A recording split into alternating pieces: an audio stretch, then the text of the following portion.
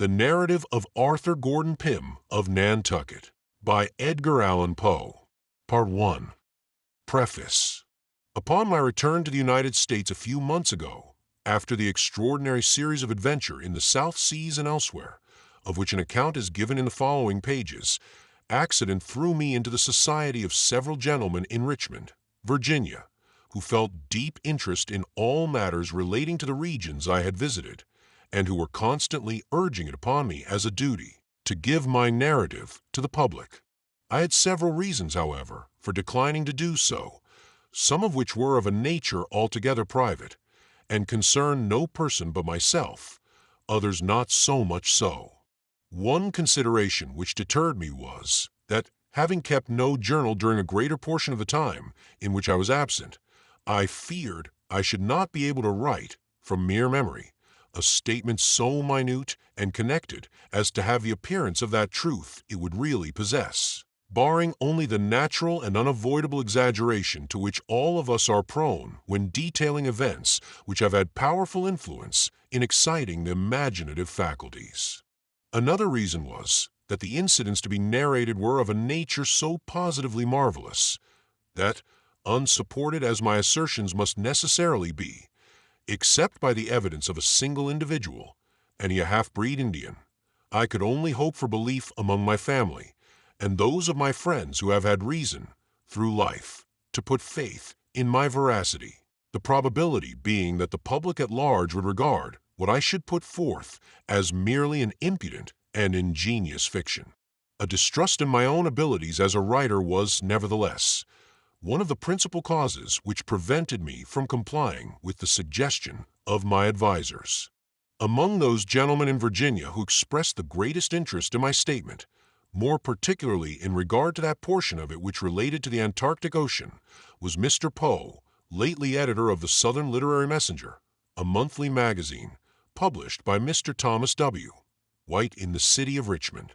He strongly advised me, among others, to prepare at once a full account of what I had seen and undergone, and trust to the shrewdness and common sense of the public, insisting, with great plausibility, that however roughly, as regards mere authorship, my book should be got up, its very uncouthness, if there were any, would give it all the better chance of being received as truth.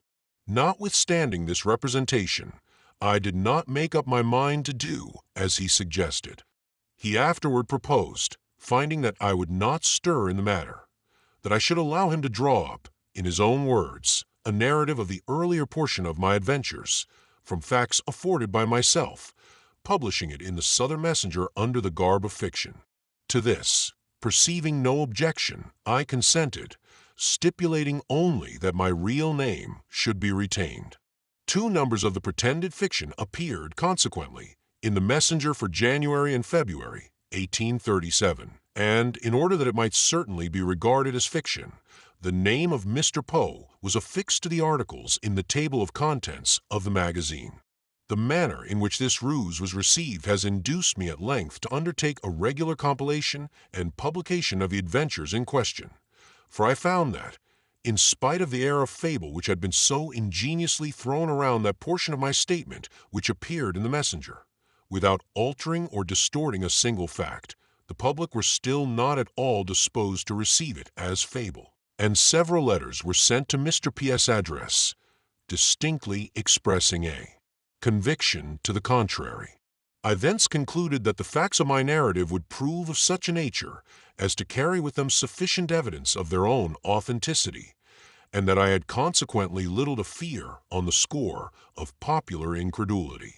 This expose being made, it will be seen at once how much of what follows I claim to be my own writing, and it will also be understood that no fact is misrepresented in the first few pages which were written by Mr. Poe. Even to those readers who have not seen the Messenger, it will be unnecessary to point out where his portion ends and my own commences. The difference in point of style will be readily perceived. A. G. Pym, New York, July, 1838. Chapter 1. My name is Arthur Gordon Pym. My father was a respectable trader in sea stores at Nantucket, where I was born. My maternal grandfather was an attorney in good practice. He was fortunate in everything and had speculated very successfully in stocks of the Edgar Bank, as it was formerly called. By these and other means he had managed to lay by a tolerable sum of money. He was more attached to myself, I believe, than to any other person in the world, and I expected to inherit the most of his property at his death. He sent me, at 6 years of age, to the school of old Mr. Ricketts, a gentleman with only one arm and of eccentric manners. He is well known to almost every person who has visited New Bedford. I stayed at his school until I was 16, when I left him for Mr. E. Ronald's Academy on the hill. Here I became intimate with the son of Mr. Barnard, a sea captain, who generally sailed in employ of Lloyd and Vredenburgh. Mr. Barnard is also very well known in New Bedford, and has many relations, I am certain, in Edgerton. His son was named Augustus, and he was nearly 2 years older than myself. He had been on a whaling voyage with his father in the John Donaldson, and was always talking to me of his adventures in the South Pacific Ocean.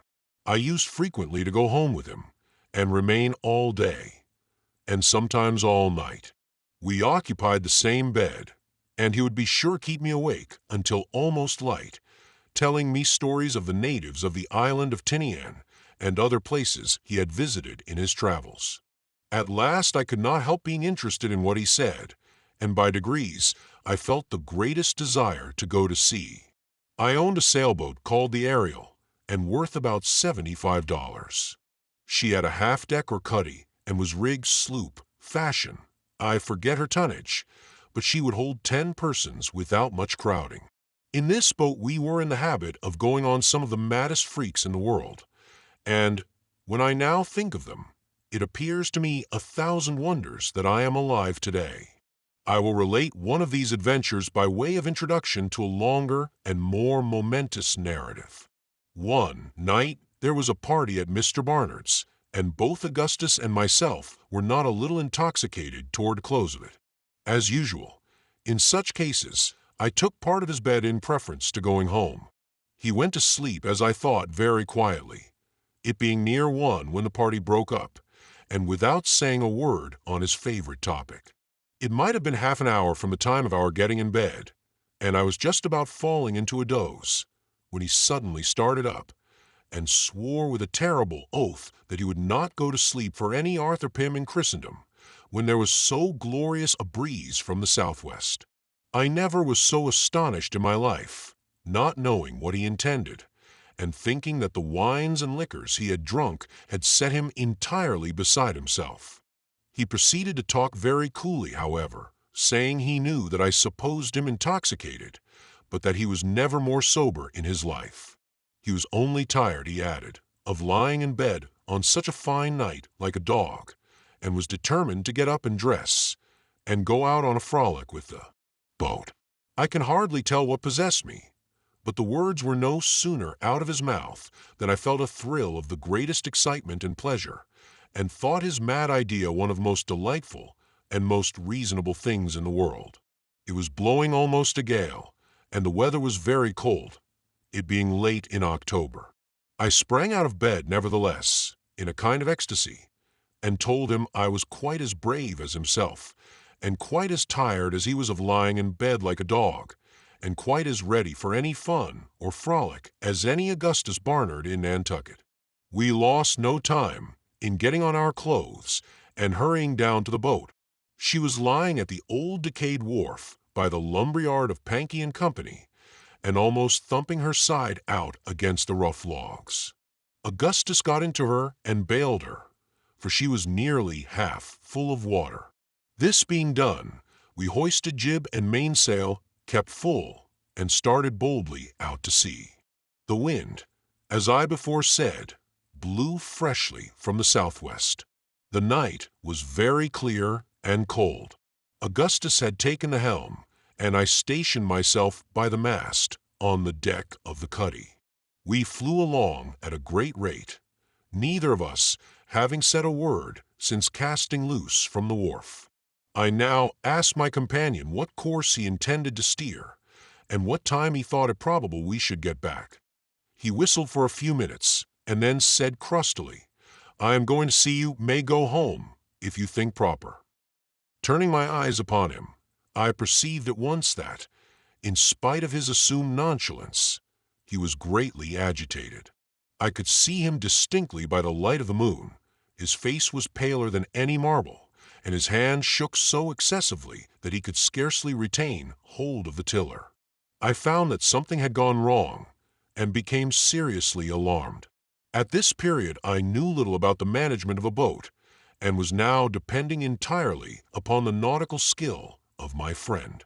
The wind, too, had suddenly increased, as we were fast getting out of the lee of the land. Still I was ashamed to betray any trepidation, and for almost half an hour maintained a resolute silence. I could stand it no longer, however, and spoke to Augustus about the propriety of turning back. As before, it was nearly a minute before he made answer, or took any notice of my suggestion. "By and by," said he at length. "Time enough. Home by and by." I had expected a similar reply, but there was something in the tone of these words which filled me with an indescribable feeling of dread. I again looked at the speaker attentively. His lips were perfectly livid, and his knees shook so violently together that he seemed scarcely able to stand. "For God's sake, Augustus," I screamed, now heartily frightened. "What ails you? What is the matter? What are you going to do?" "Matter," he stammered, in the greatest apparent surprise, letting go the tiller at the same moment, and falling forward into the bottom of the boat. "Matter? Why, nothing is the matter. Going home, didn't you see?" The whole truth now flashed upon me. I flew to him and raised him up. He was drunk, beastly drunk. He could no longer either stand, speak, or see. His eyes were perfectly glazed, and as I let him go in the extremity of my despair, he rolled like a mere log into the bilge water, from which I had lifted him. It was evident that, during the evening, he had drunk far more than I suspected, and that his conduct in bed had been the result of a highly concentrated state of intoxication, a state which, like madness, frequently enables the victim to imitate the outward demeanor of one in perfect possession of his senses. The coolness of the night air, however, had had its usual effect. The mental energy began to yield before its influence, and the confused perception which he no doubt then had of his perilous situation had assisted in hastening the catastrophe. He was now thoroughly insensible, and there was no probability that he would be otherwise for many hours. It is hardly possible to conceive the extremity of my terror. The fumes of the wine lately taken had evaporated, leaving me doubly timid and irresolute. I knew that I was altogether incapable of managing the boat, and that a fierce wind and strong ebb tide were hurrying us to destruction. A storm was evidently gathering behind us. We had neither compass nor provisions, and it was clear that, if we held our present course, we should be out of sight of land before daybreak. These thoughts, with a crowd of others equally fearful, flashed through my mind with a bewildering rapidity, and for some moments paralyzed me beyond the possibility of making any exertion. The boat was going through the water at a terrible rate full before the wind, no reef in either jib or mainsail, running her bows completely under the foam. It was a thousand wonders she did not broach to, Augustus having let go the tiller as I said before, and I being too much agitated to think of taking it myself. By good luck, however, she kept steady, and gradually I recovered some degree of presence of mind. Still the wind was increasing fearfully, and whenever we rose from a plunge forward, the sea behind fell combing over our counter and deluged us with water.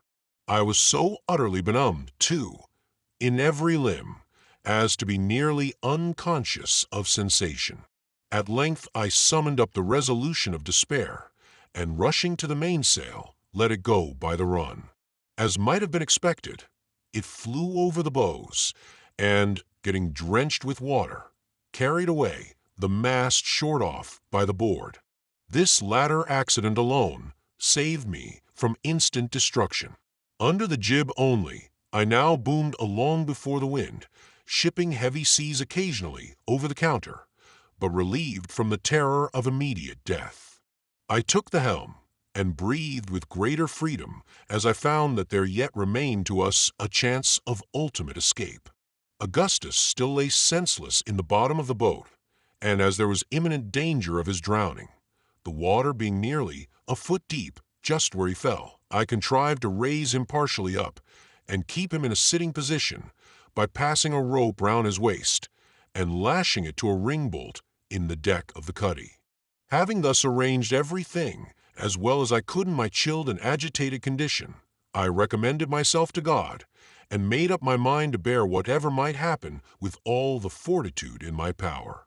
Hardly had I come to this resolution, when suddenly a loud and long scream or yell, as if from the throats of 1,000 demons, seemed to pervade the whole atmosphere around and above the boat. Never while I live shall I forget the intense agony of terror I experienced at that moment. My hair stood erect on my head. I felt the blood congealing in my veins. My heart ceased utterly to beat, and without having once raised my eyes to learn the source of my alarm, I tumbled headlong and insensible upon the body of my fallen companion. I found myself, upon reviving, in the cabin of a large whaling ship, the Penguin, bound to Nantucket. Several persons were standing over me, and Augustus, paler than death, was busily occupied in chafing my hands. Upon seeing me open my eyes, his exclamations of gratitude and joy excited alternate laughter and tears from the rough-looking personages who were present. The mystery of our being in existence was now soon explained. We had been run down by the whaling ship, which was close-hauled, beating up to Nantucket with every sail she could venture to set, and consequently running almost at right angles to our own course. Several men were on the lookout forward, but did not perceive our boat until it was an impossibility to avoid coming in contact. The shouts of warning upon seeing us were what so terribly alarmed me. The huge ship, I was told, rode immediately over us with as much ease as our own little vessel would have passed over a feather, and without the least perceptible impediment to her progress. Not a scream arose from the deck of the Victim. There was a slight grating sound to be heard mingling with the roar of wind and water, as the frail bark which was swallowed up rubbed for a moment along the keel of her destroyer, but this was all. Thinking our boat, which it will be remembered was dismasted, some mere shell cut adrift as useless, the captain, Captain A.V. Block of New London, was for proceeding on his course without troubling himself further about the matter. Luckily, there were two of the lookout who swore positively to having seen some person at our helm and represented the possibility of yet saving him. A discussion ensued when Block grew angry, and after a while said that it was no business of his to be eternally watching for eggshells, that the ship should not put about for any such nonsense, and if there was a man run down, it was nobody's fault but his own. He might drown and be D.D., or some language to that effect. Henderson, the first mate, now took the matter up, being justly indignant, as well as the whole ship's crew, at a speech evincing so base a degree of heartless atrocity. He spoke plainly, seeing himself upheld by the men, told the captain he considered him a fit subject for the gallows, and that he would disobey his orders if he were hanged for it the moment he set his foot on shore. He strode aft, jostling Block, who turned pale and made no answer, on one side, and seizing the helm, gave the word, in a firm voice, heartily. The men flew to their posts, and the ship went cleverly about. All this had occupied nearly 5 minutes, and it was supposed to be hardly within the bounds of possibility that any individual could be saved, allowing any to have been on board the boat. Yet, as the reader has seen, both Augustus and myself were rescued, and our deliverance seemed to have been brought about by two of those almost inconceivable pieces of good fortune which are attributed by the wise and pious to the special interference of Providence. While the ship was yet in stays, the mate lowered the jolly boat and jumped into her with the very two men, I believe, who spoke up as having seen me at the helm. They had just left the lee of the vessel, the moon still shining brightly, when she made a long and heavy roll to windward, and Henderson, at the same moment, starting up in his seat, bawled out to his crew to back water. He would say nothing else, repeating his cry impatiently, "Back water, black water." The men put back as speedily as possible, but by this time the ship had gone round and gotten fully under headway, although all hands on board were making great exertions to take in sail. In despite of the danger of the attempt, the mate clung to the main chains as soon as they came within his reach. Another huge lurch now brought the starboard side of the vessel out of water nearly as far as her keel, when the cause of his anxiety was rendered obvious enough. The body of a man was seen to be affixed in the most singular manner to the smooth and shining bottom. The Penguin was coppered and copper-fastened, and beating violently against it with every movement of the hull. After several ineffectual efforts, made during the lurches of the ship, and at the imminent risk of swamping the boat, I was finally disengaged from my perilous situation and taken on board, for the body proved to be my own. It appeared that one of the timber bolts having started and broken a passage through the copper, it had arrested my progress as I passed under the ship, and fastened me in so extraordinary a manner to her bottom. The head of the bolt had made its way through the collar of the green baize jacket I had on, and through the back part of my neck, forcing itself out between two sinews and just below the right ear. I was immediately put to bed, although life seemed to be totally extinct. There was no surgeon on board. The captain, however, treated me with every attention, to make amends, I presume, in the eyes of his crew, for his atrocious behavior in the previous portion of the adventure. In the meantime, Henderson had again put off from the ship, although the wind was now blowing almost a hurricane. He had not been gone many minutes when he fell in with some fragments of our boat, and shortly afterward one of the men with him asserted that he could distinguish a cry for help at intervals amid the roaring of the tempest. This induced the hardy seamen to persevere in their search for more than half an hour, although repeated signals to return were made them by Captain Block, and although every moment on the water, in so frail, a boat was fraught to them with the most imminent and deadly peril. Indeed, it is nearly impossible to conceive how the small jolly they were in could have escaped destruction for a single instant. She was built, however, for the whaling service, and was fitted, as I have since had reason to believe, with air boxes, in the manner of some lifeboats used on the coast of Wales. After searching in vain for about the period of time just mentioned, it was determined to get back to the ship. They had scarcely made this resolve when a feeble cry arose from a dark object that floated rapidly by. They pursued, and soon overtook it. It proved to be the entire deck of the Ariel's cuddy.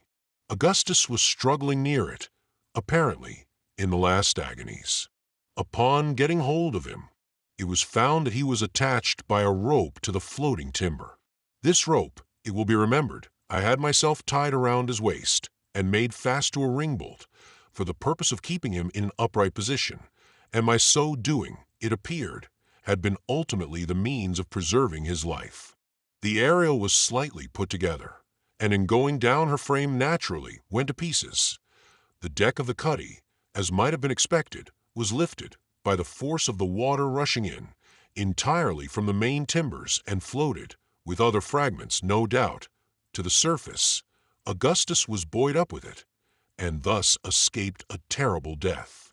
It was more than an hour after being taken on board the Penguin before he could give any account of himself, or be made to comprehend the nature of the accident which had befallen our boat.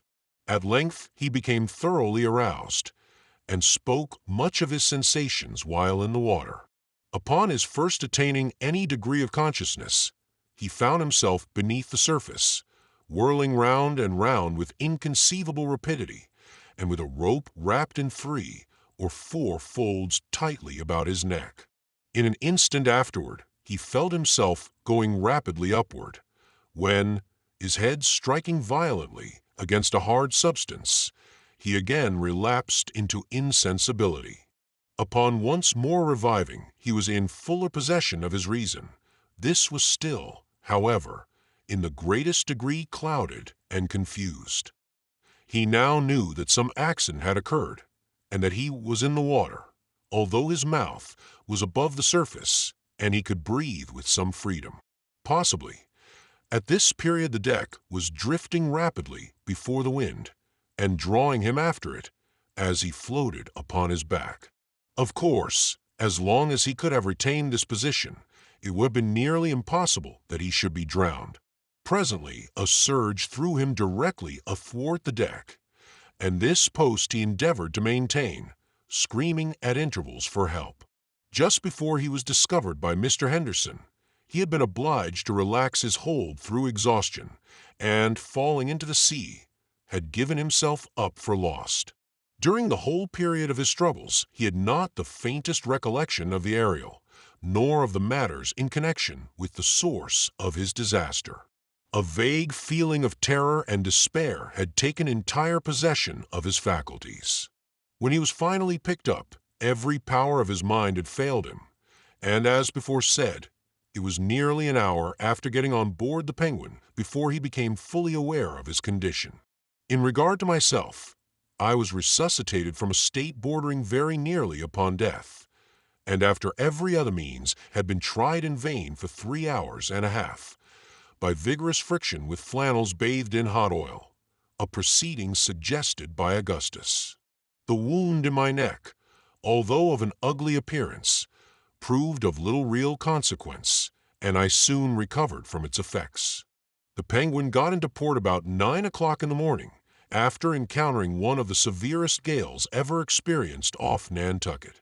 Both Augustus and myself managed to appear at Mr. Barnard's in time for breakfast, which, luckily, was somewhat late, owing to the party overnight. I suppose all at the table were too much fatigued themselves to notice our jaded appearance. Of course, it would not have borne a very rigid scrutiny. Schoolboys, however, can accomplish wonders in the way of deception, and I verily believe not one of our friends in Nantucket had the slightest suspicion that the terrible story told by some sailors in town of their having run down a vessel at sea and drowned some 30 or 40 poor devils had reference either to the Ariel, my companion, or myself.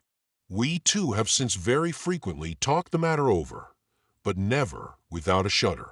In one of our conversations, Augustus frankly confessed to me that in his whole life he had at no time experienced so excruciating a sense of dismay as when on board our little boat he first discovered the extent of his intoxication and felt himself sinking beneath its influence.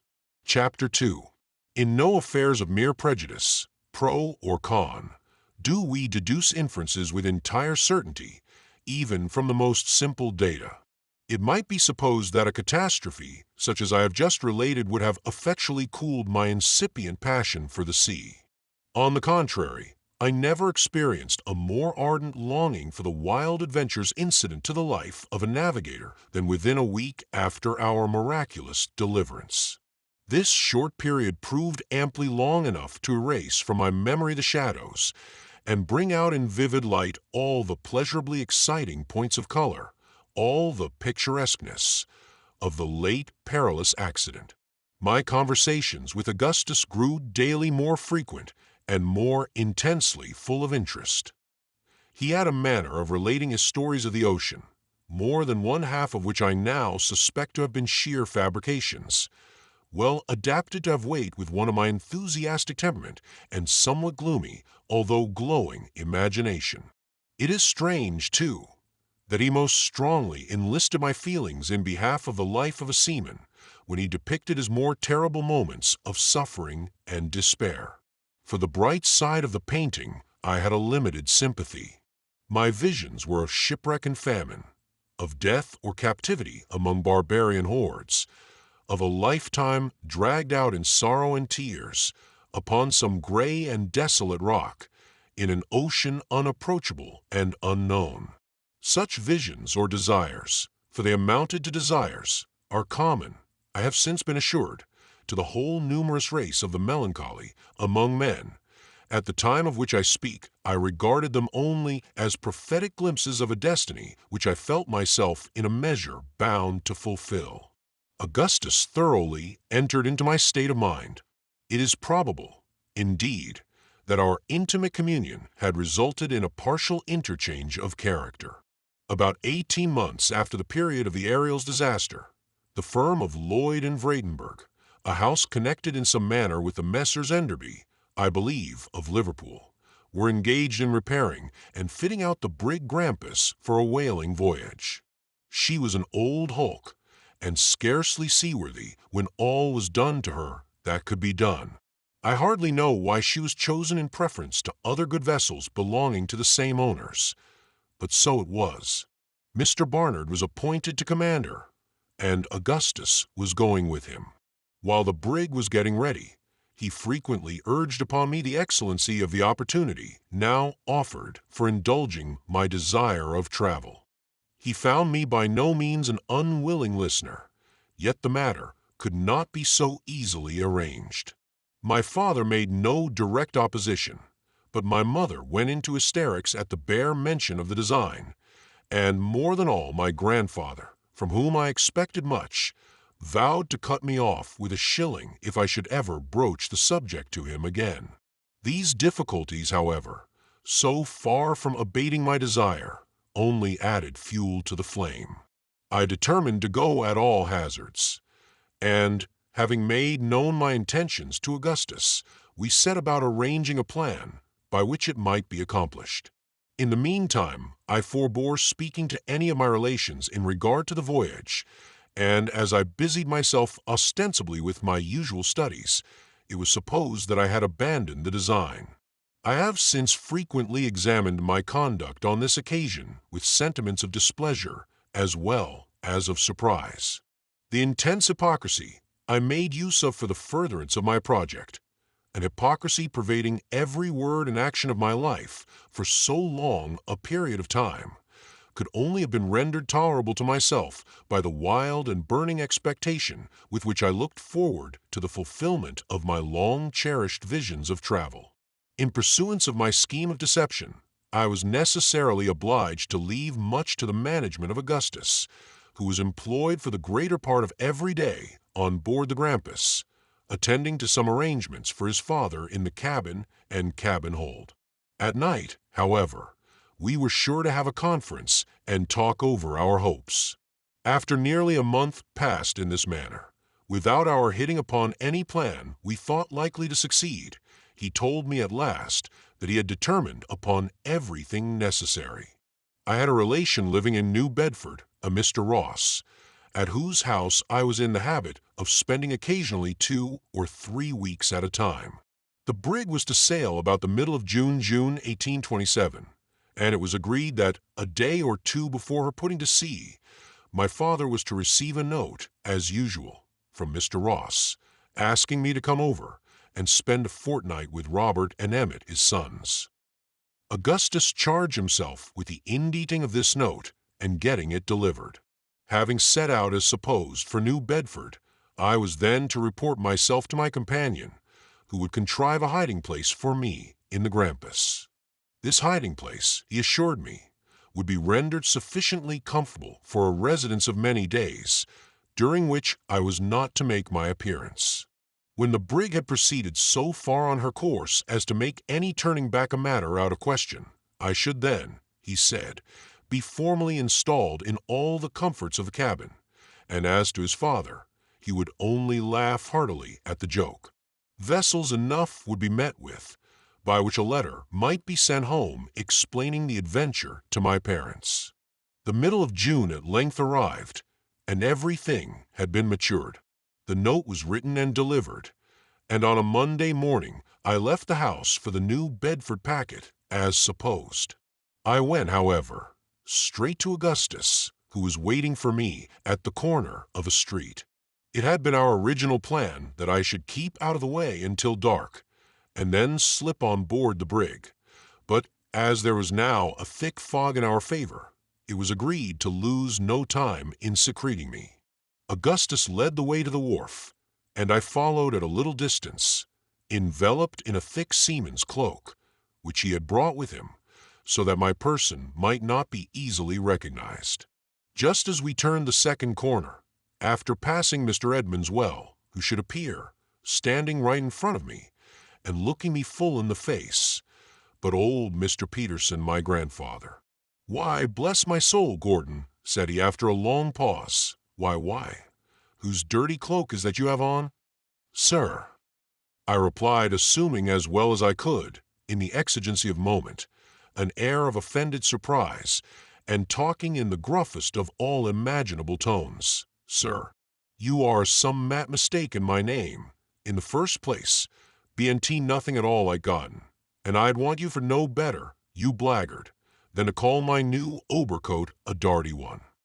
For my life, I could hardly refrain from screaming with laughter at the odd manner in which the old gentleman received this handsome rebuke.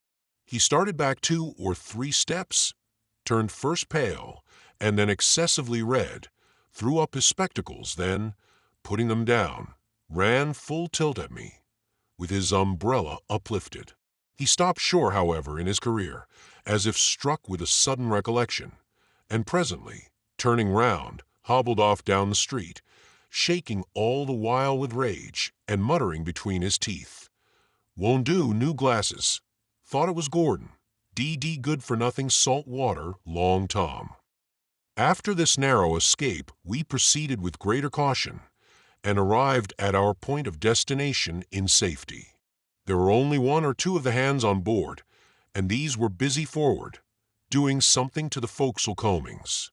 Captain Barnard, we knew very well, was engaged at Lloyd and Vredenburgh's, and would remain there until late in the evening, so we had little to apprehend on his account. Augustus went first up the vessel's side, and in a short while I followed him, without being noticed by the men at work.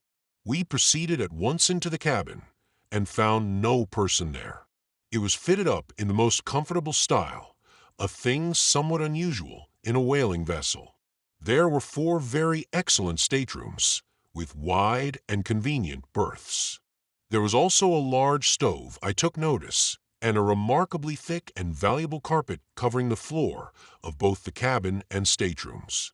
The ceiling was full 7 feet high, and in short, everything appeared of a more roomy and agreeable nature than I had anticipated. Augustus, however, would allow me but little time for observation, insisting upon the necessity of my concealing myself as soon as possible. He led the way into his own stateroom, which was on the starboard side of the brig, and next to the bulkheads. Upon entering, he closed the door and bolted it. I thought I had never seen a nicer little room than the one in which I now found myself. It was about 10 feet long, and had only 1 berth, which, as I said before, was wide and convenient. In that portion of the closet nearest the bulkheads there was a space of 4 feet square, containing a table, a chair, and a set of hanging shelves full of books, chiefly books of voyages and travels. There were many other little comforts in the room, among which I ought not to forget a kind of safe or refrigerator, in which Augustus pointed out to me a host of delicacies, both in the eating and drinking department. He now pressed with his knuckles upon a certain spot of the carpet in one corner of the space just mentioned, letting me know that a portion of the flooring, about 16 inches square, had been neatly cut out and again adjusted. As he pressed, this portion rose up at one end sufficiently to allow the passage of his finger beneath. In this manner he raised the mouth of the trap, to which the carpet was still fastened by tacks, and I found that it led into the afterhold. He next lit a small taper by means of a phosphorus match, and, placing the light in a dark lantern, descended with it through the opening, bidding me follow. I did so, and B then pulled the cover upon the whole, by means of a nail driven into the under side, the carpet, of course, resuming its original position on the floor of the stateroom, and all traces of the aperture being concealed. The taper gave out so feeble a ray that it was with the greatest difficulty I could grope my way through the confused mass of lumber among which I now found myself. By degrees, however, my eyes became accustomed to the gloom, and I proceeded with less trouble, holding on to the skirts of my friend's coat. He brought me at length, after creeping and winding through innumerable narrow passages, to an iron-bound box, such as is used sometimes for packing fine earthenware. It was nearly 4 feet high, and full 6 long, but very narrow. 2 large empty oil casks lay on the top of it, and above these, again, a vast quantity of straw matting, piled up as high as the floor of the cabin. In every other direction around was wedged as closely as possible, even up to the ceiling, a complete chaos of almost every species of ship furniture, together with a heterogeneous medley of crates, hampers, barrels, and bales, so that it seemed a matter no less than miraculous that we had discovered any passage at all to the box. I afterward found that Augustus had purposely arranged a stowage in this hold with a view to affording me a thorough concealment, having had only one assistant in the labor, a man not going out in the brig. My companion now showed me that one of the ends of the box could be removed at pleasure. He slipped it aside and displayed the interior, at which I was excessively amused. A mattress from one of the cabin berths covered the whole of its bottom, and it contained almost every article of mere comfort which could be crowded into so small a space, allowing me, at the same time, sufficient room for my accommodation, either in a sitting position or lying at full length. Among other things, there were some books, pen, ink and paper, 3 blankets, a large jug full of water, a keg of sea biscuit, 3 or 4 immense bologna sausages, an enormous ham, a cold leg of roast mutton, and half a dozen bottles of cordials and liqueurs. I proceeded immediately to take possession of my little apartment, and this with feelings of higher satisfaction, I am sure, than any monarch ever experienced upon entering a new palace. Augustus now pointed out to me the method of fastening the open end of the box, and then, holding the taper close to the deck, showed me a piece of dark whipcord lying along it. This, he said, extended from my hiding place throughout in the necessary windings among the lumber, to a nail which was driven into the deck of the hold, immediately beneath the trapdoor leading into his stateroom. By means of this cord, I should be enabled readily to trace my way out without his guidance, provided any unlooked-for accident should render such a step necessary. He now took his departure, leaving with me the lantern, together with a copious supply of tapers and phosphorus, and promising to pay me a visit as often as he could contrive to do so without observation. This was on the 17th of June. I remained 3 days and nights, as nearly as I could guess, in my hiding place without getting out of it all, except twice for the purpose of stretching my limbs by standing erect between 2 crates just opposite the opening. During the whole period I saw nothing of Augustus, but this occasioned me little uneasiness, as I knew the brig was expected to put to sea every hour, and in the bustle he would not easily find opportunities of coming down to me. At length I heard the trap open and shut, and presently he called in a low voice, asking if all was well, and if there was anything I wanted. "Nothing," I replied. "I am as comfortable as can be. When will the brig sail?" "She will be under way in less than half an hour," he answered. "I came to let you know, and for fear you should be uneasy at my absence. I shall not have a chance of coming down again for some time, perhaps for 3 or 4 days more. All is going on right above board. After I go up and close the trap, do you creep along by the whipcord to where the nail is driven in. You will find my watch there. It may be useful to you, as you have no daylight to keep time by. I suppose you can't tell how long you have been buried. Only 3 days. This is the 20th. I would bring the watch to your box, but am afraid of being missed." With this he went up. In about an hour after he had gone, I distinctly felt the brig in motion, and congratulated myself upon having at length fairly commenced a voyage.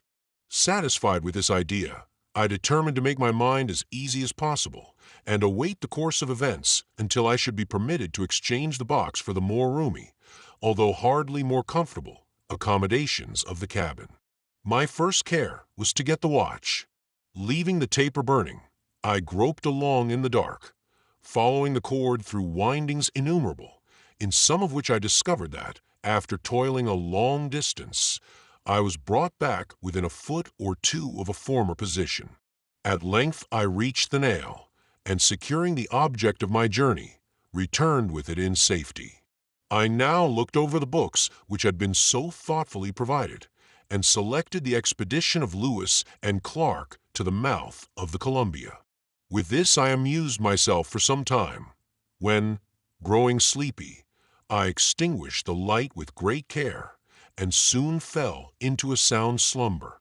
Upon awakening, I felt strangely confused in mind, and some time elapsed before I could bring to recollection all the various circumstances of my situation. By degrees, however, I remembered all. Striking a light, I looked at the watch, but it was run down, and there were, consequently, no means of determining how long I slept. My limbs were greatly cramped, and I was forced to relieve them by standing between the crates. Presently feeling an almost ravenous appetite, I bethought myself of the cold mutton, some of which I had eaten just before going to sleep, and found excellent. What was my astonishment in discovering it to be in a state of absolute putrefaction! This circumstance occasioned me great disquietude, for, connecting it with the disorder of mind I experienced upon awakening, I began to suppose that I must have slept for an inordinately long period of time. The close atmosphere of the hold might have had something to do with this, and might, in the end, be productive of the most serious results. My head ached excessively. I fancied that I drew every breath with difficulty, and, in short, I was oppressed with a multitude of gloomy feelings. Still I could not venture to make any disturbance by opening the trap or otherwise, and, having wound up the watch, contented myself as well as possible. Throughout the whole of the next tedious 24 hours no person came to my relief, and I could not help accusing Augustus of the grossest inattention. What alarmed me chiefly was that the water in my jug was reduced to about half a pint, and I was suffering much from thirst, having eaten freely of the Bologna sausages after the loss of my mutton. I became very uneasy, and could no longer take any interest in my books. I was overpowered, too, with a desire to sleep, yet trembled at the thought of indulging it, lest there might exist some pernicious influence, like that of burning charcoal, in the confined air of the hold.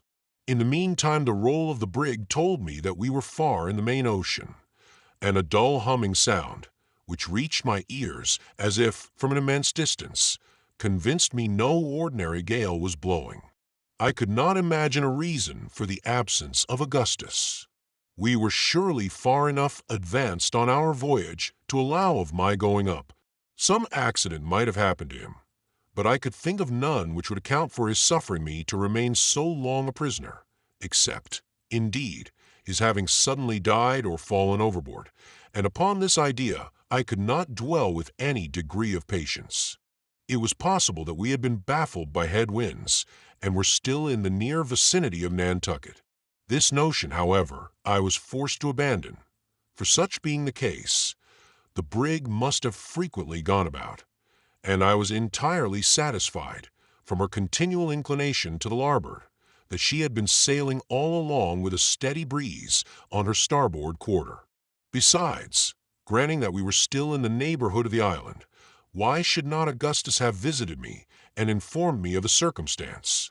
Pondering in this manner upon the difficulties of my solitary and cheerless condition, I resolved to wait yet another 24 hours, when, if no relief were obtained, I would make my way to the trap, and endeavor either to hold a parley with my friend, or get at least a little fresh air through the opening, and a further supply of water from the stateroom. While occupied with this thought, however, I fell in spite of every exertion to the contrary, into a state of profound sleep, or rather stupor. My dreams were of the most terrific description. Every species of calamity and horror befell me. Among other miseries, I was smothered to death between huge pillows by demons of the most ghastly and ferocious aspect. Immense serpents held me in their embrace and looked earnestly in my face with their fearfully shining eyes. Then deserts limitless and of the most forlorn and awe-inspiring character spread themselves out before me.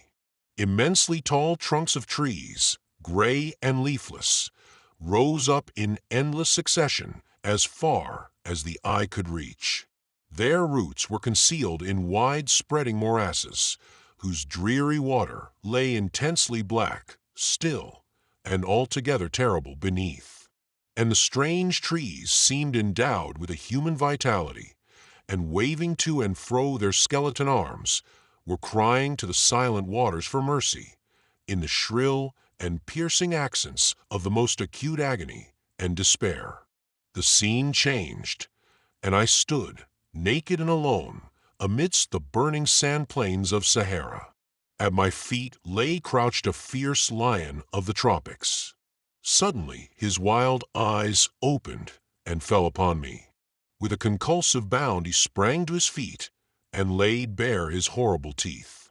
In another instant there burst from his red throat a roar like the thunder of the firmament, and I fell impetuously to the earth. Stifling in a paroxysm of terror, I at last found myself partially awake. My dream, then, was not all a dream. Now, at least, I was in possession of my senses. The paws of some huge and real monster were pressing heavily upon my bosom, his hot breath was in my ear, and his white and ghastly fangs were gleaming upon me through the gloom. Had 1,000 lives hung upon the movement of a limb or the utterance of a syllable, I could have neither stirred nor spoken. The beast, whatever it was, retained his position without attempting any immediate violence, while I lay in an utterly helpless, and, I fancied, a dying condition beneath him. I felt that my powers of body and mind were fast leaving me. In a word, that I was perishing, and perishing of sheer fright. My brain swam. I grew deadly sick. My vision failed, even the glaring eyeballs above me grew dim. Making a last strong effort, I at length breathed a faint ejaculation to God, and resigned myself to die. The sound of my voice seemed to arouse all the latent fury of the animal. He precipitated himself at full length upon my body. But what was my astonishment when, with a long and low whine, he commenced licking my face and hands with the greatest eagerness, and with the most extravagant demonstration of affection and joy. I was bewildered, utterly lost in amazement, but I could not forget the peculiar whine of my Newfoundland dog Tiger, and the odd manner of his caresses I well knew. It was he. I experienced a sudden rush of blood to my temples, a giddy and overpowering sense of deliverance and reanimation. I rose hurriedly from the mattress upon which I had been lying, and, throwing myself upon the neck of my faithful follower and friend, relieved the long oppression of my bosom in a flood of the most passionate tears. As upon a former occasion, my conceptions were in a state of the greatest indistinctness and confusion after leaving the mattress. For a long time I found it nearly impossible to connect any ideas, but by very slow degrees my thinking faculties returned, and I again called to memory the several incidents of my condition. For the presence of Tiger I tried in vain to account, and after busying myself with 1,000 different conjectures respecting him, was forced to content myself with rejoicing that he was with me to share my dreary solitude and render me comfort by his caresses.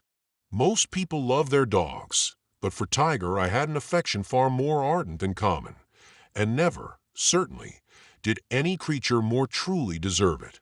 For 7 years he had been my inseparable companion, and in a multitude of instances had given evidence of all the noble qualities for which we value the animal. I had rescued him when a puppy from the clutches of a malignant little villain in Nantucket who was leading him, with a rope around his neck, to the water, and the grown dog repaid the obligation about 3 years afterward by saving me from the bludgeon of a street robber.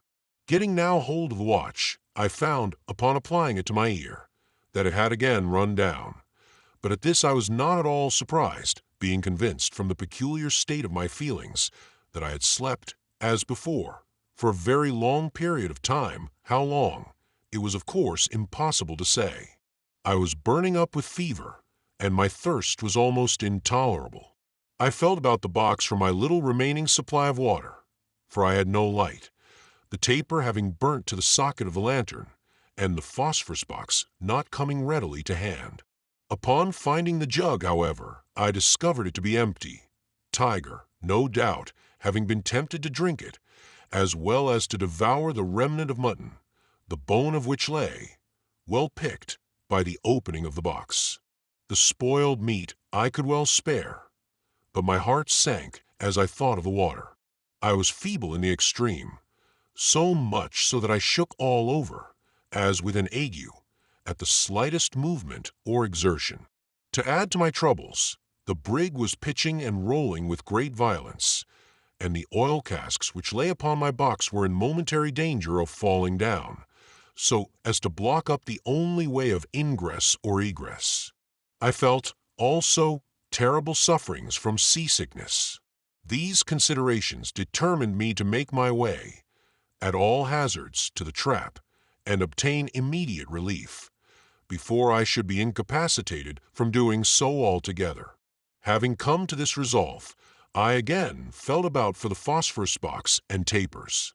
The former I found after some little trouble, but not discovering the tapers as soon as I had expected, for I remembered very nearly the spot in which I had placed them, I gave up the search for the present, and bidding Tiger lie quiet, began at once my journey toward the trap. In this attempt my great feebleness became more than ever apparent. It was with the utmost difficulty I could crawl along at all, and very frequently my limbs sank suddenly from beneath me, when, falling prostrate on my face, I would remain for some minutes in a state bordering on insensibility. Still I struggled forward by slow degrees, dreading every moment that I should swoon amid the narrow and intricate windings of the lumber, in which event I had nothing but death to expect as the result. At length, upon making a push forward with all the energy I could command, I struck my forehead violently against the sharp corner of an iron-bound crate. The accident only stunned me for a few moments, but I found, to my inexpressible grief, that the quick and violent roll of the vessel had thrown the crate entirely across my path, so as effectually to block up the passage. With my utmost exertions I could not move it a single inch from its position, it being closely wedged in among the surrounding boxes and ship furniture. It became necessary, therefore, enfeebled as I was, either to leave the guidance of the whipcord and seek out a new passage, or to climb over the obstacle and resume the path on the other side.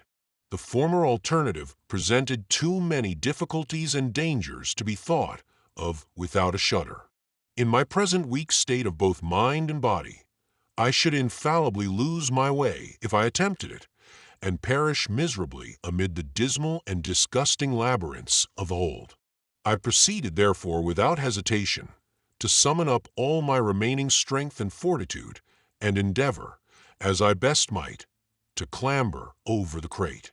Upon standing erect, with this end in view, I found the undertaking even a more serious task than my fears had led me to imagine. On each side of the narrow passage arose a complete wall of various heavy lumber, which the least blunder on my part might be the means of bringing down upon my head, or if this accident did not occur, the path might be effectually blocked up against my return by the descending mass, as it was in front by the obstacle there. The crate itself was a long and unwieldy box, upon which no foothold could be obtained. In vain I attempted, by every means in my power, to reach the top, with the hope of being thus enabled to draw myself up. Had I succeeded in reaching it, it is certain that my strength would have proved utterly inadequate to the task of getting over, and it was better in every respect that I failed. At length, in a desperate effort to force the crate from its ground, I felt a strong vibration in the side next me. I thrust my hand eagerly to the edge of the planks and found that a very large one was loose. With my pocket knife, which luckily I had with me, I succeeded, after great labor, in prying it entirely off, and getting it through the aperture, discovered, to my exceeding joy, that there were no boards on the opposite side. In other words, that the top was wanting, it being the bottom through which I had forced my way. I now met with no important difficulty in proceeding along the line until I finally reached the nail. With a beating heart, I stood erect, and with a gentle touch pressed against the cover of the trap. It did not rise as soon as I had expected, and I pressed it with somewhat more determination, still dreading lest some other person than Augustus might be in his stateroom.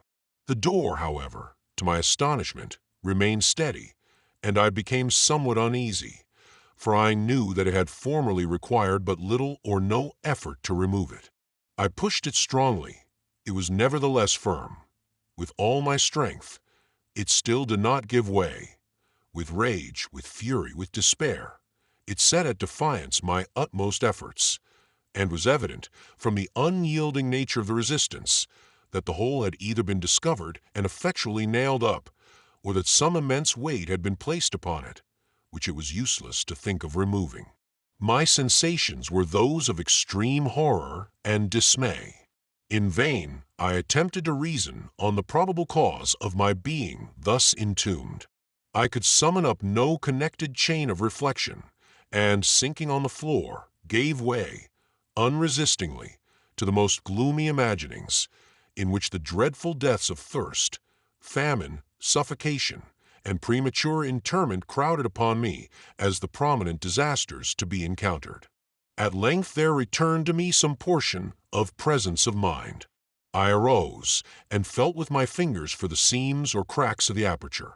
Having found them, I examined them closely to ascertain if they emitted any light from the stateroom, but none was visible. I then forced the blade of my penknife through them until I met with some hard obstacle. Scraping against it, I discovered it to be a solid mass of iron, which, from its peculiar wavy feel as I passed the blade along it, I concluded to be a chain cable. The only course now left me was to retrace my way to the box, and there either yield to my sad fate, or try so to tranquilize my mind as to admit of my arranging some plan of escape. I immediately set about the attempt, and succeeded, after innumerable difficulties, in getting back. As I sank, utterly exhausted, upon the mattress, Tiger threw himself at full length by my side, and seemed as if desirous, by his caresses, of consoling me in my troubles, and urging me to bear them with fortitude. The singularity of his behavior at length forcibly arrested my attention. After licking my face and hands for some minutes, he would suddenly cease doing so, and utter a low whine. Upon reaching out my hand toward him, I then invariably found him lying on his back, with his paws uplifted. This conduct, so frequently repeated, appeared strange, and I could in no manner account for it. As the dog seemed distressed, I concluded that he had received some injury, and, taking his paws in my hands, I examined them one by one, but found no sign of any hurt. I then supposed him hungry, and gave him a large piece of ham, which he devoured with avidity, afterward, however, resuming his extraordinary maneuvers. I now imagined that he was suffering, like myself, the torments of thirst, and was about adopting this conclusion as the true one, when the idea occurred to me that I had, as yet, only examined his paws, and that there might possibly be a wound upon some portion of his body or head. The latter I felt carefully over, but found nothing. On passing my hand, however, Along his back, I perceived a slight erection of the hair extending completely across it. Probing this with my finger, I discovered a string, and tracing it up, found that it encircled the whole body. Upon a closer scrutiny, I came across a small slip of what had the feeling of letter paper, through which the string had been fastened in such a manner as to bring it immediately beneath the left shoulder of the animal. Chapter 3. The thought instantly occurred to me that the paper was a note from Augustus, and that some unaccountable accident having happened to prevent his relieving me from my dungeon, he had devised this method of acquainting me with the true state of affairs. Trembling with eagerness, I now commenced another search for my phosphorus matches and tapers. I had a confused recollection of having put them carefully away just before falling asleep, and indeed, previously to my last journey to the trap, I had been able to remember the exact spot where I had deposited them. But now I endeavored in vain to call it to mind, and busied myself for a full hour in a fruitless and vexatious search for the missing articles. Never, surely, was there a more tantalizing state of anxiety and suspense. At length, while groping about, with my head close to the ballast, near the opening of the box, and outside of it, I perceived a faint glimmering of light in the direction of the steerage. Greatly surprised, I endeavored to make my way toward it, as it appeared to be but a few feet from my position. Scarcely had I moved with this intention, when I lost sight of the glimmer entirely, and before I could bring it into view again, was obliged to feel along by the box until I had exactly resumed my original situation. Now, moving my head with caution to and fro, I found that, by proceeding slowly, with great care, in an opposite direction to that in which I had at first started, I was enabled to draw near the light, still keeping it in view. Presently I came directly upon it, having squeezed my way through innumerable narrow windings, and found that it proceeded from some fragments of my matches lying in an empty barrel turned upon its side.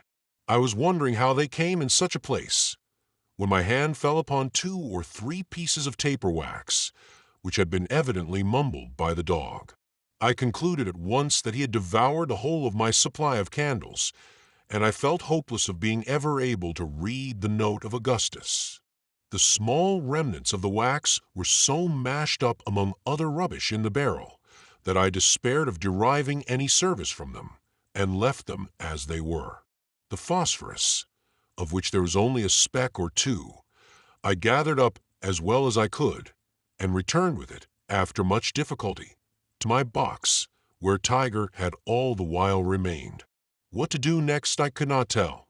The hold was so intensely dark that I could not see my hand, however close I would hold it to my face.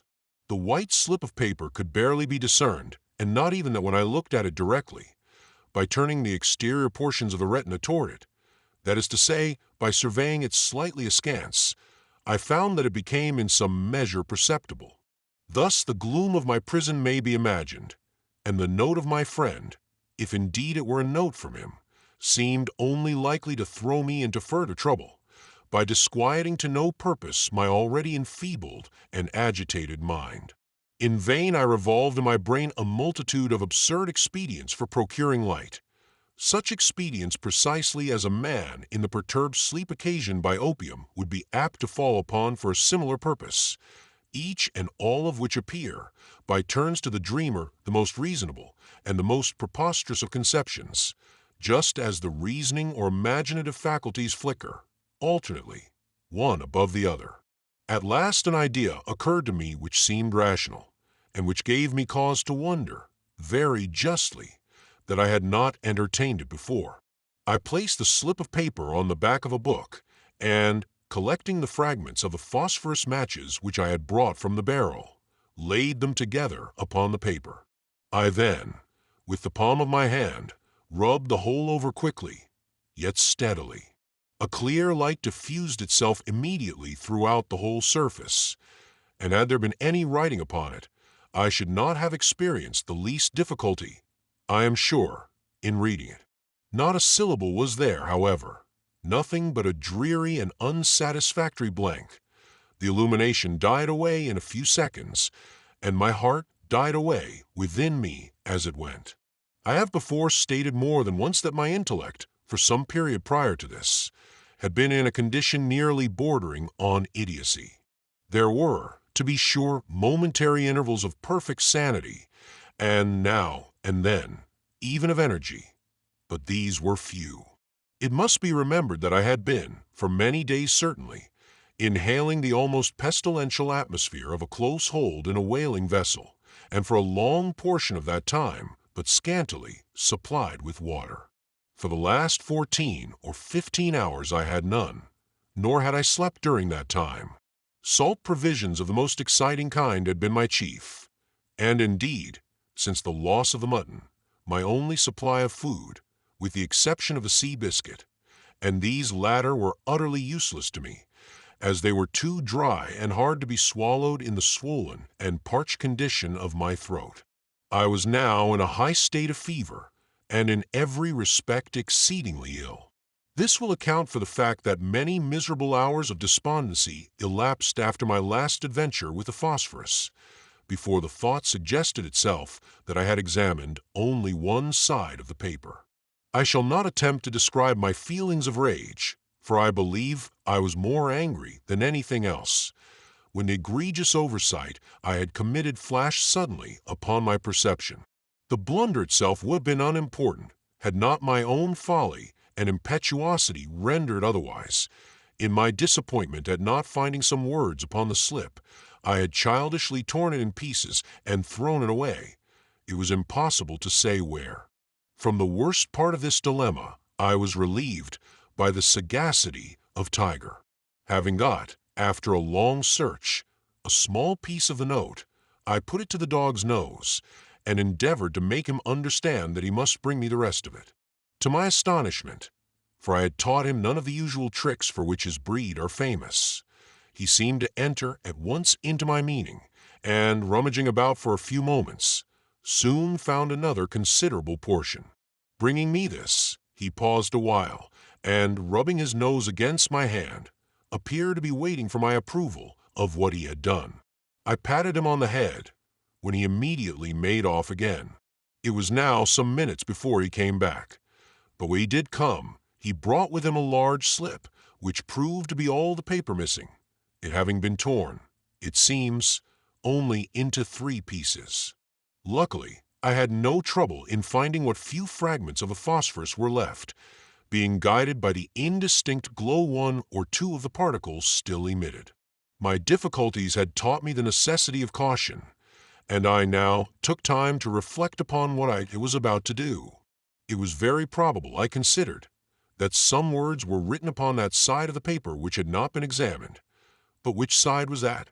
Fitting the pieces together gave me no clue in this respect, although it assured me that the words, if there were any, would be found all on one side, and connected in a proper manner as written.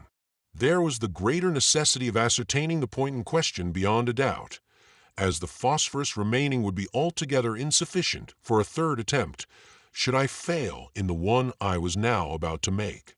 I placed the paper on a book as before, and sat for some minutes thoughtfully revolving the matter over in my mind. At last I thought it barely possible that the written side might have some unevenness on its surface, which a delicate sense of feeling might enable me to detect. I determined to make the experiment, and passed my finger very carefully over the side which first presented itself.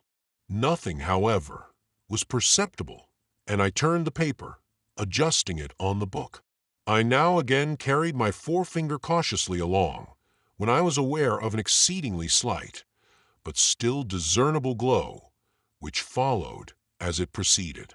This, I knew, must arise from some very minute remaining particles of the phosphorus with which I had covered the paper in my previous attempt.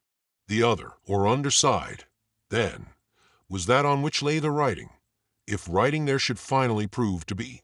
Again, I turned the note, and went to work as I had previously done.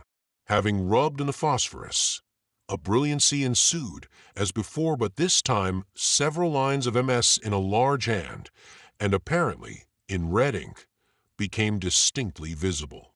The glimmer, although sufficiently bright, was but momentary. Still, had I not been too greatly excited, there would have been ample time enough for me to peruse the whole 3 sentences before me, for I saw there were 3. In my anxiety, however, to read all at once, I succeeded only in reading the 7 concluding words, which thus appeared: "Blood, your life depends upon lying close."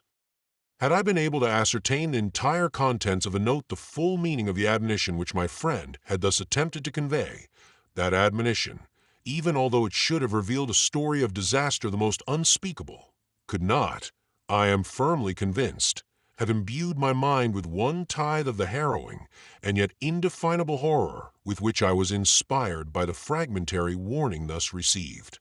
And blood, too, that word of all words, so rife at all times with mystery and suffering and terror, how trebly full of import did it now appear, how chilly and heavily disjointed as it thus was from any foregoing words to qualify or render it distinct, did its vague syllables fall, amid the deep gloom of my prison, into the innermost recesses of my soul.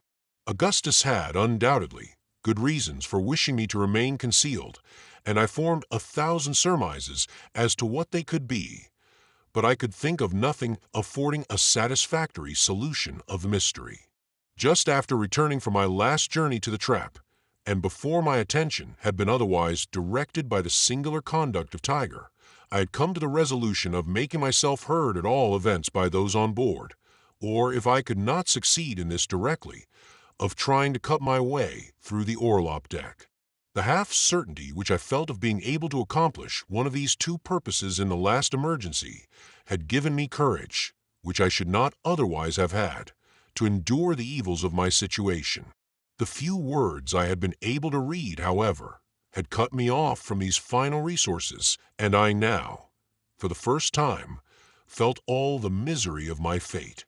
In a paroxysm of despair, I threw myself again upon the mattress, where, for about the period of a day and night, I lay in a kind of stupor, relieved only by momentary intervals of reason and recollection. At length I once more arose, and busied myself in reflection upon the horrors which encompassed me. For another 24 hours it was barely possible that I might exist without water.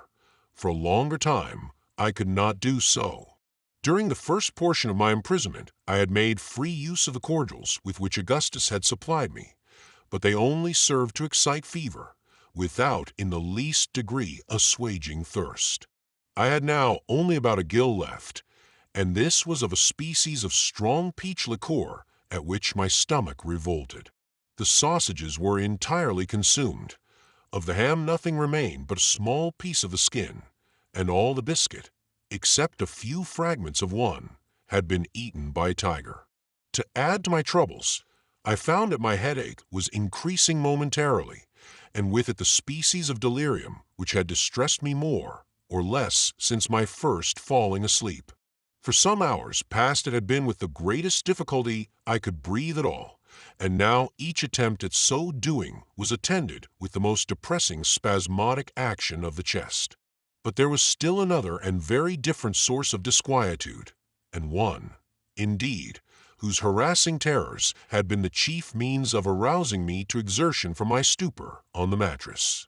It arose from the demeanor of the dog. I first observed an alteration in his conduct while rubbing in the phosphorus on the paper in my last attempt. As I rubbed, he ran his nose against my hand with a slight snarl, but I was too greatly excited at the time to pay much attention to the circumstance. Soon afterward, it will be remembered, I threw myself on the mattress and fell into a species of lethargy. Presently, I became aware of a singular hissing sound close at my ears, and discovered it to proceed from Tiger, who was panting and wheezing in a state of the greatest apparent excitement, his eyeballs flashing fiercely through the gloom. I spoke to him, when he replied with a low growl, and then remained quiet. Presently, I relapsed into my stupor, from which I was again awakened in a similar manner. This was repeated 3 or 4 times, until finally his behavior inspired me with so great a degree of fear that I became fully aroused. He was now lying close by the door of the box, snarling fearfully, although in a kind of undertone, and grinding his teeth as if strongly convulsed. I had no doubt whatever that the want of water or the confined atmosphere of the hold had driven him mad, and I was at a loss what course to pursue. I could not endure the thought of killing him, yet it seemed absolutely necessary for my own safety.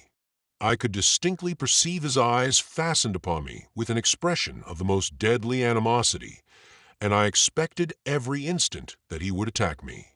At last I could endure my terrible situation no longer, and determined to make my way from the box at all hazards, and dispatch him, if his opposition should render it necessary for me to do so.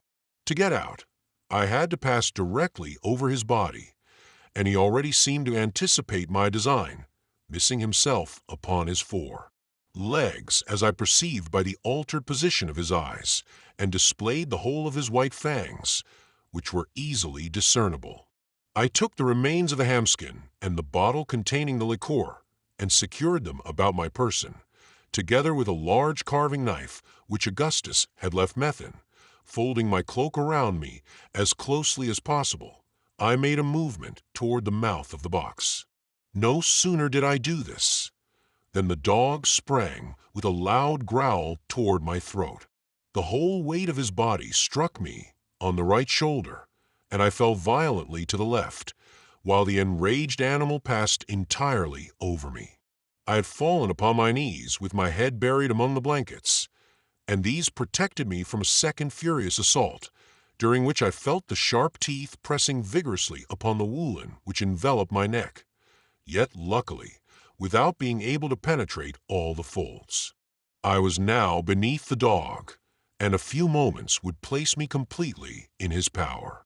Despair gave me strength, and I rose boldly up, shaking him from me by main force, and dragging with me the blankets from the mattress. These I now threw over him, and before he could extricate himself, I had got through the door and closed it effectually against his pursuit. In this struggle, however, I had been forced to drop the morsel of hamskin, and I now found my whole stock of provisions reduced to a single gill of liqueur. As this reflection crossed my mind, I felt myself actuated by one of those fits of perverseness which might be supposed to influence a spoiled child in similar circumstances, and, raising the bottle to my lips, I drained it to the last drop, and dashed it furiously upon the floor. Scarcely had the echo of the crash died away, when I heard my name pronounced in an eager but subdued voice, issuing from the direction of the steerage. So unexpected was anything of the kind, and so intense was the emotion excited within me by the sound, that I endeavored in vain to reply. My powers of speech totally failed, and in an agony of terror lest my friend should conclude me dead, and return without attempting to reach me, I stood up between the crates near the door of the box, trembling convulsively, and gasping and struggling for utterance. Had 1,000 words depended upon a syllable, I could not have spoken it. There was a slight movement now audible among the lumber somewhere forward of my station. The sound presently grew less distinct, then again less so, and still less. Shall I ever forget my feelings at this moment? He was going, my friend, my companion, from whom I had a right to expect so much. He was going. He would abandon me. He was gone. He would leave me to perish miserably, to expire in the most horrible and loathsome of dungeons, and one word, one little syllable, would save me. Yet that single syllable I could not utter. I felt, I am sure, more than 10,000 times the agonies of death itself. My brain reeled, and I fell, deadly sick, against the end of the box. As I fell, the carving knife was shaken out from the waistband of my pantaloons and dropped with a rattling sound to the floor. Never did any strain of the richest melody come so sweetly to my ears. With the intensest anxiety, I listened to ascertain the effect of the noise upon Augustus, for I knew that the person who called my name could be no one but himself. All was silent for some moments. At length I again heard the word Arthur, repeated in a low tone, and one full of hesitation. Reviving hope loosened at once my powers of speech, and I now screamed at the top of my voice, Augustus! Oh, Augustus! Hush! For God's sake be silent. He replied in a voice trembling with agitation. I will be with you immediately, as soon as I can make my way through the hold. For a long time I heard him moving among the lumber, and every moment seemed to me an age. At length I felt his hand upon my shoulder, and he placed, at the same moment, a bottle of water to my lips.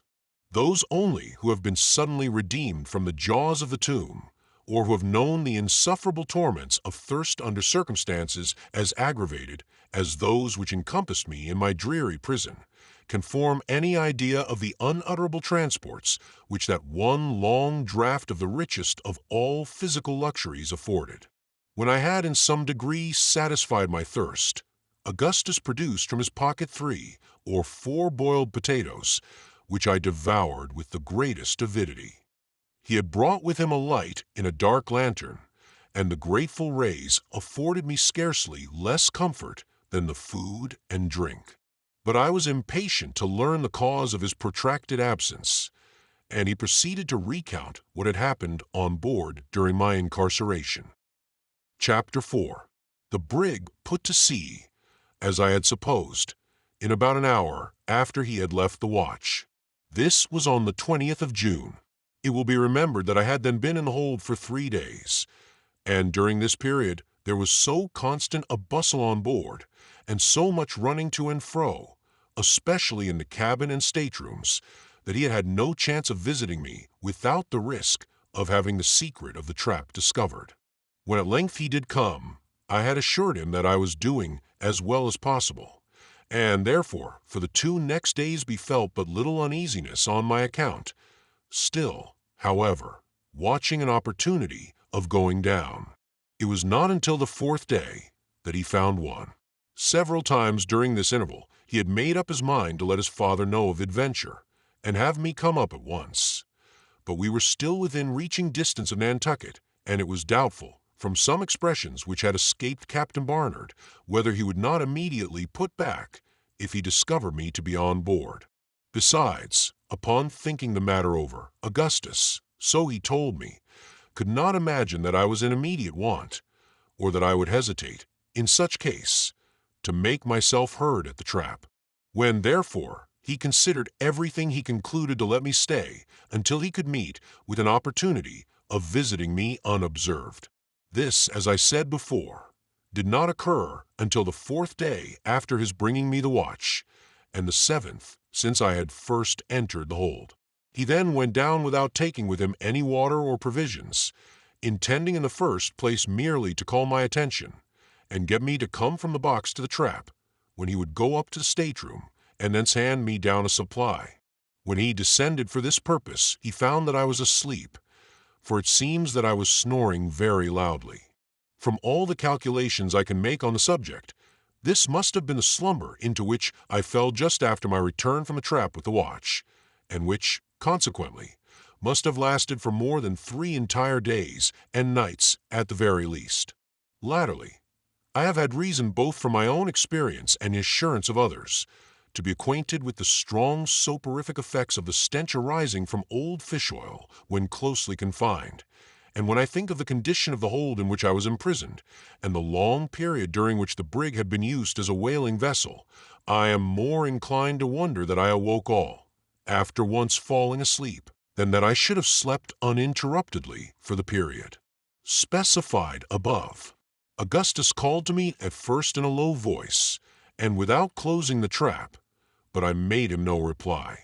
He then shut the trap, and spoke to me in a louder, and finally in a very loud tone. Still I continued to snore. He was now at a loss what to do.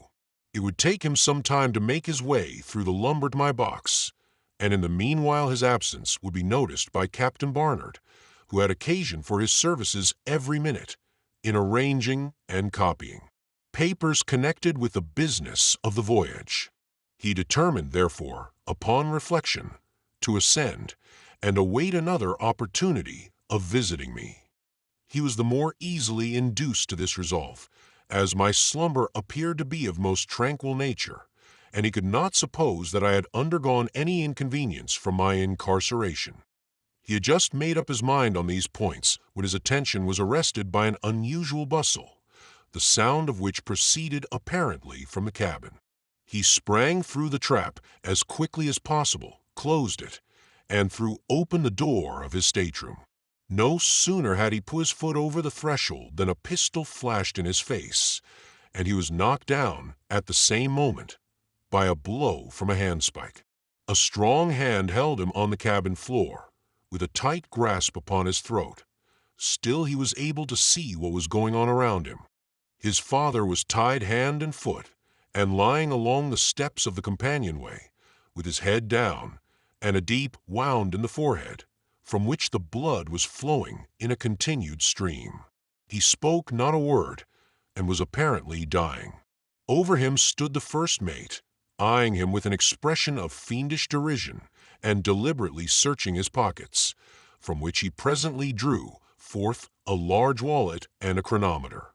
7 of the crew, among whom was the cook, a Negro, were rummaging the staterooms on the larboard for arms, where they soon equipped themselves with muskets and ammunition. Besides Augustus and Captain Barnard, there were 9 men altogether in the cabin, and these among the most ruffianly of the brig's company. The villains now went upon deck, taking my friend with them after having secured his arms behind his back.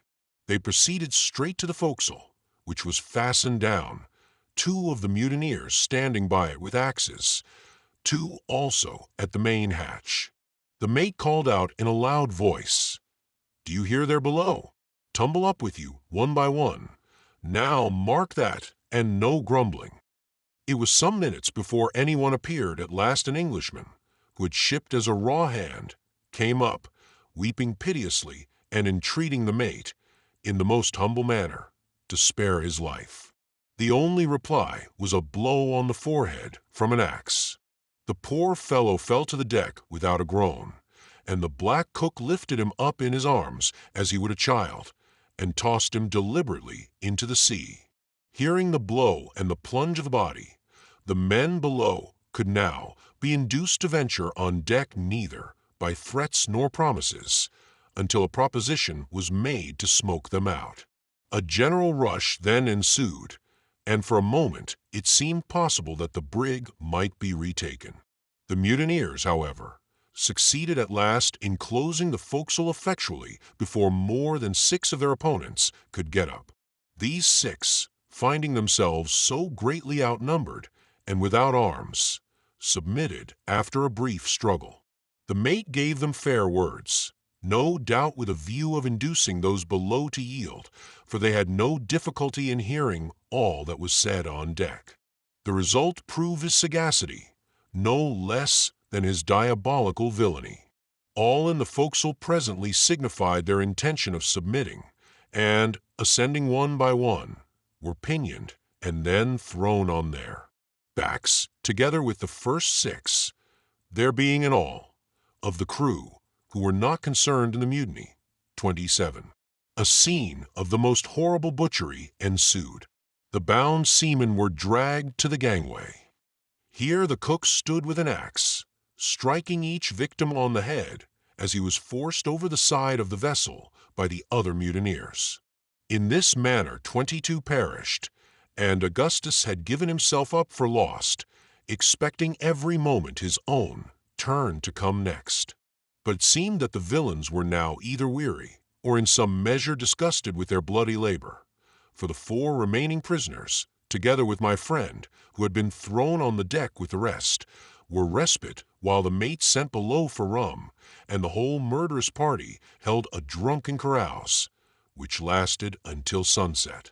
They now fell to disputing in regard to the fate of the survivors, who lay not more than 4 paces off, and could distinguish every word said. Upon some of the mutineers the liquor appeared to have a softening effect, for several voices were heard in favor of releasing the captives altogether, on condition of joining the mutiny and sharing the profits. The black cook, however, who in all respects was a perfect demon, and who seemed to exert as much influence, if not more, than the mate himself, would listen to no proposition of the kind, and rose repeatedly for the purpose of resuming his work at the gangway. Fortunately, he was so far overcome by intoxication as to be easily restrained by the less bloodthirsty of the party, among whom was a line manager, who went by the name of Dirk Peters.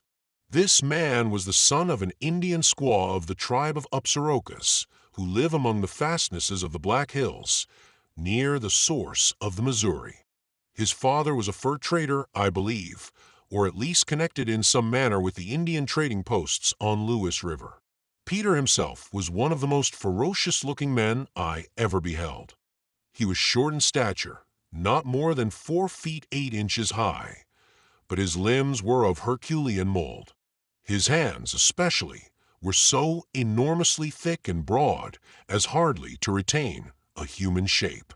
His arms, as well as legs, were bowed in the most singular manner, and appeared to possess no flexibility whatever.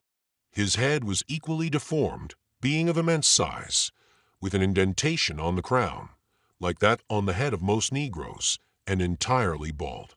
To conceal this latter deficiency, which did not proceed from old age, he usually wore a wig formed of any hair-like material which presented itself, occasionally the skin of a Spanish dog or American grizzly bear.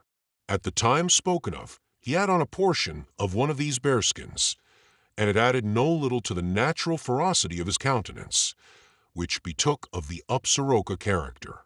The mouth extended nearly from ear to ear. The lips were thin, and seemed, like some other portions of his frame, to be devoid of natural pliancy, so that the ruling expression never varied under the influence of any emotion whatever. This ruling expression may be conceived when it is considered that the teeth were exceedingly long and protruding, and never even partially covered, in any instance, by the lips. To pass this man with a casual glance, one might imagine him to be convulsed with laughter, but a second look would induce a shuddering acknowledgment that if such an expression were indicative of merriment, the merriment must be that of a demon. Of this singular being many anecdotes were prevalent among the seafaring men of Nantucket. These anecdotes went to prove his prodigious strength when under excitement, and some of them had given rise to a doubt of his sanity. But on board the Grampus, it seems he was regarded at the time of the mutiny with feelings more of derision than of anything else. I have been thus particular in speaking of Dirk Peters, because, ferocious as he appeared, he proved the main instrument in preserving the life of Augustus, and because I shall have frequent occasion to mention him hereafter in the course of my narrative, a narrative, let me here say, which, in its latter portions, will be found to include incidents of a nature so entirely out of the range of human experience, and for this reason so far beyond the limits of human credulity, that I proceed in utter hopelessness of obtaining credence for all that I shall tell, yet confidently trusting in time and progressing science to verify some of the most important and most improbable of my statements. After much indecision and 2 or 3 violent quarrels, it was determined at last that all the prisoners, with the exception of Augustus, whom Peters insisted in a jocular manner upon keeping as his clerk, should be set adrift in one of the smallest whaleboats. The mate went down into the cabin to see if Captain Barnard was still living, for, it will be remembered, he was left below when the mutineers came up. Presently the two made their appearance, the captain pale as death, but somewhat recovered from the effects of his wound. He spoke to the men in a voice hardly articulate, entreated them not to set him adrift, but to return to their duty, and promising to land them wherever they chose, and to take no steps for bringing them to justice. He might as well have spoken to the winds. Two of the ruffians seized him by the arms and hurled him over the brig's side into the boat, which had been lowered while the mate went below. The four men who were lying on the deck were then untied and ordered to follow, which they did without attempting any resistance, Augustus being still left in his painful position, although he struggled and prayed only for the poor satisfaction of being permitted to bid his father farewell. A handful of sea biscuit and a jug of water were now handed down, but neither mast, sail, or nor compass. The boat was towed astern for a few minutes, during which the mutineers held another consultation. It was then finally cut adrift. By this time night had come on. There were neither moon nor stars visible, and a short and ugly sea was running, although there was no great deal of wind. The boat was instantly out of sight, and little hope could be entertained for the unfortunate sufferers who were in it. This event happened, however, in latitude 35 degrees and 30 minutes north, longitude 61 degrees and 20 minutes west, and consequently at no very great distance from the Bermuda Islands. Augustus therefore endeavored to console himself with the idea that the boat might either succeed in reaching the land, or come sufficiently near to be fallen in with by vessels off the coast. All sail was now put upon the brig, and she continued her original course to the southwest, the mutineers being bent upon some piratical expedition, in which, from all that could be understood, a ship was to be intercepted on her way from the Cape Verde Islands to Puerto Rico. No attention was paid to Augustus, who was untied and suffered to go about anywhere forward of the cabin companion way. Dirk Peters treated him with some degree of kindness, and on one occasion saved him from the brutality of the cook. His situation was still one of the most precarious, as the men were continually intoxicated, and there was no relying upon their continued good humor or carelessness in regard to himself. His anxiety on my account be represented, however, as the most distressing result of his condition, and indeed, I had never reason to doubt the sincerity of his friendship. More than once he had resolved to acquaint the mutineers with the secret of my being on board, but was restrained from so doing, partly through recollection of the atrocities he had already beheld, and partly through a hope of being able soon to bring me relief. For the latter purpose he was constantly on the watch. But, in spite of the most constant vigilance, 3 days elapsed after the boat was cut adrift before any chance occurred. At length, on the night of the third day, there came on a heavy blow from the eastward, and all hands were called up to take in sail. During the confusion which ensued, he made his way below unobserved and into the stateroom. What was his grief and horror in discovering that the latter had been rendered a place of deposit for a variety of sea stores and ship furniture, and that several fathoms of old chain cable, which had been stowed away beneath the companion ladder, had been dragged thence to make room for a chest, and were now lying immediately upon the trap. To remove it without discovery was impossible, and he returned on deck as quickly as he could. As he came up, the mate seized him by the throat, and demanding what he had been doing in the cabin, was about flinging him over the larboard bulwark, when his life was again preserved through the interference of Dirk Peters. Augustus was now put in handcuffs, of which there were several pairs on board, and his feet lashed tightly together.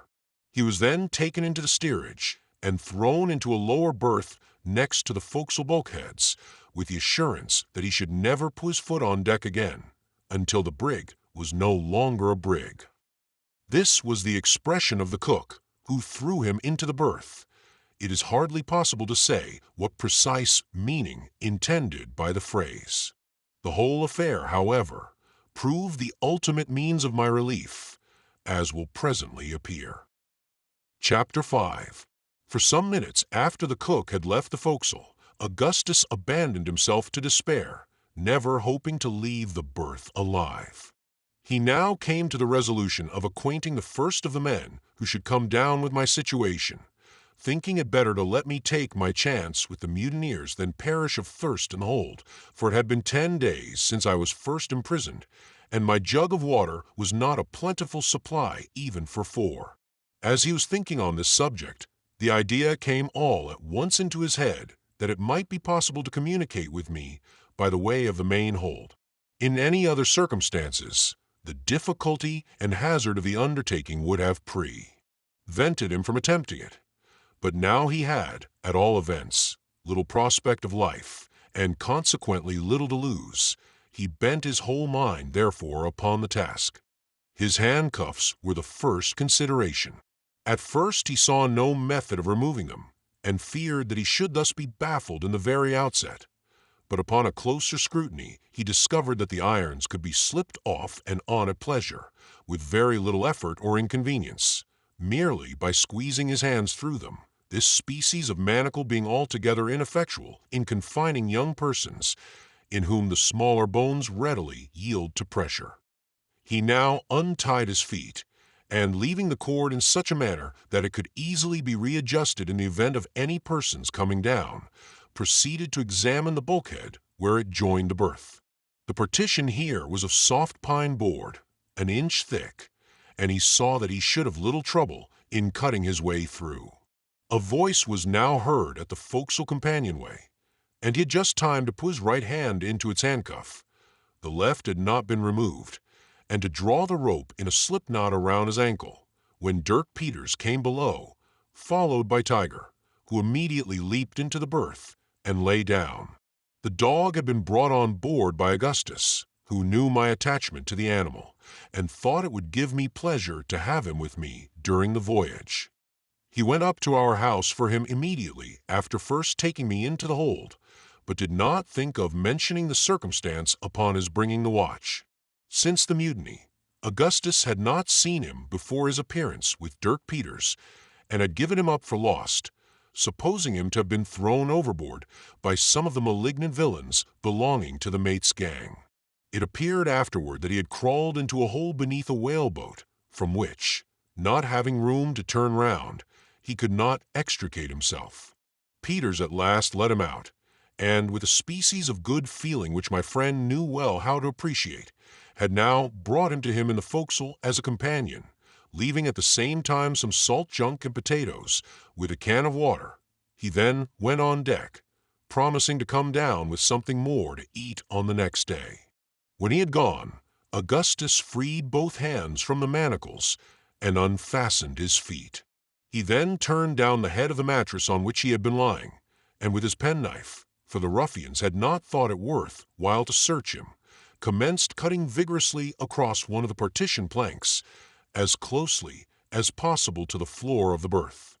He chose to cut here because, if suddenly interrupted, he would be able to conceal what had been done by letting the head of the mattress fall into its proper position. For the remainder of the day, however, no disturbance occurred, and by night he had completely divided the plank. It should here be observed that none of the crew occupied the forecastle as a sleeping place, living altogether in the cabin since the mutiny, drinking the wines and feasting on the sea stores of Captain Barnard, and giving no more heed than was absolutely necessary to the navigation of the brig. These circumstances proved fortunate both for myself and Augustus, for, had matters been otherwise, he would have found it impossible to reach me. As it was, he proceeded with confidence in his design. It was near daybreak, however, before he completed the second division of the board, which was about a foot above the first cut, thus making an aperture quite large enough to admit his passage through with facility to the main orlop deck. Having got here, he made his way with but little trouble to the lower main hatch, although in so doing he had to scramble over tiers of oil casks piled nearly as high as the upper deck, there being barely room enough left for his body. Upon reaching the hatch, he found that Tiger had followed him below, squeezing between 2 rows of the casks. It was now too late, however, to attempt getting to me before dawn, as the chief difficulty lay in passing through the close stowage in the lower hold. He therefore resolved to return and wait till the next night. With this design, he proceeded to loosen the hatch, so that he might have as little detention as possible when he should come again. No sooner had he loosened it than Tiger sprang eagerly to the small opening produced, snuffed for a moment, and then uttered a long whine, scratching at the same time, as if anxious to remove the covering with his paws. There could be no doubt, from his behavior, that he was aware of my being in the hold, and Augustus thought it possible that he would be able to get to me if he put him down.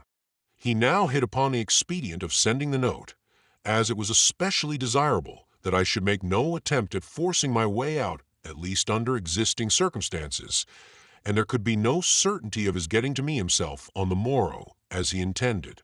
After, events proved how fortunate it was that the idea occurred to him as it did, for had it not been for the receipt of the note, I should undoubtedly have fallen upon some plan, however desperate, of alarming the crew, and both our lives would most probably have been sacrificed in consequence.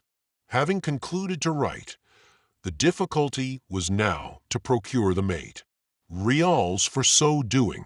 An old toothpick was soon made into a pen, and this by means of feeling altogether, for the between-decks was as dark as pitch. Paper enough was obtained from the back of a letter, a duplicate of the forged letter from Mr. Ross. This had been the original draft, but the handwriting not being sufficiently well imitated, Augustus had written another, thrusting the first, by good fortune, into his coat pocket, where it was now most opportunely discovered. Ink alone was thus wanting, and a substitute was immediately found for this by means of a slight incision with the penknife on the back of a finger just above the nail, a copious flow of blood ensuing, as usual, from wounds in that vicinity. The note was now written, as well as it could be in the dark and under the circumstances. It briefly explained that a mutiny had taken place, that Captain Barnard was set adrift, and that I might expect immediate relief as far as provisions were concerned, but must not venture upon making any disturbance. It concluded with these words: "I have scrawled this with blood.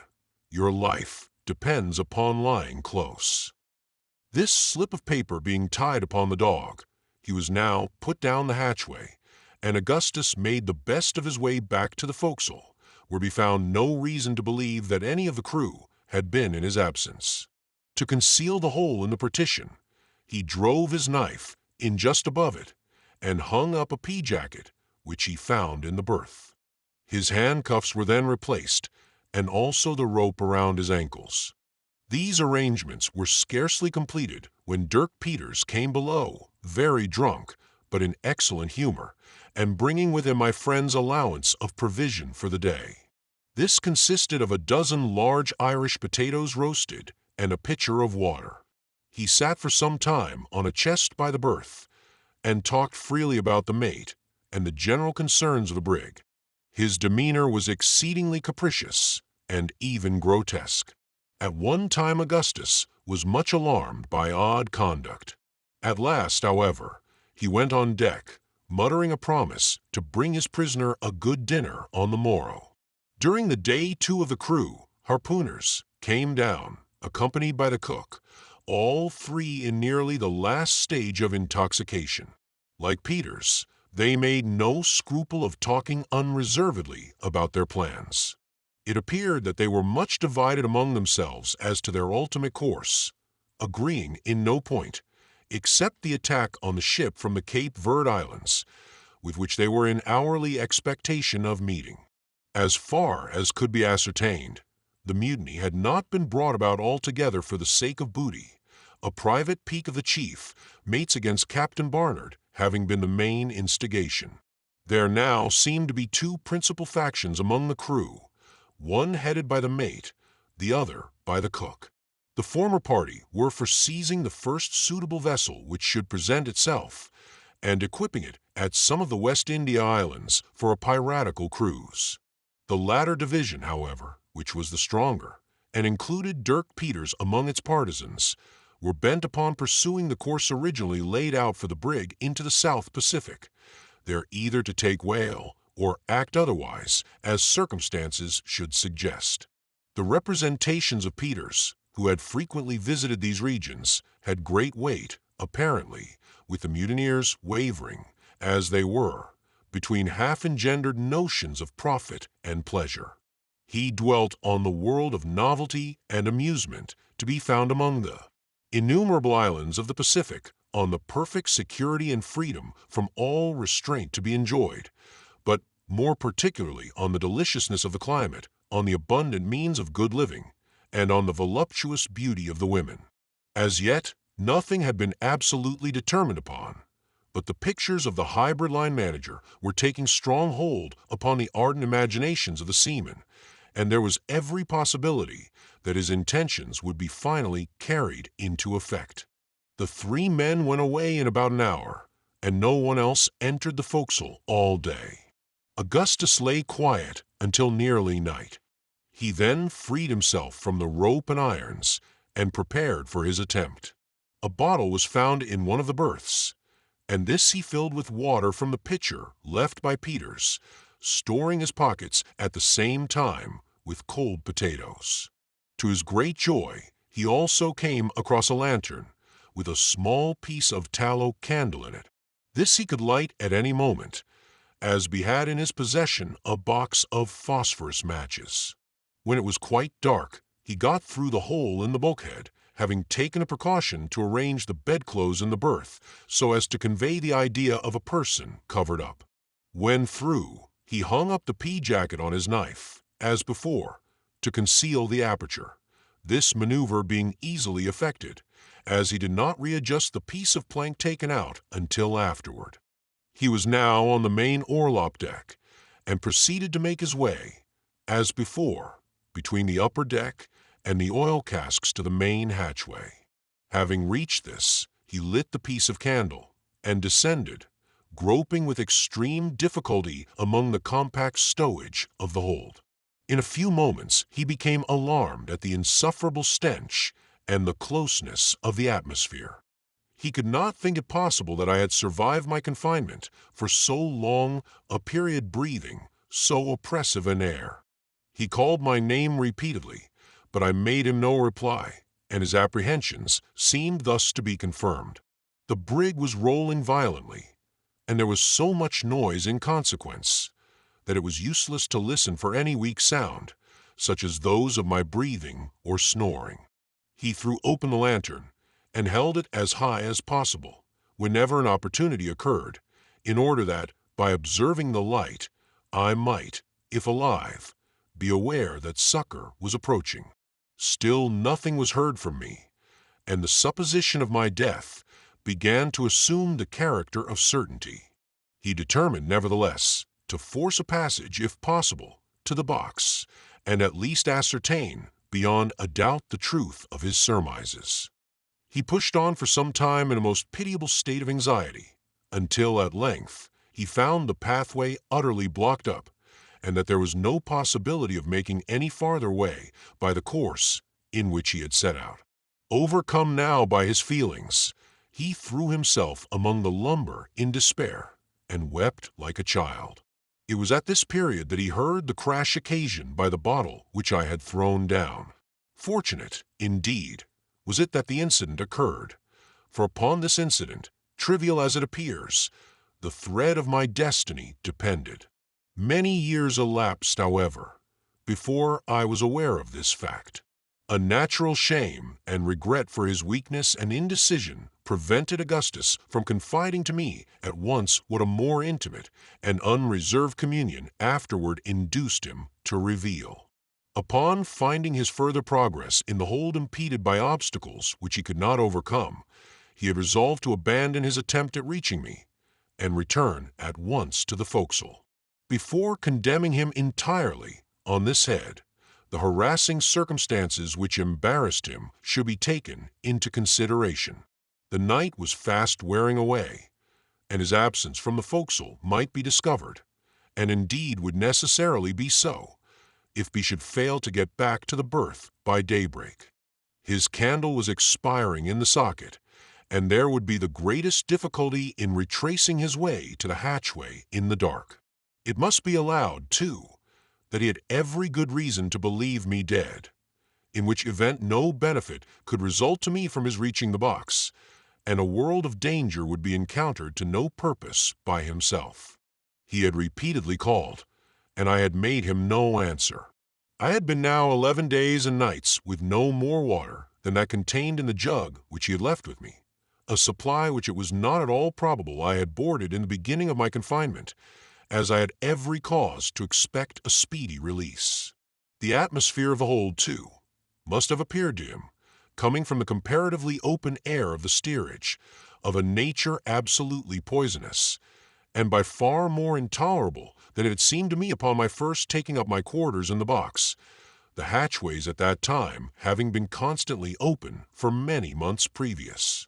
Add to these considerations that of the scene of bloodshed and terror so lately witnessed by my friend, his confinement, privations, and narrow escapes from death, together with the frail and equivocal tenure by which he still existed, circumstances all so well calculated to prostrate every energy of mind, and the reader will be easily brought, as I have been, to regard his apparent falling off in friendship and in faith with sentiments rather of sorrow than of anger.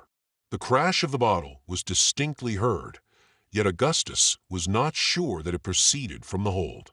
The doubt, however, was sufficient inducement to persevere. He clambered up nearly to the orlop deck by means of the stowage, and then, watching for a lull in the pitchings of the vessel, he called out to me in as loud a tone as he could command, regardless, for the moment, of being overheard by the crew. It will be remembered that on this occasion the voice reached me, but I was so entirely overcome by violent agitation as to be incapable of reply. Confident, now, that his worst apprehensions were well founded, he descended, with a view of getting back to the forecastle without loss of time. In his haste some small boxes were thrown down, the noise occasioned by which I heard, as will be recollected.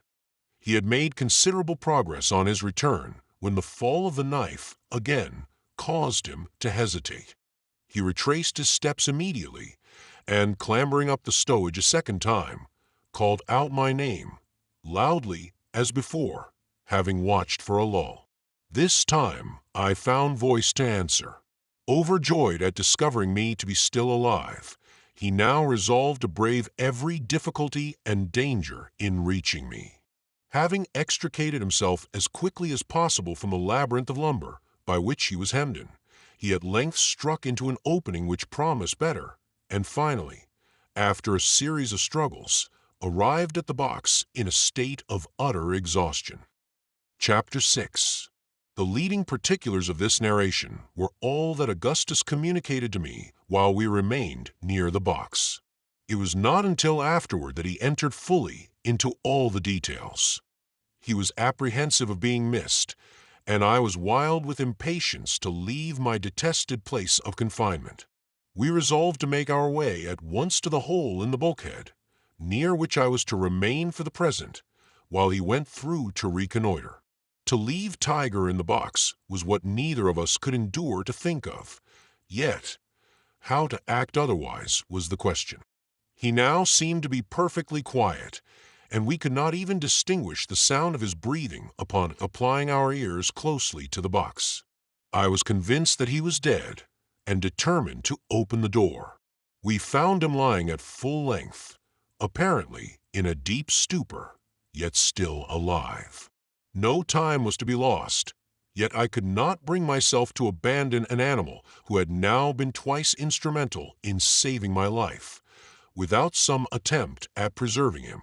We therefore dragged him along with us as well as we could, although with the greatest difficulty and fatigue, Augustus, during part of the time, being forced to clamber over the impediments in our way with the huge dog in his arms, a feat to which the feebleness of my frame rendered me totally inadequate. At length we succeeded in reaching the hole, when Augustus got through, and Tiger was pushed in afterward. All was found to be safe, and we did not fail to return sincere thanks to God for our deliverance from the imminent danger we had escaped. For the present, it was agreed that I should remain near the opening, through which my companion could readily supply me with a part of his daily provision, and where I could have the advantages of breathing an atmosphere comparatively pure. In explanation of some portions of this narrative, wherein I have spoken of the stowage of the brig, and which may appear ambiguous to some of my readers who may have seen a proper or regular stowage, I must here state that the manner in which this most important duty had been performed on board the Grampus was a most shameful piece of neglect on the part of Captain Barnard, who was by no means as careful or as experienced a seaman as the hazardous nature of the service on which he was employed would seem necessarily to demand. A proper stowage cannot be accomplished in a careless manner, and many most disastrous accidents, even within the limits of my own experience, have arisen from neglect or ignorance in this particular. Coasting vessels, in the frequent hurry and bustle attendant upon taking in or discharging cargo, are the most liable to mishap from the want of a proper attention to stowage. The great point is to allow no possibility of the cargo or ballast shifting position even in the most violent rollings of the vessel. With this end, great attention must be paid not only to the bulk taken in, but to the nature of the bulk and whether there be a full or only a partial cargo. In most kinds of freight the stowage is accomplished by means of a screw. Thus, in a load of tobacco or flour, the whole is screwed so tightly into the hold of the vessel that the barrels or hogsheads, upon discharging, are found to be completely flattened, and take some time to regain their original shape.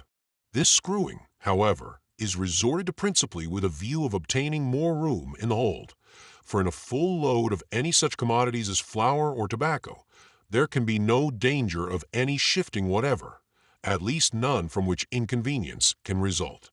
There have been instances, indeed, where this method of screwing has resulted in most lamentable consequences, arising from a cause altogether distinct from the danger attendant upon a shifting of cargo. A load of cotton, for example, tightly screwed while in certain conditions, has been known, through the expansion of its bulk, to rend a vessel asunder at sea. There can be no doubt either that the same result would ensue in the case of tobacco, while undergoing its usual course of fermentation, were it not for the interstices consequent upon the rotundity of the hogsheads. It is when a partial cargo is received that danger is chiefly to be apprehended from shifting, and that precautions should be always taken to guard against such misfortune. Only those who have encountered a violent gale of wind, or rather who have experienced the rolling of a vessel in a sudden calm after the gale, can form an idea of the tremendous force of the plunges, and of the consequent terrible impetus given to all loose articles in the vessel. It is then that the necessity of a cautious stowage, when there is a partial cargo, becomes obvious. When laying to, especially with a small bead sail, a vessel which is not properly modeled in the bows is frequently thrown upon her beam ends, this occurring even every 15 or 20 minutes upon an average, yet without any serious consequences resulting, provided there be a proper stowage.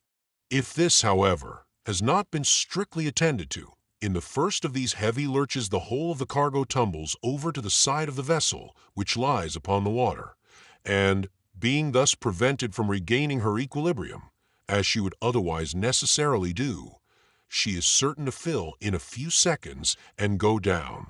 It is not too much to say that at least one half of the instances in which vessels have foundered in heavy gales at sea may be attributed to a shifting of cargo or of ballast. When a partial cargo of any kind is taken on board, the whole, after being first stowed as compactly as may be, should be covered with a layer of stout shifting boards extending completely across the vessel. Upon these boards strong temporary stanchions should be erected, reaching to the timbers above, and thus securing everything in its place. In cargoes consisting of grain or any similar matter, additional precautions are requisite. A hold filled entirely with grain upon leaving port will be found not more than 3/4 full upon reaching its destination. This, too, although the freight, when measured bushel by the consignee, will overrun by a vast deal, on account of the swelling of the grain, the quantity consigned. This result is occasioned by settling during the voyage, and is the more perceptible in proportion to the roughness of the weather experienced. If grain loosely thrown in a vessel, then is ever so well secured by shifting boards and stanchions, it will be liable to shift in a long passage so greatly as to bring about the most distressing calamities.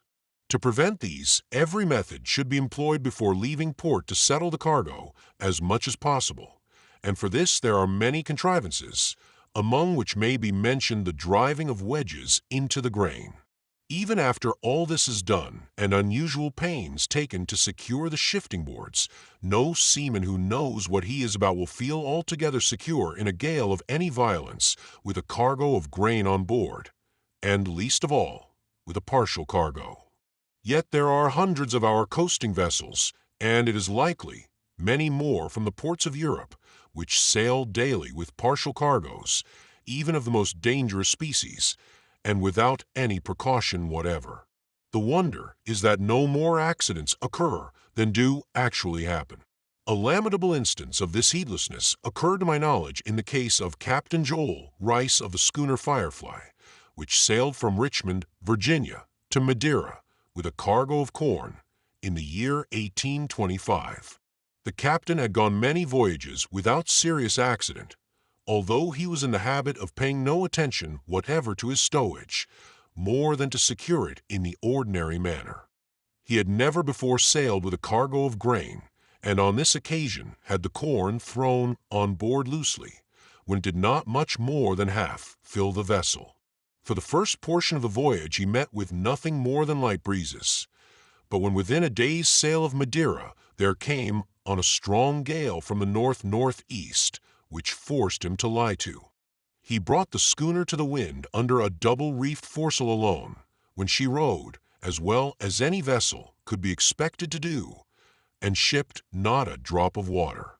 Toward night the gale somewhat abated, and she rolled with more unsteadiness than before, but still did very well, until a heavy lurch threw her upon her beam ends to starboard. The corn was then heard to shift bodily, the force of the movement bursting open the main hatchway. The vessel went down like a shot.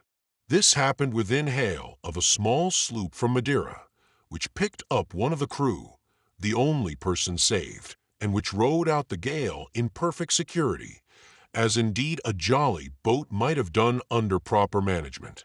The stowage on board the Grampus was most clumsily done, if stowage that could be called which was little better than a promiscuous huddling together of oil casks and ship furniture. I have already spoken of the condition of articles in the hold. On the orlop deck there was space enough for my body, as I have stated, between the oil casks and the upper deck. A space was left open around the main hatchway, and several other large spaces were left in the stowage.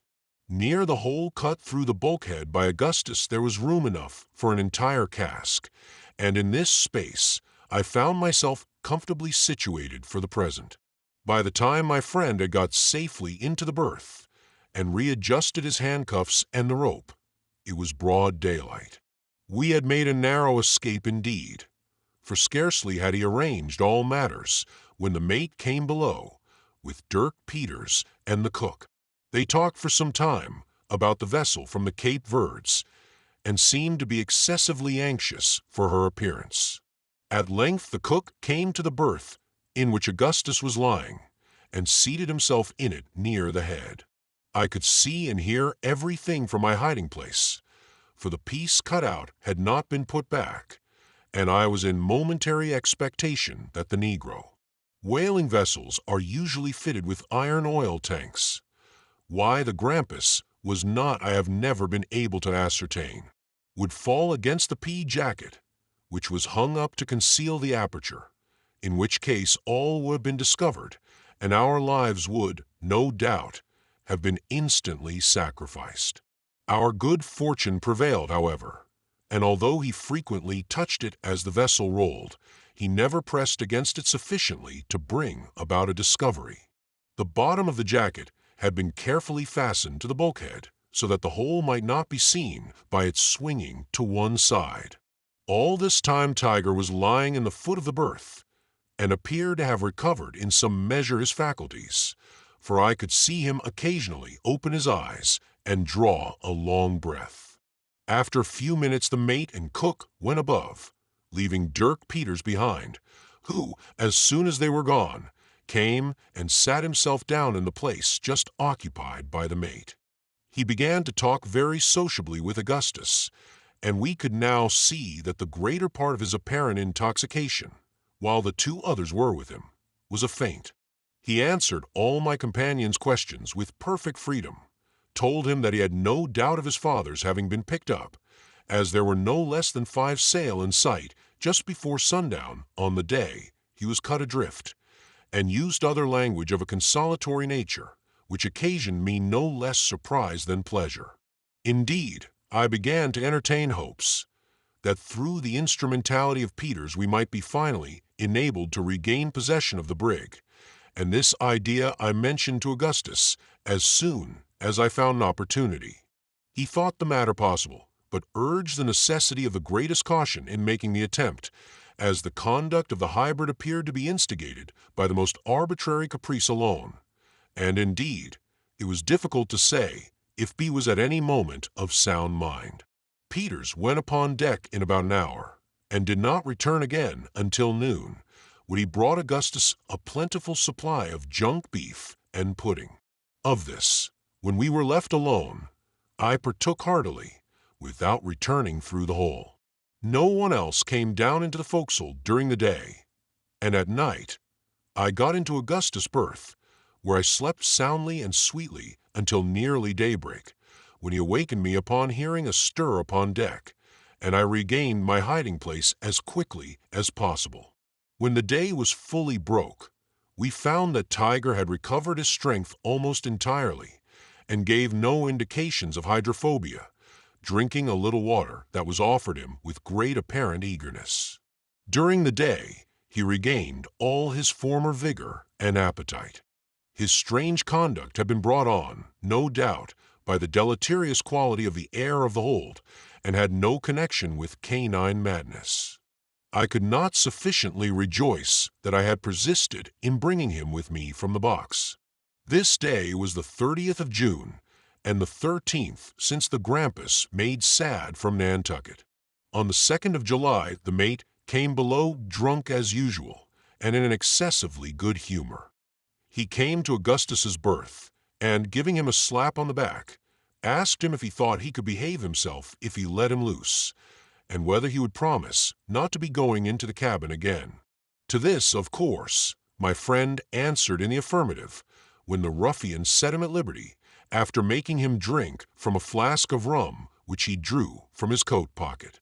Both now went on deck, and I did not see Augustus for about 3 hours. He then came below with the good news that he had obtained permission to go about the brig as be pleased anywhere forward of the mainmast, and that he had been ordered to sleep, as usual, in the forecastle. He brought me, too, a good dinner and a plentiful supply of water. The brig was still cruising for the vessel from the Cape Verds, and a sail was now in sight, which was thought to be the one in question. As the events of the ensuing 8 days were of little importance, and had no direct bearing upon the main incidents of my narrative, I will here throw them into the form of a journal, as I do not wish to omit them altogether. July 3. Augustus furnished me with 3 blankets, with which I contrived a comfortable bed in my hiding place. No one came below, except my companion, during the day. Tiger took his station in the berth, just by the aperture, and slept heavily, as if not yet entirely recovered from the effects of his sickness.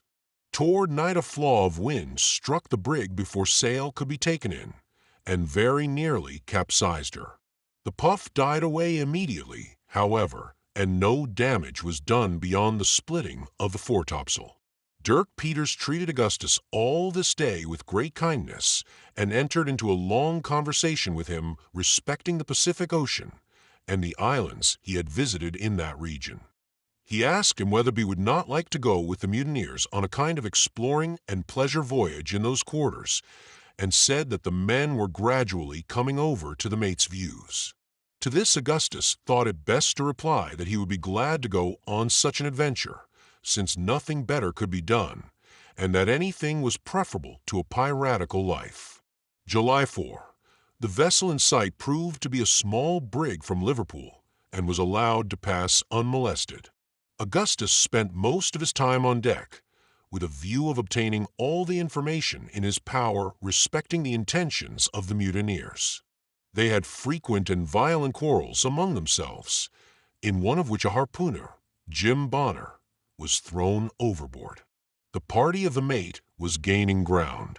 Jim Bonner belonged to the cook's gang, of which Peters was a partisan. July 5. About daybreak there came on a stiff breeze from the west, which at noon freshened into a gale, so that the brig could carry nothing more than her trysail and foresail.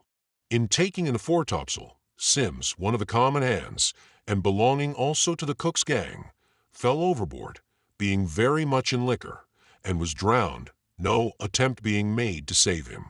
The whole number of persons on board was now 13, to wit, Dirk Peters, Seymour the black cook, Jones, Greeley, Hartman Rogers, and William Allen of the cook's party, the mate, whose name I never learned, Absalom Hicks, Wilson, John Hunt, and Richard Parker of the mate's party, besides Augustus and myself.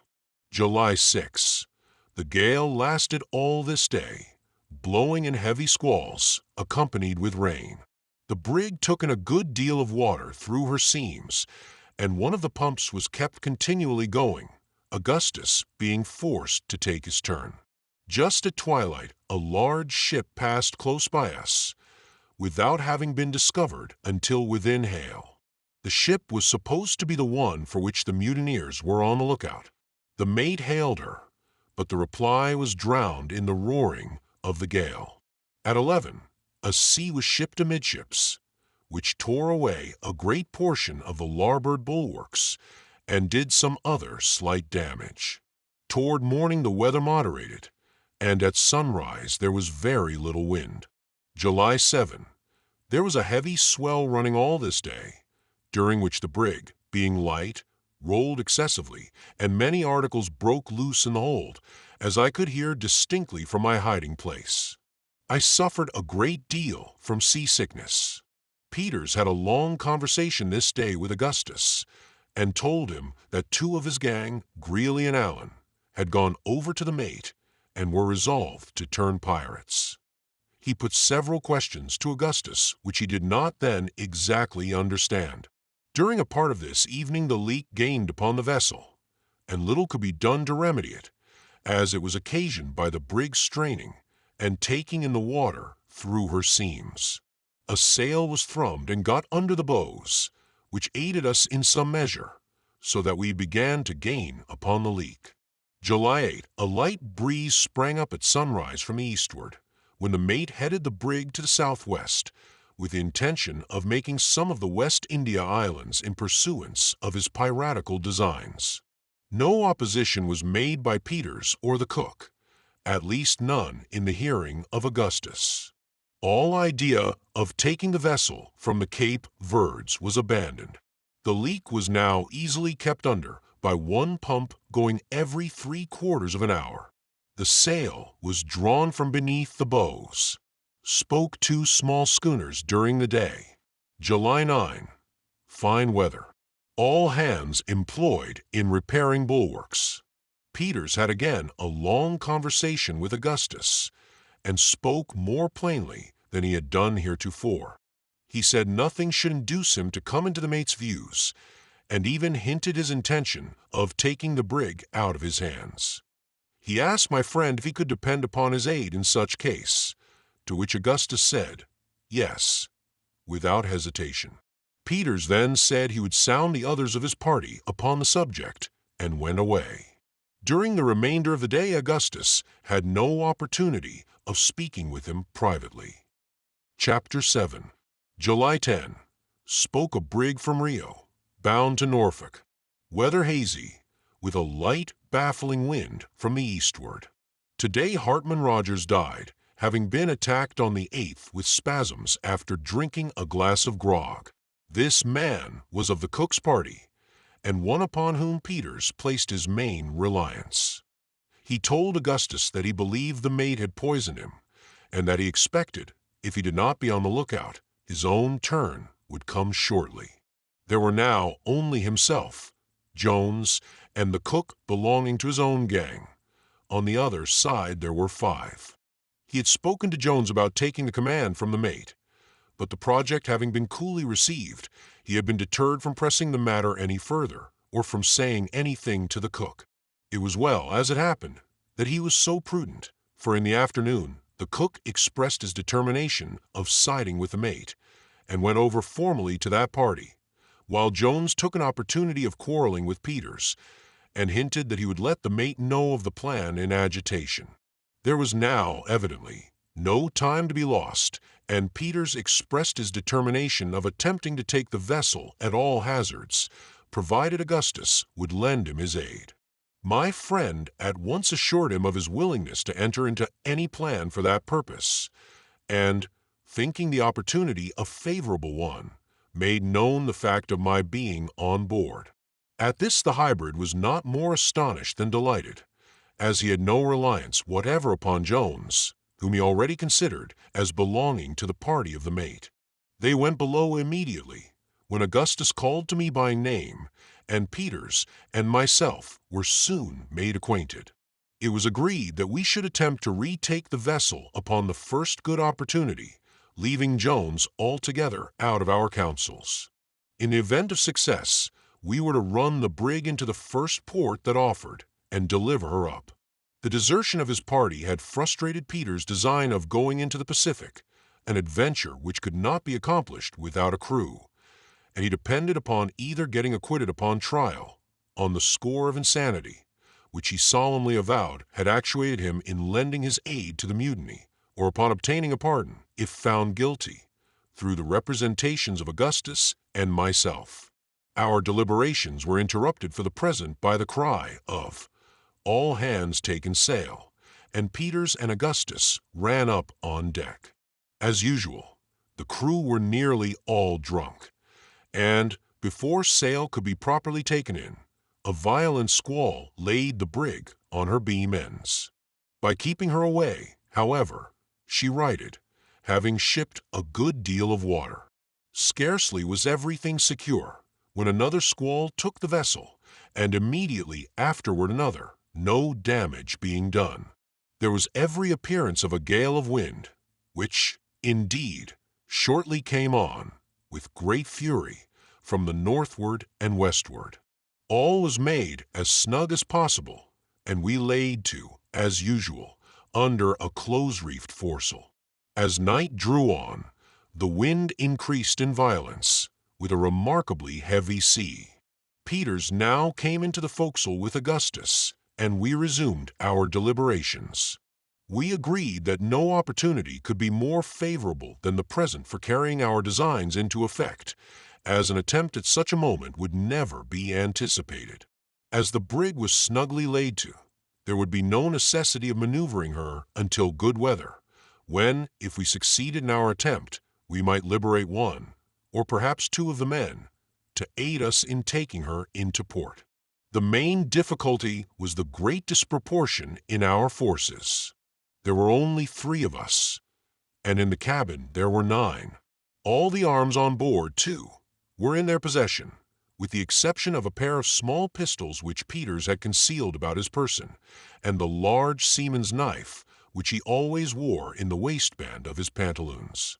From certain indications, too, such, for example, as there being no such thing as an axe or handspike lying in their customary places, we began to fear that the mate had his suspicions, at least in regard to Peters, and that he would let slip no opportunity of getting rid of him. It was clear, indeed, that what we should determine to do could not be done too soon. Still, the odds were too much against us to allow of our proceeding without the greatest caution. Peters proposed that he should go up on deck and enter into conversation with the watch Allan, when he would be able to throw him into the sea without trouble and without making any disturbance, by seizing a good opportunity, that Augustus and myself should then come up and endeavor to provide ourselves with some kind of weapons from the deck, and that we should then make a rush together and secure the companion, way before any opposition could be offered. I objected to this because I could not believe that the mate, who was a cunning fellow in all matters which did not affect his superstitious prejudices, would suffer himself to be so easily entrapped. The very fact of there being a watch on deck at all was sufficient proof that he was upon the alert, it not being usual, except in vessels where discipline is most rigidly enforced, to station a watch on deck when a vessel is lying to in a gale of wind. As I address myself principally, if not altogether, to persons who have never been to sea, it may be as well to state the exact condition of a vessel under such circumstances. Lying to, or in sea parlance, laying to, is a measure resorted to for various purposes, and effected in various manners. In moderate weather it is frequently done with a view of merely bringing the vessel to a standstill, to wait for another vessel or any similar object. If the vessel which lies to is under full sail, the maneuver is usually accomplished by throwing round some portion of her sails, so as to let the wind take them aback when she becomes stationary. But we are now speaking of lying to in a gale of wind. This is done when the wind is ahead and too violent to admit of carrying sail without danger of capsizing, and sometimes even when the wind is fair, but the sea too heavy for the vessel to be put before it. If a vessel be suffered to scud before the wind in a very heavy sea, much damage is usually done her by the shipping of water over her stern, and sometimes by the violent plunges she makes forward. This maneuver, then, is seldom resorted to in such case, unless through necessity. When the vessel is in a leaky condition, she is often put before the wind even in the heaviest seas, for when lying to, her seams are sure to be greatly opened by her violent straining, and it is not so much the case when scudding. Often, too, it becomes necessary to scud a vessel, either when the blast is so exceedingly furious as to tear in pieces the sail which is employed with a view of bringing her head to the wind, or when, through the false modeling of the frame or other causes, this main object cannot be effected. Vessels in a gale of wind are laid to in different manners, according to their peculiar construction. Some lie to best under a foresail, and this, I believe, is the sail most usually employed. Large square-rigged vessels have sails for the express purpose, called storm staysails, but the jib is occasionally employed by itself. Sometimes the jib and foresail, or a double reef foresail, and not unfrequently the after sails, are made use of. Foretopsails are very often found to answer the purpose better than any other species of sail. The grampus was generally laid to under a close-reefed foresail. When a vessel is to be laid to, her head is brought up to the wind just so nearly as to fill the sail under which she lies when hauled flat aft, that is, when brought diagonally across the vessel. This being done, the bows point within a few degrees of the direction from which the wind issues, and the windward bow, of course, receives the shock of the waves. In this situation, a good vessel will ride out a very heavy gale of wind without shipping a drop of water, and without any further attention being requisite on the part of the crew. The helm is usually lashed down, but this is altogether unnecessary, except on account of the noise it makes when loose, for the rudder has no effect upon the vessel when lying to. Indeed, the helm had far better be left loose than lashed very fast, for the rudder is apt to be torn off by heavy seas if there be no room for the helm to play. As long as the sail holds, a well-modeled vessel will maintain her situation and ride every sea as if instinct with life and reason. If the violence of the wind, however, should tear the sail into pieces, a feat which it requires a perfect hurricane to accomplish under ordinary circumstances, there is then imminent danger. The vessel falls off from the wind, and, coming broadside to the sea, is completely at its mercy. The only resource in this case is to put her quietly before the wind, letting her scud until some other sail can be set. Some vessels will lie to under no sail whatever, but such are not to be trusted at sea. But to return from this digression, it had never been customary with a mate to have any watch on deck when lying to in a gale of wind, and the fact that he had now one, coupled with the circumstance of the missing axes and handspikes, fully convinced us that the crew were too well on the watch to be taken by surprise in the manner Peters had suggested.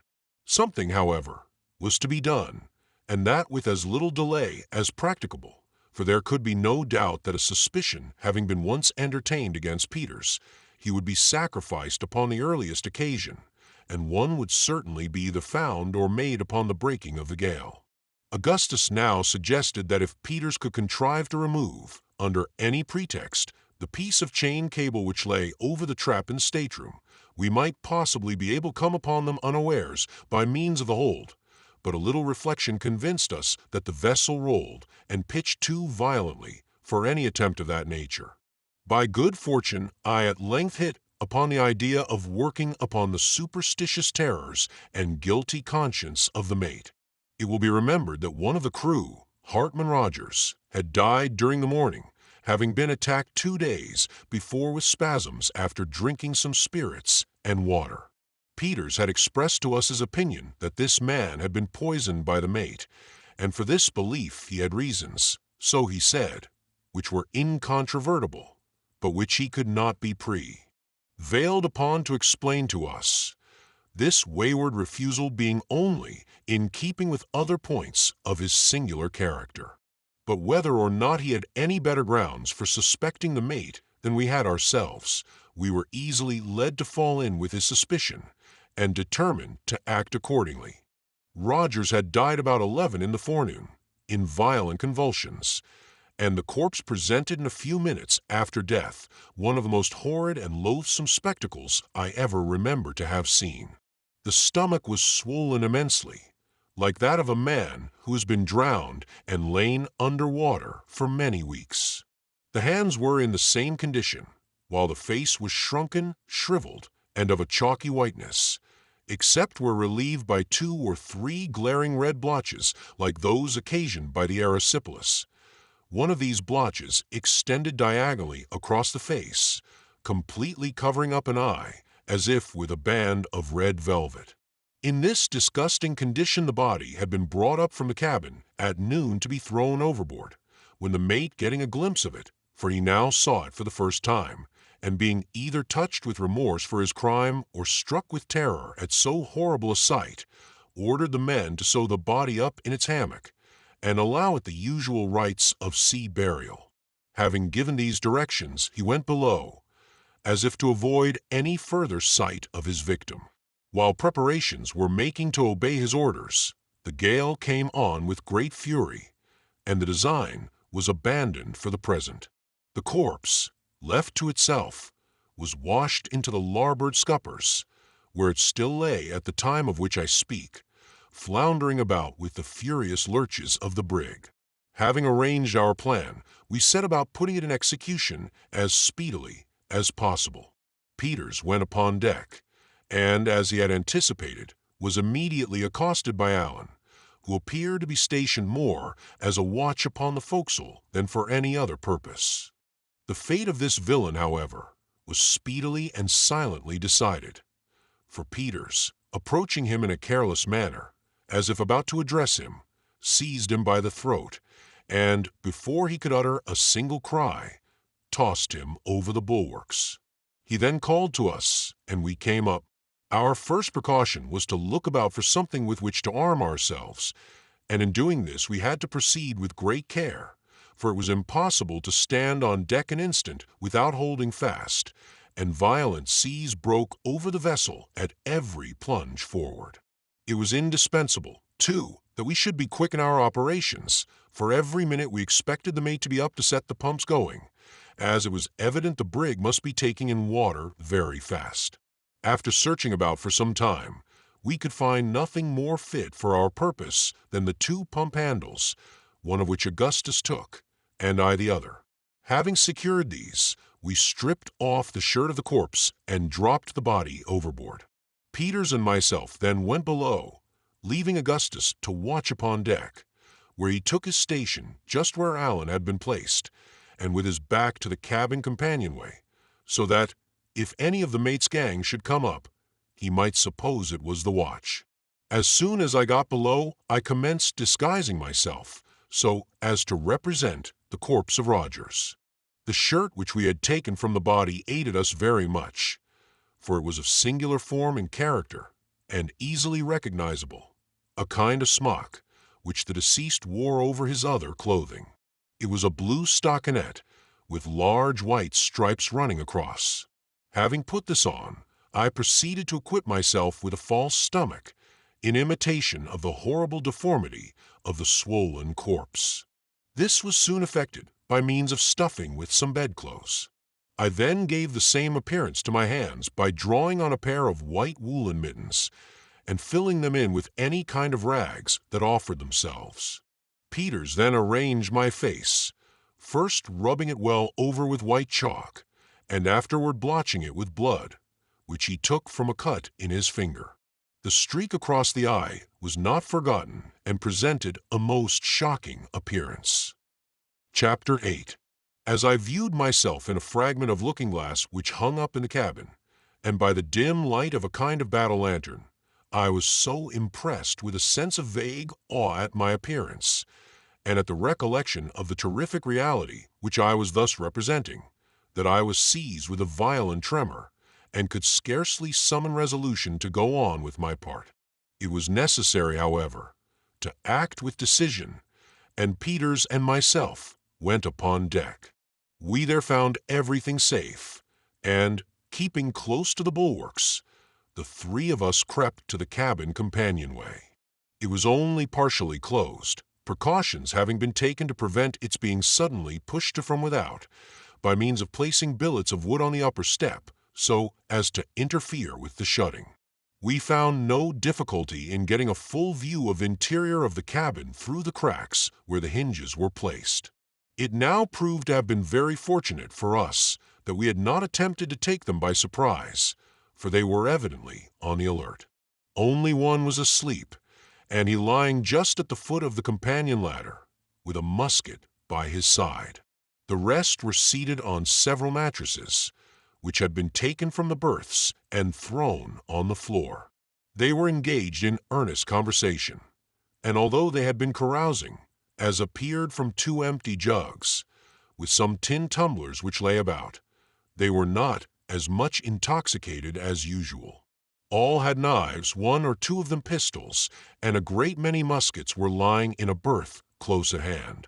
We listened to their conversation for some time before we could make up our minds how to act, having as yet resolved on nothing determinate, except that we would attempt to paralyze their exertions, when we should attack them, by means of the apparition of Rogers.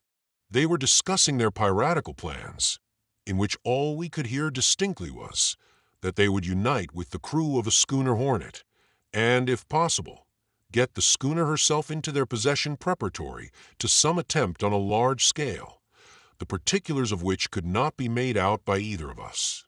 One of the men spoke of Peters, when the mate replied to him in a low voice which could not be distinguished, and afterward added more loudly, that he could not understand his being so much forward with the captain's brat in the forecastle, and he thought the sooner both of them were overboard the better. To this no answer was made, but we could easily perceive that the hint was well received by the whole party, and more particularly by Jones. At this period I was excessively agitated, the more so as I could see that neither Augustus nor Peters could determine how to act. I made up my mind, however, to sell my life as dearly as possible, and not to suffer myself to be overcome by any feelings of trepidation. The tremendous noise made by the roaring of the wind in the rigging, and the washing of the sea over the deck, prevented us from hearing what was said, except during momentary lulls. In one of these, we all distinctly heard the mate tell one of the men to go forward and order the D.D. lubbers to come into the cabin, where he could have an eye upon them, for he wanted no such secret doings on board the brig. It was well for us that the pitching of the vessel at this moment was so violent as to prevent this order from being carried into instant execution. The cook got up from his mattress to go for us, when a tremendous lurch, which I thought would carry away the masts, threw him headlong against one of the larboard stateroom doors, bursting it open and creating a good deal of other confusion. Luckily, neither of our party was thrown from his position, and we had time to make a precipitate retreat to the forecastle and arrange a hurried plan of action before the messenger made his appearance, or rather, before he put his head out of the companion hatch, for he did not come on deck. From this station he could not notice the absence of Allan, and he accordingly bawled out, as if to him, repeating the orders of the mate. Peters cried out, "Aye," in a disguised voice, and the cook immediately went below, without entertaining a suspicion that all was not right. My two companions now proceeded boldly aft and down into the cabin, Peters closing the door after him in the same manner he had found it. The mate received them with feigned cordiality, and told Augustus that, since he had behaved himself so well of late, he might take up his quarters in the cabin and be one of them for the future. He then poured him out a tumbler half full of rum, and made him drink it. All this I saw and heard, for I followed my friends to the cabin as soon as the door was shut, and took up my old point of observation. I had brought with me the two pump handles, one of which I secured near the companionway, to be ready for use when required. I now steadied myself as well as possible, so as to have a good view of all that was passing within, and endeavored to nerve myself to the task of descending among the mutineers when Peters should make a signal to me, as agreed upon. Presently, he contrived to turn the conversation upon the bloody deeds of the mutiny, and by degrees led the men to talk of the thousand superstitions which are so universally current among seamen. I could not make out all that was said, but I could plainly see the effects of the conversation in the countenances of those present. The mate was evidently much agitated, and presently, when someone mentioned the terrific appearance of Roger's corpse, I thought he was upon the point of swooning. Peters now asked him if he did not think it would be better to have the body thrown overboard at once, as it was too horrible a sight to see it floundering about in the scuppers.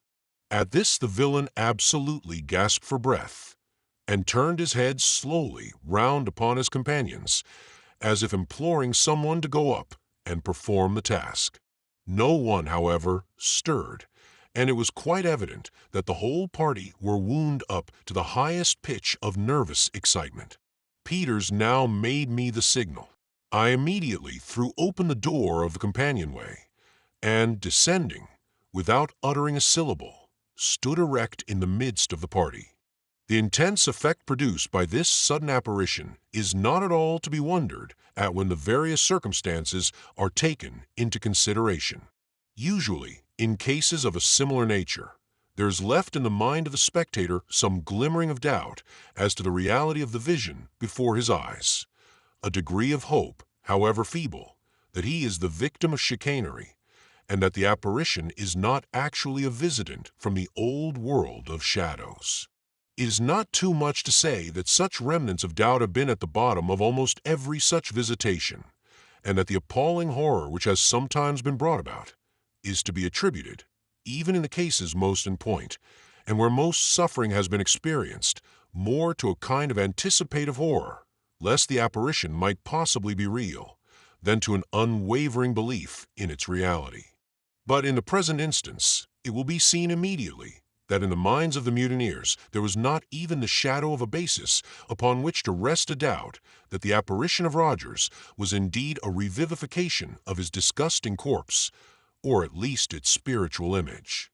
The isolated situation of the brig, with its entire inaccessibility on account of a gale, confined the apparently possible means of deception within such narrow and definite limits that they must have thought themselves enabled to survey them all at a glance.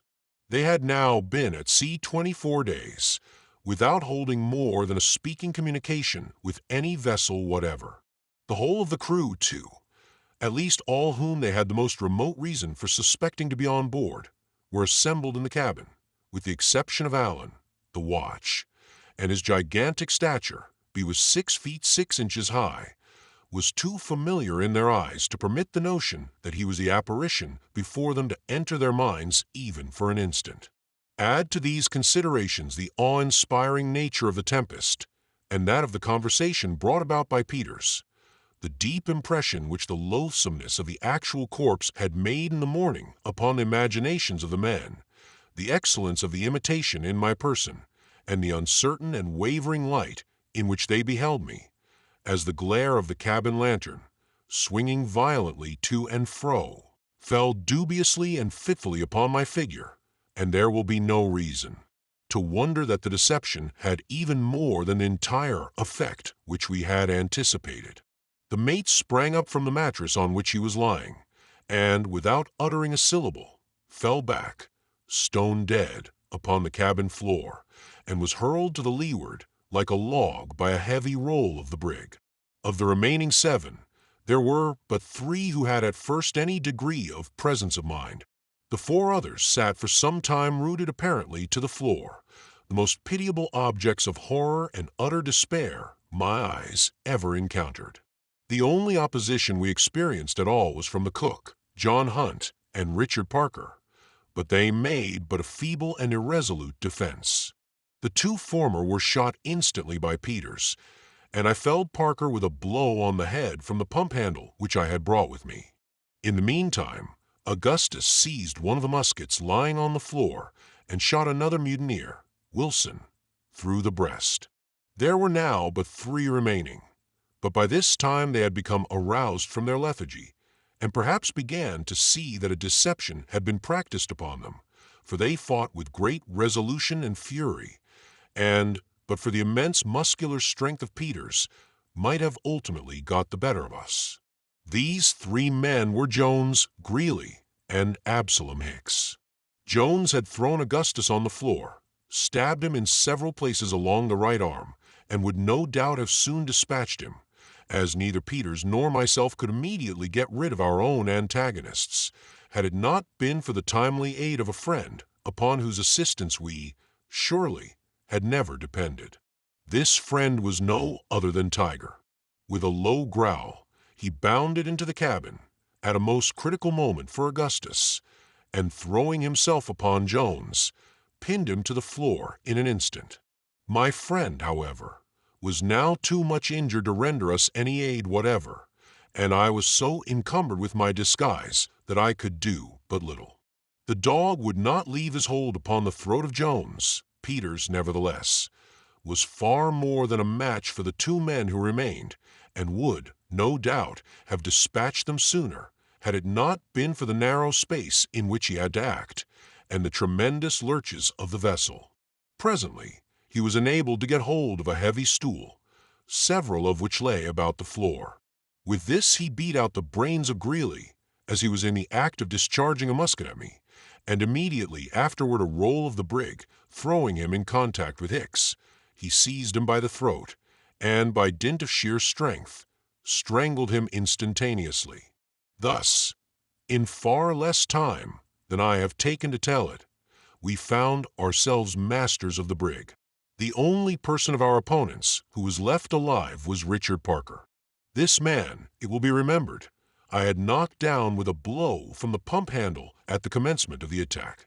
He now lay motionless by the door of the shattered stateroom, but upon Peters touching him with his foot, he spoke and entreated for mercy. His head was only slightly cut, and otherwise he had received no injury, having been merely stunned by the blow. He now got up, and for the present we secured his hands behind his back. The dog was still growling over Jones, but upon examination we found him completely dead, the blood issuing in a stream from a deep wound in the throat, inflicted, no doubt, by the sharp teeth of the animal. It was now about 1 o'clock in the morning, and the wind was still blowing tremendously. The brig evidently labored much more than usual, and it became absolutely necessary that something should be done with a view of easing her in some measure. At almost every roll to leeward she shipped a sea, several of which came partially down into the cabin during our scuffle, the hatchway having been left open by myself when I descended. The entire range of bulwarks to larboard had been swept away, as well as the caboose, together with the jolly boat from the counter. The creaking and working of the mainmast, too, gave indication that it was nearly sprung. To make room for more stowage in the afterhold, the heel of this mast had been stepped between decks, a very reprehensible practice, occasionally resorted to by ignorant shipbuilders, so that it was in imminent danger of working from its step. But to crown all our difficulties, we plumbed the well and found no less than 7 feet of water. Leaving the bodies of the crew lying in the cabin, we got to work immediately at the pumps, Parker, of course, being set at liberty to assist us in the labor. Augustus's arm was bound up as well as we could effect it, and he did what he could, but that was not much. However, we found that we could just manage to keep the leak from gaining upon us by having one pump constantly going. As there were only 4 of us, this was severe labor, but we endeavored to keep up our spirits and looked anxiously for daybreak, when we hoped to lighten the brig by cutting away the mainmast. In this manner we passed a night of terrible anxiety and fatigue, and when the day at length broke, the gale had neither abated in the least, nor were there any signs of its abating. We now dragged the bodies on deck and threw them overboard. Our next care was to get rid of the mainmast. The necessary preparations having been made, Peters cut away at the mast, having found axes in the cabin, while the rest of us stood by the stays and lanyards. As the brig gave a tremendous lee lurch, the word was given to cut away the weather, lanyards, which being done, the whole mass of wood and rigging plunged into the sea, clear of the brig, and without doing any material injury. We now found that the vessel did not labor quite as much as before, but our situation was still exceedingly precarious, and in spite of the utmost exertions, we could not gain upon the leak without the aid of both pumps. The little assistance which Augustus could render us was not really of any importance. To add to our distress, a heavy sea, striking the brig to the windward, threw her off several points from the wind, and, before she could regain her position, another broke completely over her and hurled her full upon her beam ends. The ballast now shifted in a mass to leeward. The stowage had been knocking about perfectly at random for some time, and for a few moments we thought nothing could save us from capsizing. Presently, however, we partially righted, but the ballast still retaining its place to larboard, we lay so much along that it was useless to think of working the pumps, which indeed we could not have done much longer in any case, as our hands were entirely raw with the excessive labor we had undergone, and were bleeding in the most horrible manner. Contrary to Parker's advice, we now proceeded to cut away the foremast, and at length accomplished it after much difficulty, owing to the position in which we lay. In going overboard, the wreck took with it the bowsprit, and left us a complete hulk. So far we had had reason to rejoice in the escape of our longboat, which had received no damage from any of the huge seas which had come on board. But we had not long to congratulate ourselves, for the foremast having gone, and, of course, the foresail with it, by which the brig had been steadied, every sea now made a complete breach over us, and in 5 minutes our deck was swept from stern to stern, the longboat and starboard bulwarks torn off, and even the windlass shattered into fragments. It was, indeed, hardly possible for us to be in a more pitiable condition. At noon there seemed to be some slight appearance of the gale's abating, but in this we were sadly disappointed, for it only lulled for a few minutes to blow with redoubled fury. About 4 in the afternoon it was utterly impossible to stand up against the violence of the blast, and as the night closed in upon us, I had not a shadow of hope that the vessel would hold together until morning. By midnight we had settled very deep in the water, which was now up to the orlop deck. The rudder went soon afterward, the sea which tore it away lifting the after portion of the brig entirely from the water, against which she thumped in her descent with such a concussion as would be occasioned by going ashore. We had all calculated that the rudder would hold its own to the last, as it was unusually strong, being rigged as I have never seen one rigged either before or since. Down its main timber there ran a succession of stout iron hooks, and others in the same manner down the stern post. Through these hooks there extended a very thick wrought iron rod, the rudder being thus held to the stern post and swinging freely on the rod. The tremendous force of the sea which tore it off may be estimated by the fact that the hooks in the stern post, which ran entirely through it, being clinched on the inside, were drawn every one of them completely out of the solid wood. We had scarcely time to draw breath after the violence of this shock, when one of the most tremendous waves I had then ever known broke right on board of us, sweeping the companionway clear off, bursting in the hatchways, and firing every inch of the vessel with water. Chapter 9. Luckily, just before night, all four of us had lashed ourselves firmly to the fragments of the windlass, lying in this manner as flat upon the deck as possible. This precaution alone saved us from destruction. As it was, we were all more or less stunned by the immense weight of water which tumbled upon us, and which did not roll from above us until we were nearly exhausted. As soon as I could recover breath, I called aloud to my companions. Augustus alone replied, saying, "Is all over with us, and may God have mercy upon our souls." By both the others were enabled to speak, when they exhorted us to take courage, as there was still hope, it being impossible from the nature of the cargo that the brig could go down, and there being every chance that the gale would blow over by the morning. These words inspired me with new life. For strange as it may seem, although it was obvious that a vessel with a cargo of empty oil casks would not sink, I had been hitherto so confused in mind as to have overlooked this consideration altogether, and the danger which I had for some time regarded as the most imminent was that of foundering. As hope revived within me, I made use of every opportunity to strengthen the lashings which held me to the remains of the windlass, and in this occupation I soon discovered that my companions were also busy.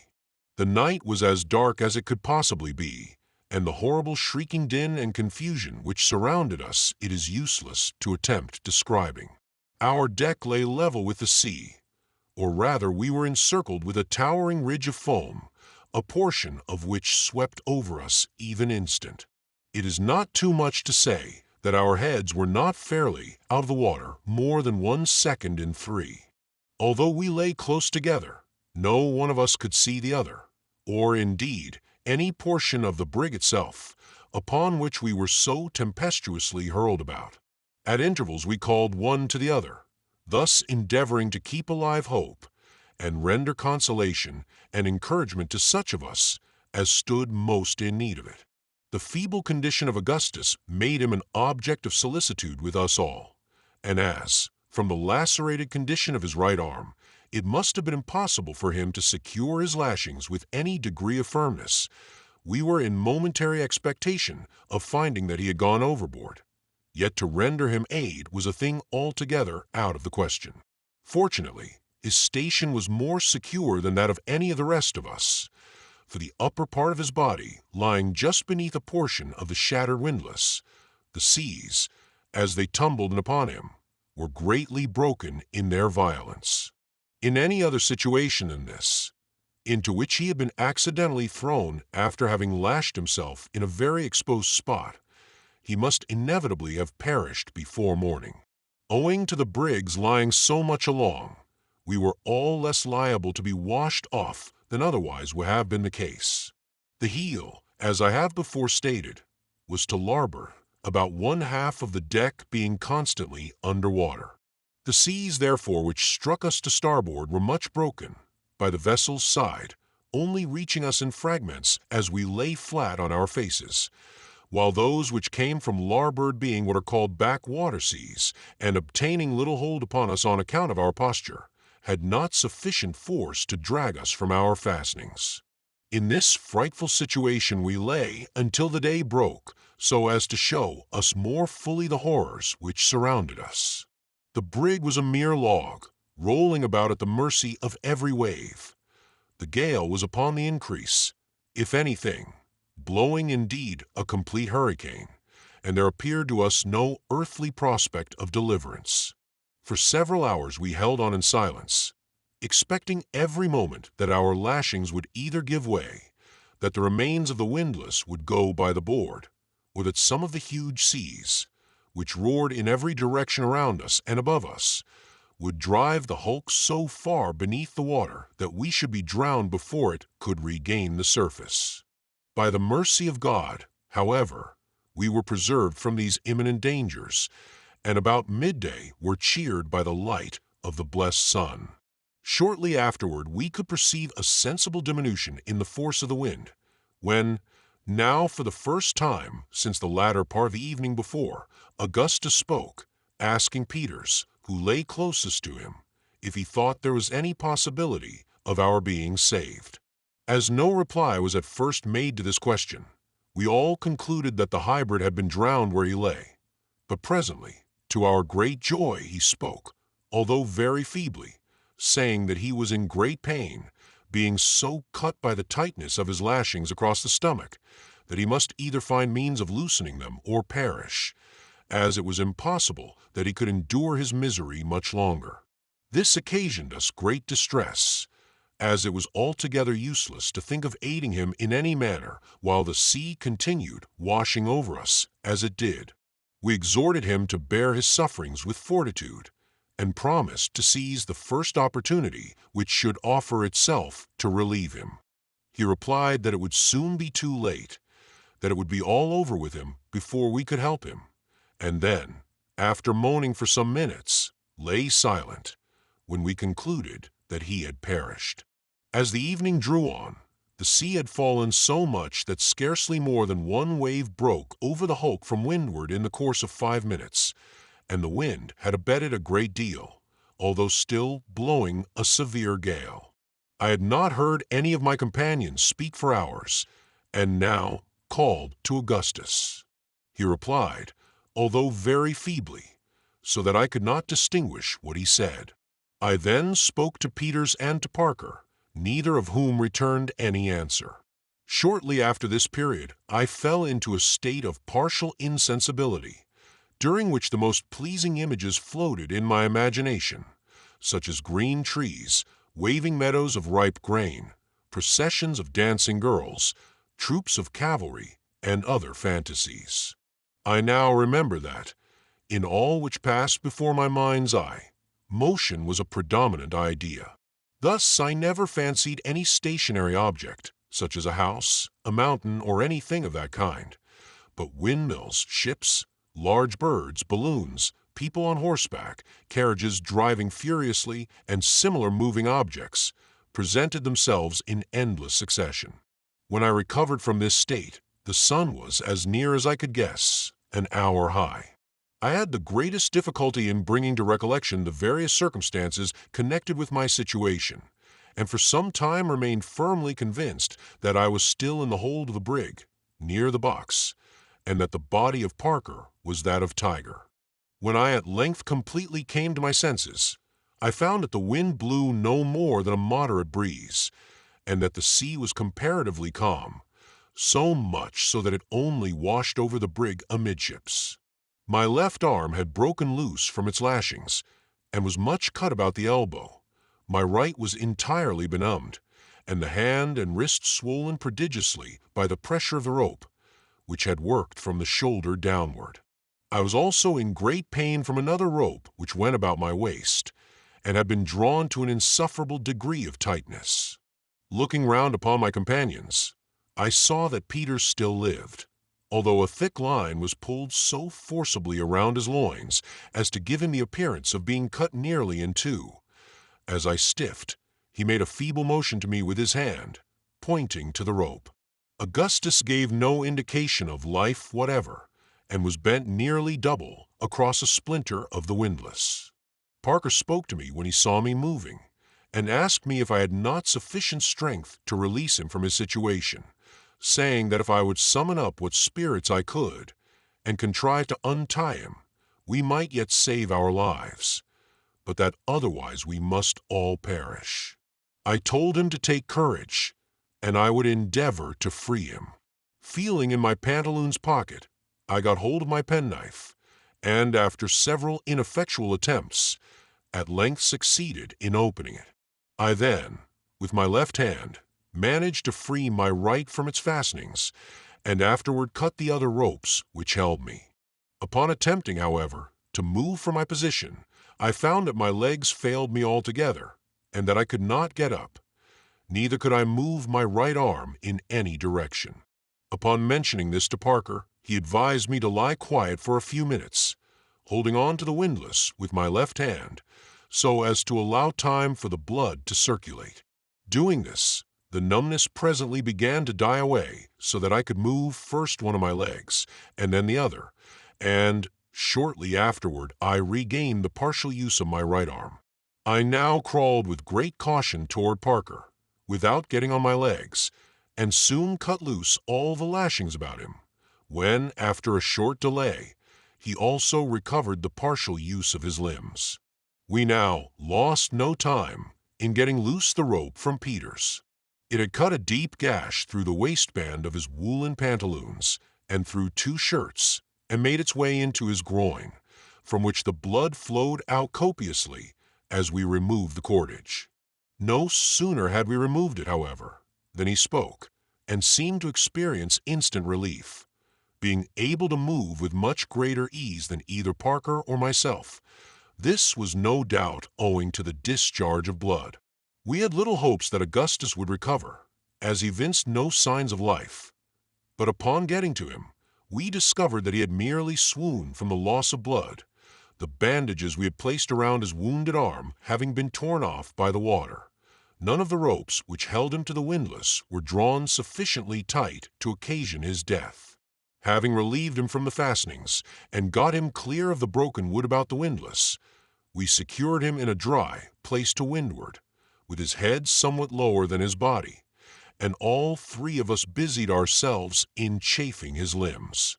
In about half an hour he came to himself, although it was not until the next morning that he gave signs of recognizing any of us, or had sufficient strength to speak. By the time we had thus got clear of our lashings it was quite dark, and it began to cloud up, so that we were again in the greatest agony lest it should come on to blow hard, in which event nothing could have saved us from perishing, exhausted as we were. By good fortune it continued very moderate during the night, the sea subsiding every minute, which gave us great hopes of ultimate preservation. A gentle breeze still blew from the northwest, but the weather was not at all cold. Augustus was lashed carefully to windward in such a manner as to prevent him from slipping overboard with the rolls of the vessel, as he was still too weak to hold on at all. For ourselves there was no such necessity. We sat close together, supporting each other with the aid of the broken ropes about the windlass, and devising methods of escape from our frightful situation. We derived much comfort from taking off our clothes and wringing the water from them. When we put them on after this, they felt remarkably warm and pleasant, and served to invigorate us in no little degree. We helped Augustus off with his, and wrung them for him, when he experienced the same comfort. Our chief sufferings were now those of hunger and thirst, and when we looked forward to the means of relief in this respect, our hearts sunk within us, and we were induced to regret that we had escaped the less dreadful perils of the sea. We endeavored, however, to console ourselves with the hope of being speedily picked up by some vessel, and encouraged each other to bear with fortitude the evils that might happen. The morning of the 14th at length dawned, and the weather still continued clear and pleasant, with a steady but very light breeze from the northwest. The sea was now quite smooth, and as, from some cause which we could not determine, the brig did not ease so much along as she had done before, the deck was comparatively dry, and we could move about with freedom. We had now been better than 3 entire days and nights without either food or drink, and it became absolutely necessary that we should make an attempt to get up something from below. As the brig was completely full of water, we went to this work despondently, and with but little expectation of being able to obtain anything. We made a kind of drag by driving some nails which we broke out from the remains of the companion hatch into 2 pieces of wood. Tying these across each other and fastening them to the end of a rope, we threw them into the cabin and dragged them to and fro, in the faint hope of being thus able to entangle some article which might be of use to us for food, or which might at least render us assistance in getting it. We spent the greater part of the morning in this labor without effect, fishing up nothing more than a few bedclothes, which were readily caught by the nails. Indeed, our contrivance was so very clumsy that any greater success was hardly to be anticipated. We now tried the forecastle, but equally in vain, and were upon the brink of despair when Peters proposed that we should fasten a rope to his body and let him make an attempt to get up something by diving into the cabin. This proposition we hailed with all the delight which reviving hope could inspire. He proceeded immediately to strip off his clothes with the exception of his pantaloons, and a strong rope was then carefully fastened around his middle, being brought up over his shoulders in such a manner that there was no possibility of its slipping. The undertaking was one of great difficulty and danger, for as we could hardly expect to find much, if any, provision in the cabin itself, it was necessary that the diver, after letting himself down, should make a turn to the right and proceed under water a distance of 10 or 12 feet in a narrow passage to the storeroom and return without drawing breath. Everything being ready, Peters now descended in the cabin, going down the companion ladder until the water reached his chin.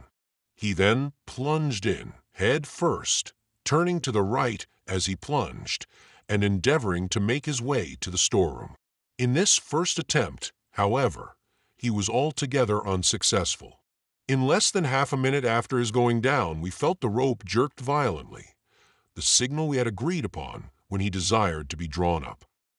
We accordingly drew him up instantly, but so incautiously as to bruise him badly against the ladder.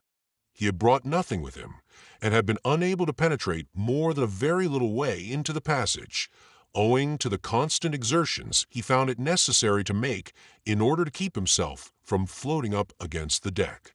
Upon getting out he was very much exhausted, and had to rest full 15 minutes before he could again venture to descend. The second attempt met with even worse success, for he remained so long under water without giving the signal, that, becoming alarmed for his safety, we drew him out without it, and found that he was almost at the last gasp, having, as he said, repeatedly jerked at the rope without our feeling it. This was probably owing to a portion of it having become entangled in the balustrade at the foot of the ladder. This balustrade was, indeed, so much in the way that we determined to remove it, if possible, before proceeding with our design. As we had no means of getting it away except by main force, we all descended into the water as far as we could on the ladder, and giving a pull against it with our united strength, succeeded in breaking it down. The third attempt was equally unsuccessful with the 2 first, and it now became evident that nothing could be done in this manner without the aid of some weight with which the diver might steady himself and keep to the floor of the cabin while making his search. For a long time we looked about in vain for something which might answer this purpose, but at length, to our great joy, we discovered one of the weather-fore chains so loose that we had not the least difficulty in wrenching it off. Having fastened this securely to one of his ankles, Peters now made his 4th descent into the cabin, and this time succeeded in making his way to the door of the steward's room.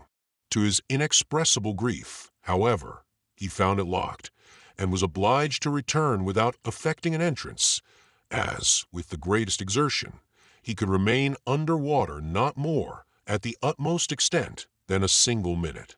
Our affairs now looked gloomy indeed, and neither Augustus nor myself could refrain from bursting into tears, as we thought of the host of difficulties which encompassed us, and the slight probability which existed of our finally making an escape. But this weakness was not of long duration. Throwing ourselves on our knees to God, we implored his aid in the many dangers which beset us, and arose with renewed hope and vigor to think what could yet be done by mortal means toward accomplishing our deliverance. Chapter 10. Shortly afterward an incident occurred which I am induced to look upon as more intensely productive of emotion, as far more replete with the extremes first of delight and then of horror, than even any of the 1,000 chances which afterward befell me in 9 long years, crowded with events of the most startling and, in many cases, of the most unconceived and unconceivable character. We were lying on the deck near the companionway, and debating the possibility of yet making our way into the storeroom, when, looking toward Augustus, who lay fronting myself, I perceived that he had become all at once deadly pale, and that his lips were quivering in the most singular and unaccountable manner. Greatly alarmed, I spoke to him, but he made me no reply, and I was beginning to think that he was suddenly taken ill, when I took notice of his eyes, which were glaring apparently at some object behind me. I turned my head, and shall never forget the ecstatic joy which thrilled through every particle of my frame when I perceived a large brig bearing down upon us, and not more than a couple of miles off. I sprung to my feet as if a musket bullet had suddenly struck me to the heart, and, stretching out my arms in the direction of the vessel, stood in this manner, motionless and unable to articulate a syllable. Peters and Parker were equally affected, although in different ways. The former danced about the deck like a madman, uttering the most extravagant rhodomantades, intermingled with howls and imprecations, while the latter burst into tears, and continued for many minutes weeping like a child. The vessel in sight was a large hermaphrodite brig, of a Dutch build, and painted black, with a tawdry gilt figurehead. She had evidently seen a good deal of rough weather, and, we supposed, had suffered much in the gale which had proved so disastrous to ourselves, for her foretopmast was gone, and some of her starboard bulwarks. When we first saw her, she was, as I have already said, about 2 miles off, and to windward, bearing down upon us. The breeze was very gentle, and what astonished us chiefly was, that she had no other sails set than her foremast and mainsail, with a flying jib. Of course, she came down but slowly, and our impatience amounted nearly to frenzy. The awkward manner in which she steered, too, was remarked by all of us, even excited as we were. She yawed about so considerably that once or twice we thought it impossible she could see us, or imagined that, having seen us, and discovered no person on board, she was about to tack and make off in another direction. Upon each of these occasions we screamed and shouted at the top of our voices, when the stranger would appear to change for a moment her intention, and again hold on toward us, this singular conduct being repeated 2 or 3 times, so that at last we could think of no other manner of accounting for it than by supposing the helmsman to be in liquor. No person was seen upon her decks until she arrived within about 1/4 of a mile of us. We then saw 3 seamen, whom, by their dress, we took to be Hollanders. 2 of these were lying on some old sails near the forecastle, and the third, who appeared to be looking at us with great curiosity, was leaning over the starboard bow near the bowsprit. This last was a stout and tall man, with a very dark skin. He seemed by his manner to be encouraging us to have patience, nodding to us in a cheerful although rather odd way, and smiling constantly, so as to display a set of the most brilliantly white teeth. As his vessel drew nearer, we saw a red flannel cap which he had on fall from his head into the water, but of this he took little or no notice, continuing his odd smiles and gesticulations. I relate these things and circumstances minutely, and I relate them, it must be understood, precisely as they appeared to us. The brig came on slowly, and now more steadily than before, and, I cannot speak calmly of this event, our hearts leaped up wildly within us, and we poured out our whole souls in shouts and thanksgiving to God for the complete, unexpected, and glorious deliverance that was so palpably at hand. Of a sudden, and all at once, there came wafted over the ocean from the strange vessel, which was now close upon us, a smell, a stench, such as the whole world has no name for, no conception of, hellish, utterly suffocating, insufferable, inconceivable. I gasped for breath, and turning to my companions, perceived that they were paler than marble. But we had now no time left for question or surmise. The brig was within 50 feet of us, and it seemed to be her intention to run under our counter, that we might bore her without putting out a boat. We rushed aft, when suddenly a wide yaw threw her off full 5 or 6 points from the course she had been running, and, as she passed under our stern at the distance of about 20 feet, we had a full view of her decks. Shall I ever forget the triple horror of that spectacle? 25 or 30 human bodies, among whom were several females, lay scattered about between the counter and the galley in the last and most loathsome state of putrefaction. We plainly saw that not a soul lived in that fated vessel, yet we could not help shouting to the dead for help. Yes, long and loudly did we beg, in the agony of moment, that those silent and disgusting images would stay for us, would not abandon us to become like them, would receive us among their goodly company. We were raving with horror and despair, thoroughly mad through the anguish of our grievous disappointment. As our first loud yell of terror broke forth, it was replied to by something, from near the bowsprit of stranger, so closely resembling the scream of a human voice that the nicest ear might have been startled and deceived. At this instant another sudden yaw brought the region of the forecastle for a moment into view, and we beheld at once the origin of the sound.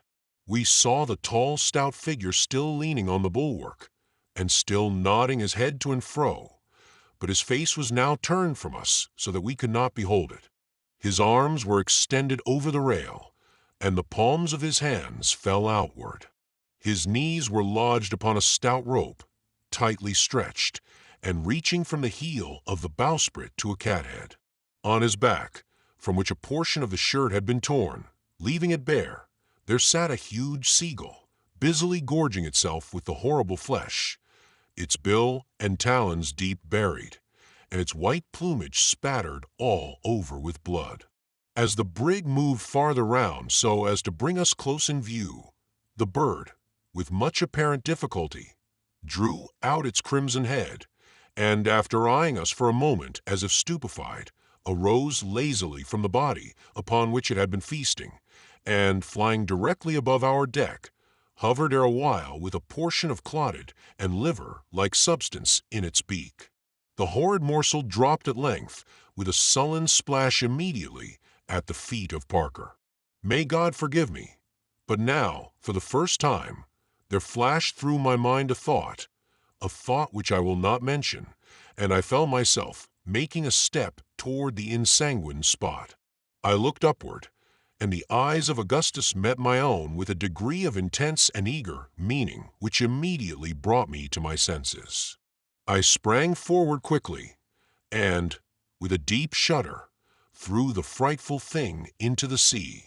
The body from which it had been taken, resting as it did upon the rope, had been easily swayed to and fro by the exertions of the carnivorous bird, and it was this motion which had at first impressed us with the belief of its being alive. As the gull relieved it of its weight, it swung round and fell partially over, so that the face was fully discovered.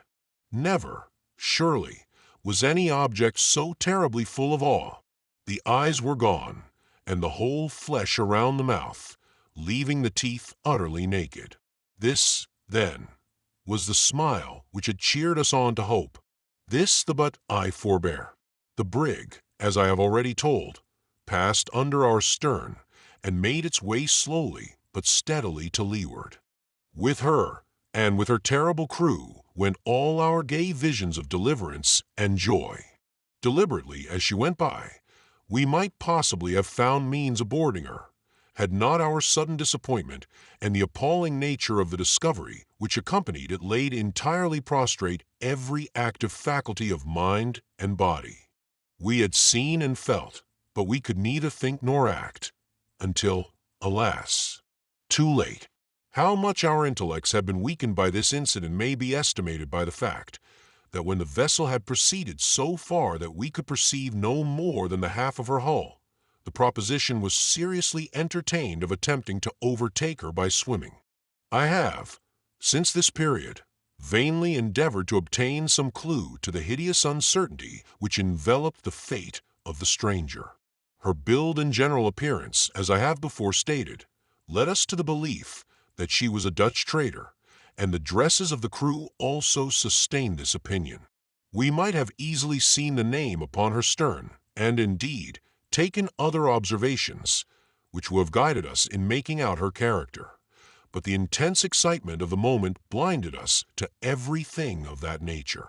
From the saffron-like hue of such of the corpses as were not entirely decayed, we concluded that the whole of her company had perished by the yellow fever, or some other virulent disease of the same fearful kind. If such were the case, and I know not what else to imagine, death, to judge from the positions of the bodies, must have come upon them in a manner awfully sudden and overwhelming, in a way totally distinct from that which generally characterizes even the most deadly pestilences with which mankind are acquainted. It is possible, indeed, that poison, accidentally introduced into some of their sea stores, may have brought about the disaster, or that the eating of some unknown venomous species of fish or other marine animal, or oceanic bird, might have induced it, but it is utterly useless to form conjectures where all is involved, and will, no doubt, remain forever involved in the most appalling and unfathomable mystery. Chapter 11. We spent the remainder of the day in a condition of stupid lethargy, gazing after the retreating vessel until the darkness, hiding her from our sight, recalled us in some measure to our senses. The pangs of hunger and thirst then returned, absorbing all other cares and considerations. Nothing, however, could be done until the morning, and, securing ourselves as well as possible, we endeavored to snatch a little repose. In this I succeeded beyond my expectations, sleeping until my companions, who had not been so fortunate, aroused me at daybreak to renew our attempts at getting up provisions from the hull. It was now a dead calm, with the sea as smooth as I have ever known it, the weather warm and pleasant. The brig was out of sight. We commenced our operations by wrenching off, with some trouble, another of the forechains, and having fastened both to Peter's feet, he again made an endeavor to reach the door of the storeroom, thinking it possible that he might be able to force it open, provided he could get at it in sufficient time, and this he hoped to do, as the hulk lay much more steadily than before. He succeeded very quickly in reaching the door, when, loosening one of the chains from his ankle, he made every exertion to force the passage with it, but in vain, the framework of the room being far stronger than was anticipated. He was quite exhausted with his long stay under water, and it became absolutely necessary that some other one of us should take his place. For this service Parker immediately volunteered, but after making 3 ineffectual efforts, found that he could never even succeed in getting near the door. The condition of Augustus's wounded arm rendered it useless for him to attempt going down, as he would be unable to force the room open should he reach it, and accordingly now devolved upon me to exert myself for our common deliverance. Peters had left one of the chains in the passage, and I found, upon plunging in, that I had not sufficient balance to keep me firmly down. I determined, therefore, to attempt no more, in my first effort, than merely to recover the other chain. In groping along the floor of the passage for this, I felt a hard substance, which I immediately grasped, not having time to ascertain what it was, but returning and ascending instantly to the surface. The prize proved to be a bottle, and our joy may be conceived when I say that it was found to be full of port wine. Giving thanks to God for this timely and cheering assistance, We immediately drew the cork with my penknife, and, each taking a moderate sup, felt the most indescribable comfort from the warmth, strength, and spirits with which it inspired us. We then carefully re-corked the bottle, and, by means of a handkerchief, swung it in such a manner that there was no possibility of its getting broken. Having rested a while after this fortunate discovery, I again descended, and now recovered the chain, with which I instantly came up. I then fastened it on, and went down for the third time, when I became fully satisfied that no exertions whatever, in that situation, would enable me to force open the door of the storeroom. I therefore returned in despair. There seemed now to be no longer any room for hope, and I could perceive in the countenances of my companions that they had made up their minds to perish. The wine had evidently produced in them a species of delirium, which, perhaps, I had been prevented from feeling by the immersion I had undergone since drinking it. They talked incoherently, and about matters unconnected with our condition, Peters repeatedly asking me questions about Nantucket. Augustus, too, I remember, approached me with a serious air, and requested me to lend him a pocket-comb, as his hair was full of fish scales, and he wished to get them out before going on shore. Parker appeared somewhat less affected, and urged me to dive at random into the cabin, and bring up any article which might come to hand. To this I consented, and in the first attempt, after staying under a full minute, brought up a small leather trunk belonging to Captain Barnard. This was immediately opened in the faint hope that it might contain something to eat or drink. We found nothing, however, except a box of razors and 2 linen shirts. I now went down again, and returned without any success. As my head came above water, I heard a crash on deck, and upon getting up, saw that my companions had ungratefully taken advantage of my absence to drink the remainder of the wine, having let the bottle fall in endeavor to replace it before I saw them. I remonstrated with them on the heartlessness of their conduct, when Augustus burst into tears. The other 2 endeavored to laugh the matter off as a joke, but I hope never again to behold laughter of such a species. The distortion of countenance was absolutely frightful. Indeed, it was apparent that the stimulus, in the empty state of their stomachs, had taken instant and violent effect, and that they were all exceedingly intoxicated. With great difficulty I prevailed upon them to lie down, when they fell very soon into a heavy slumber, accompanied with loud, stertorous breathing. I now found myself, as it were, alone in the brig, and my reflections, to be sure, were of the most fearful and gloomy nature. No prospect offered itself to my view but a lingering death by famine, or, at the best, by being overwhelmed in the first gale which should spring up, for in our present exhausted condition we could have no hope of living through another. The gnawing hunger which I now experienced was nearly insupportable, and I felt myself capable of going to any lengths in order to appease it. With my knife I cut off a small portion of the leather trunk and endeavored to eat it, but found it utterly impossible to swallow a single morsel, although I fancied that some little alleviation of my suffering was obtained by chewing small pieces of it and spitting them out. Toward night my companions awoke, one by one, each in an indescribable state of weakness and horror, brought on by the wine, whose fumes had now evaporated. They shook as if with a violent ague, and uttered the most lamentable cries for water. Their condition affected me in the most lively degree, at the same time causing me to rejoice in the fortunate train of circumstances which had prevented me from indulging in the wine, and consequently from sharing their melancholy and most distressing sensations. Their conduct, however, gave me great uneasiness and alarm, for it was evident that, unless some favorable change took place, they could afford me no assistance in providing for our common safety. I had not yet abandoned all idea of being able to get up something from below, but the attempt could not possibly be resumed until some one of them was sufficiently master of himself to aid me by holding the end of the rope While I went down, Parker appeared to be somewhat more in possession of his senses than the others, and I endeavored, by every means in my power, to rouse him. Thinking that a plunge in the sea water might have a beneficial effect, I contrived to fasten the end of a rope around his body, and then, leading him to the companionway, he remaining quite passive all the while, pushed him in and immediately drew him out. I had good reason to congratulate myself upon having made this experiment, for he appeared much revived and invigorated, and upon getting out, asked me, in a rational manner, why I had so served him.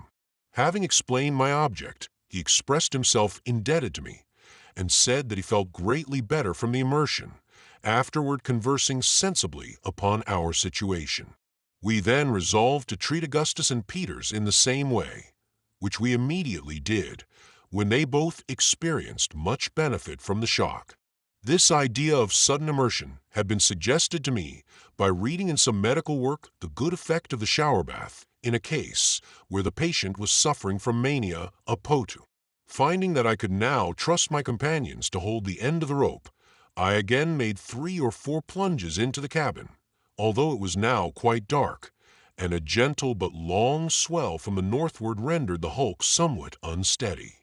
In the course of these attempts I succeeded in bringing up 2 case knives, a 3-gallon jug, empty, and a blanket, but nothing which could serve us for food. I continued my efforts after getting these articles until I was completely exhausted, but brought up nothing else.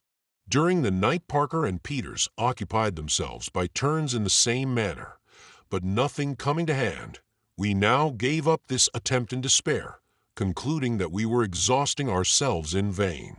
We passed the remainder of this night in a state of most intense mental and bodily anguish that can possibly be imagined. The morning of the 16th at length dawned, and we looked eagerly around the horizon for relief, but to no purpose. The sea was still smooth, with only a long swell from the northward, as on yesterday. This was the 6th day since we had tasted either food or drink, with the exception of the bottle of port wine, and it was clear that we could hold out but a very little while longer unless something could be obtained. I never saw before, nor wish to see again, human beings so utterly emaciated as Peters and Augustus. Had I met them on shore in their present condition, I should not have had the slightest suspicion that I had ever beheld them. Their countenances were totally changed in character, so that I could not bring myself to believe them really the same individuals with whom I had been in company but a few days before. Parker, although sadly reduced, and so feeble that he could not raise his head from his bosom, was not so far gone as the other 2. He suffered with great patience, making no complaint, and endeavoring to inspire us with hope in every manner he could devise. For myself, although at the commencement of the voyage I had been in bad health, and was at all times of a delicate constitution, I suffered less than any of us, being much less reduced in frame, and retaining my powers of mind in a surprising degree, while the rest were completely prostrated in intellect, and seemed to be brought to a species of second childhood, generally simpering in their expressions, with idiotic smiles, and uttering the most absurd platitudes. At intervals, however, they would appear to revive suddenly, as if inspired all at once with a consciousness of their condition, when they would spring upon their feet in a momentary flash of vigor, and speak, for a short period, of their prospects, in a manner altogether rational, although full of the most intense despair. It is possible, however, that my companions may have entertained the same opinion of their own condition as I did of mine, and that I may have unwittingly been guilty of the same extravagances and imbecilities as themselves. This is a matter which cannot be determined. About noon, Parker declared that he saw land off the larboard quarter, and it was with the utmost difficulty I could restrain him from plunging into the sea with the view of swimming toward it. Peters and Augustus took little notice of what he said, being apparently wrapped up in moody contemplation. Upon looking in the direction pointed out, I could not perceive the faintest appearance of the shore. Indeed, I was too well aware that we were far from any land to indulge in a hope of that nature. It was a long time, nevertheless, before I could convince Parker of his mistake. He then burst into a flood of tears, weeping like a child, with loud cries and sobs. For 2 or 3 hours, when becoming exhausted, he fell asleep. Peters and Augustus now made several ineffectual efforts to swallow portions of the leather. I advised them to chew it and spit out, but they were too excessively debilitated to be able to follow my advice. I continued to chew pieces of it at intervals, and found some relief from so doing. My chief distress was for water, and I was only prevented from taking a draught from the sea by remembering the horrible consequences which thus have resulted to others who were similarly situated with ourselves. The day wore on in this manner, when I suddenly discovered a sail to the eastward, and on our larboard bow. She appeared to be a large ship, and was coming nearly athwart us, being probably 12 or 15 miles distant. None of my companions had as yet discovered her, and I forbore to tell them of her for the present, lest we might again be disappointed of relief. At length, upon her getting nearer, I saw distinctly that she was heading immediately for us, with her light sails filled.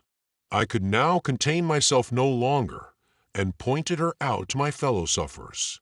They immediately sprang to their feet, again indulging in the most extravagant demonstrations of joy, weeping, laughing in an idiotic manner, jumping, stamping upon the deck, tearing their hair, and praying and cursing by turns.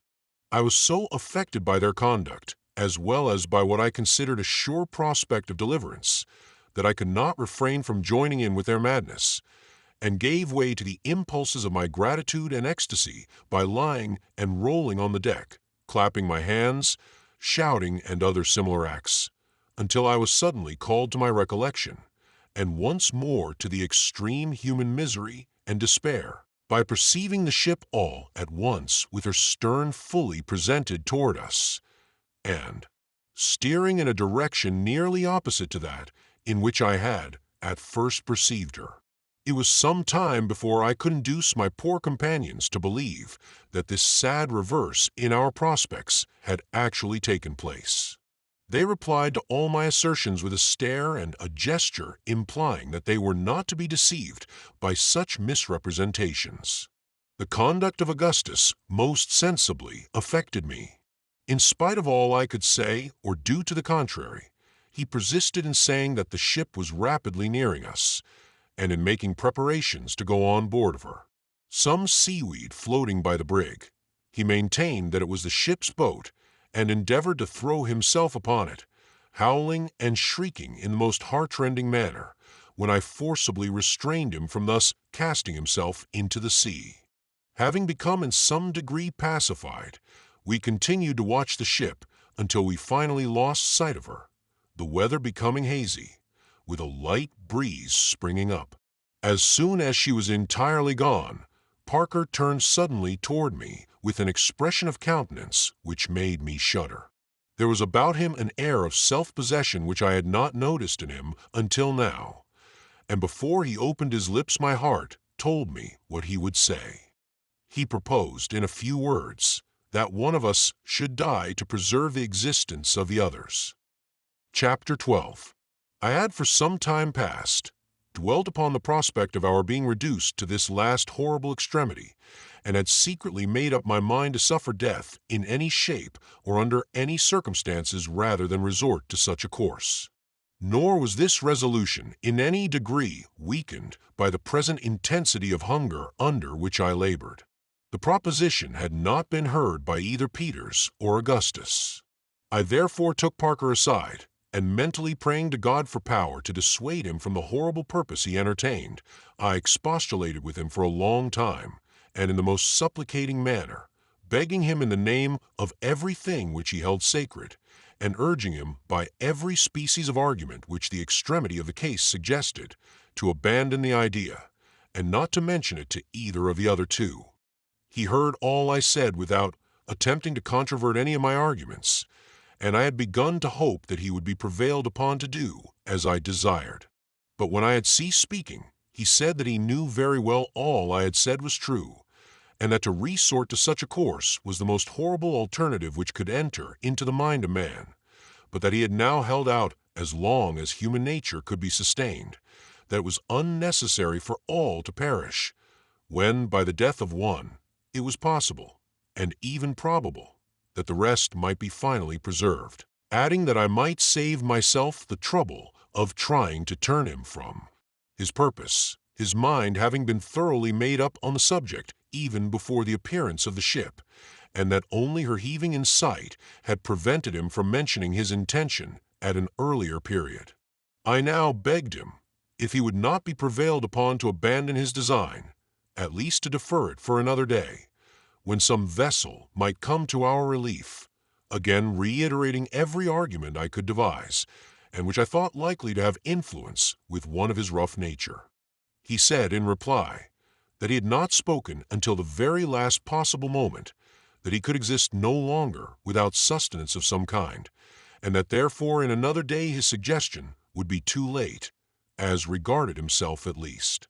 Finding that he was not to be moved by anything I could say in a mild tone, I now assumed a different demeanor, and told him that he must be aware I had suffered less than any of us from our calamities, that my health and strength, consequently, were at that moment far better than his own, or than that either of Peter's or Augustus. In short, that I was in a condition to have my own way by force if I found it necessary, and that if he attempted in any manner to acquaint the others with his bloody and cannibal designs, I would not hesitate to throw him into the sea. Upon this he immediately seized me by the throat, and drawing a knife, made several ineffectual efforts to stab me in the stomach, an atrocity which his excessive debility alone prevented him from accomplishing. In the meantime, being roused to a high pitch of anger, I forced him to the vessel's side, with the full intention of throwing him overboard. He was saved from his fate, however, by the interference of Peters, who now approached and separated us, asking the cause of the disturbance. This Parker told before I could find means in any manner to prevent him. The effect of his words was even more terrible than what I had anticipated.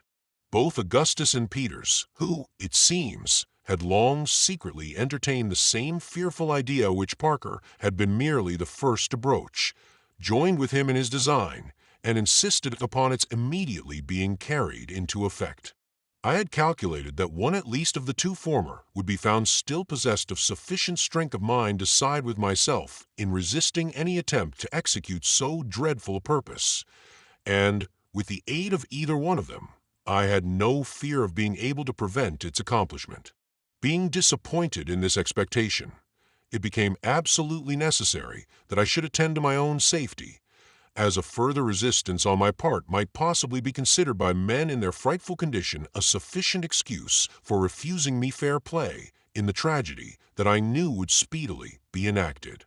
I now told them I was willing to submit to the proposal, merely requesting a delay of about 1 hour, in order that the fog which had gathered around us might have an opportunity of lifting, when it was possible that the ship we had seen might be again in sight.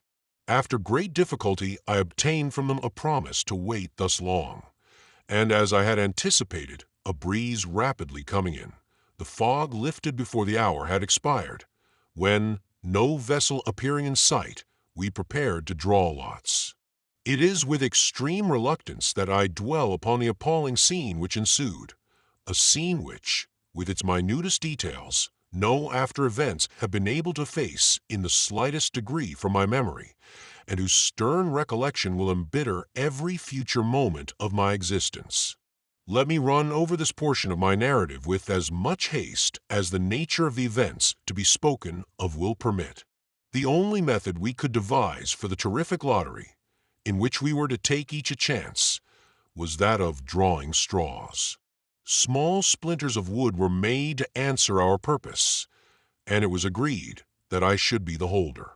I retired to one end of the hulk, while my poor companions silently took up their station in the other with their backs turned toward me. The bitterest anxiety which I endured at any period of this fearful drama was while I occupied myself in the arrangement of the lots. There are few conditions into which man can possibly fall where he will not feel a deep interest in the preservation of his existence, an interest momentarily increasing with the frailness of the tenure by which that existence may be held. But now that the silent, definite, and stern nature of the business in which I was engaged, so different from the tumultuous dangers of the storm or the gradually approaching horrors of famine, allowed me to reflect on the few chances I had of escaping the most appalling of deaths, a death for the most appalling of purposes, every particle of that energy which had so long buoyed me up departed like feathers before the wind, leaving me a helpless prey to the most abject and pitiable terror. I could not, at first, even summon up sufficient strength to tear and fit together the small splinters of wood, my fingers absolutely refusing their office, and my knees knocking violently against each other. My mind ran over rapidly 1,000 absurd projects by which to avoid becoming a partner in the awful speculation. I thought of falling on my knees to my companions and entreating them to let me escape this necessity, of suddenly rushing upon them, and, by putting one of them to death, of rendering the decision by lot useless. In short, of everything but of going through with the matter I had in hand. At last, after wasting a long time in this imbecile conduct, I was recalled to my senses by the voice of Parker, who urged me to relieve them at once from the terrible anxiety they were enduring. Even then I could not bring myself to arrange the splinters upon the spot, but thought over every species of finesse by which I could trick someone of my fellow sufferers to draw the short straw, as it had been agreed that whoever drew the shortest of 4 splinters from my hand was to die for the preservation of the rest. Before any one condemn me for this apparent heartlessness, let him be placed in a situation precisely similar to my own. At length delay was no longer possible, and, with a heart almost bursting from my bosom, I advanced to the region of the forecastle, where my companions were awaiting me. I held out my hand with the splinters, and Peters immediately drew. He was free. His, at least, was not the shortest, and there was now another chance against my escape. I summoned up all my strength, and passed the lots to Augustus. He also drew immediately, and he also was free, and now whether I should live or die, the chances were no more than precisely even. At this moment all the fierceness of the tiger possessed my bosom, and I felt toward my poor fellow creature, Parker, the most intense, the most diabolical hatred. But the feeling did not last, and at length, with a convulsive shudder and closed eyes, I held out the 2 remaining splinters toward him.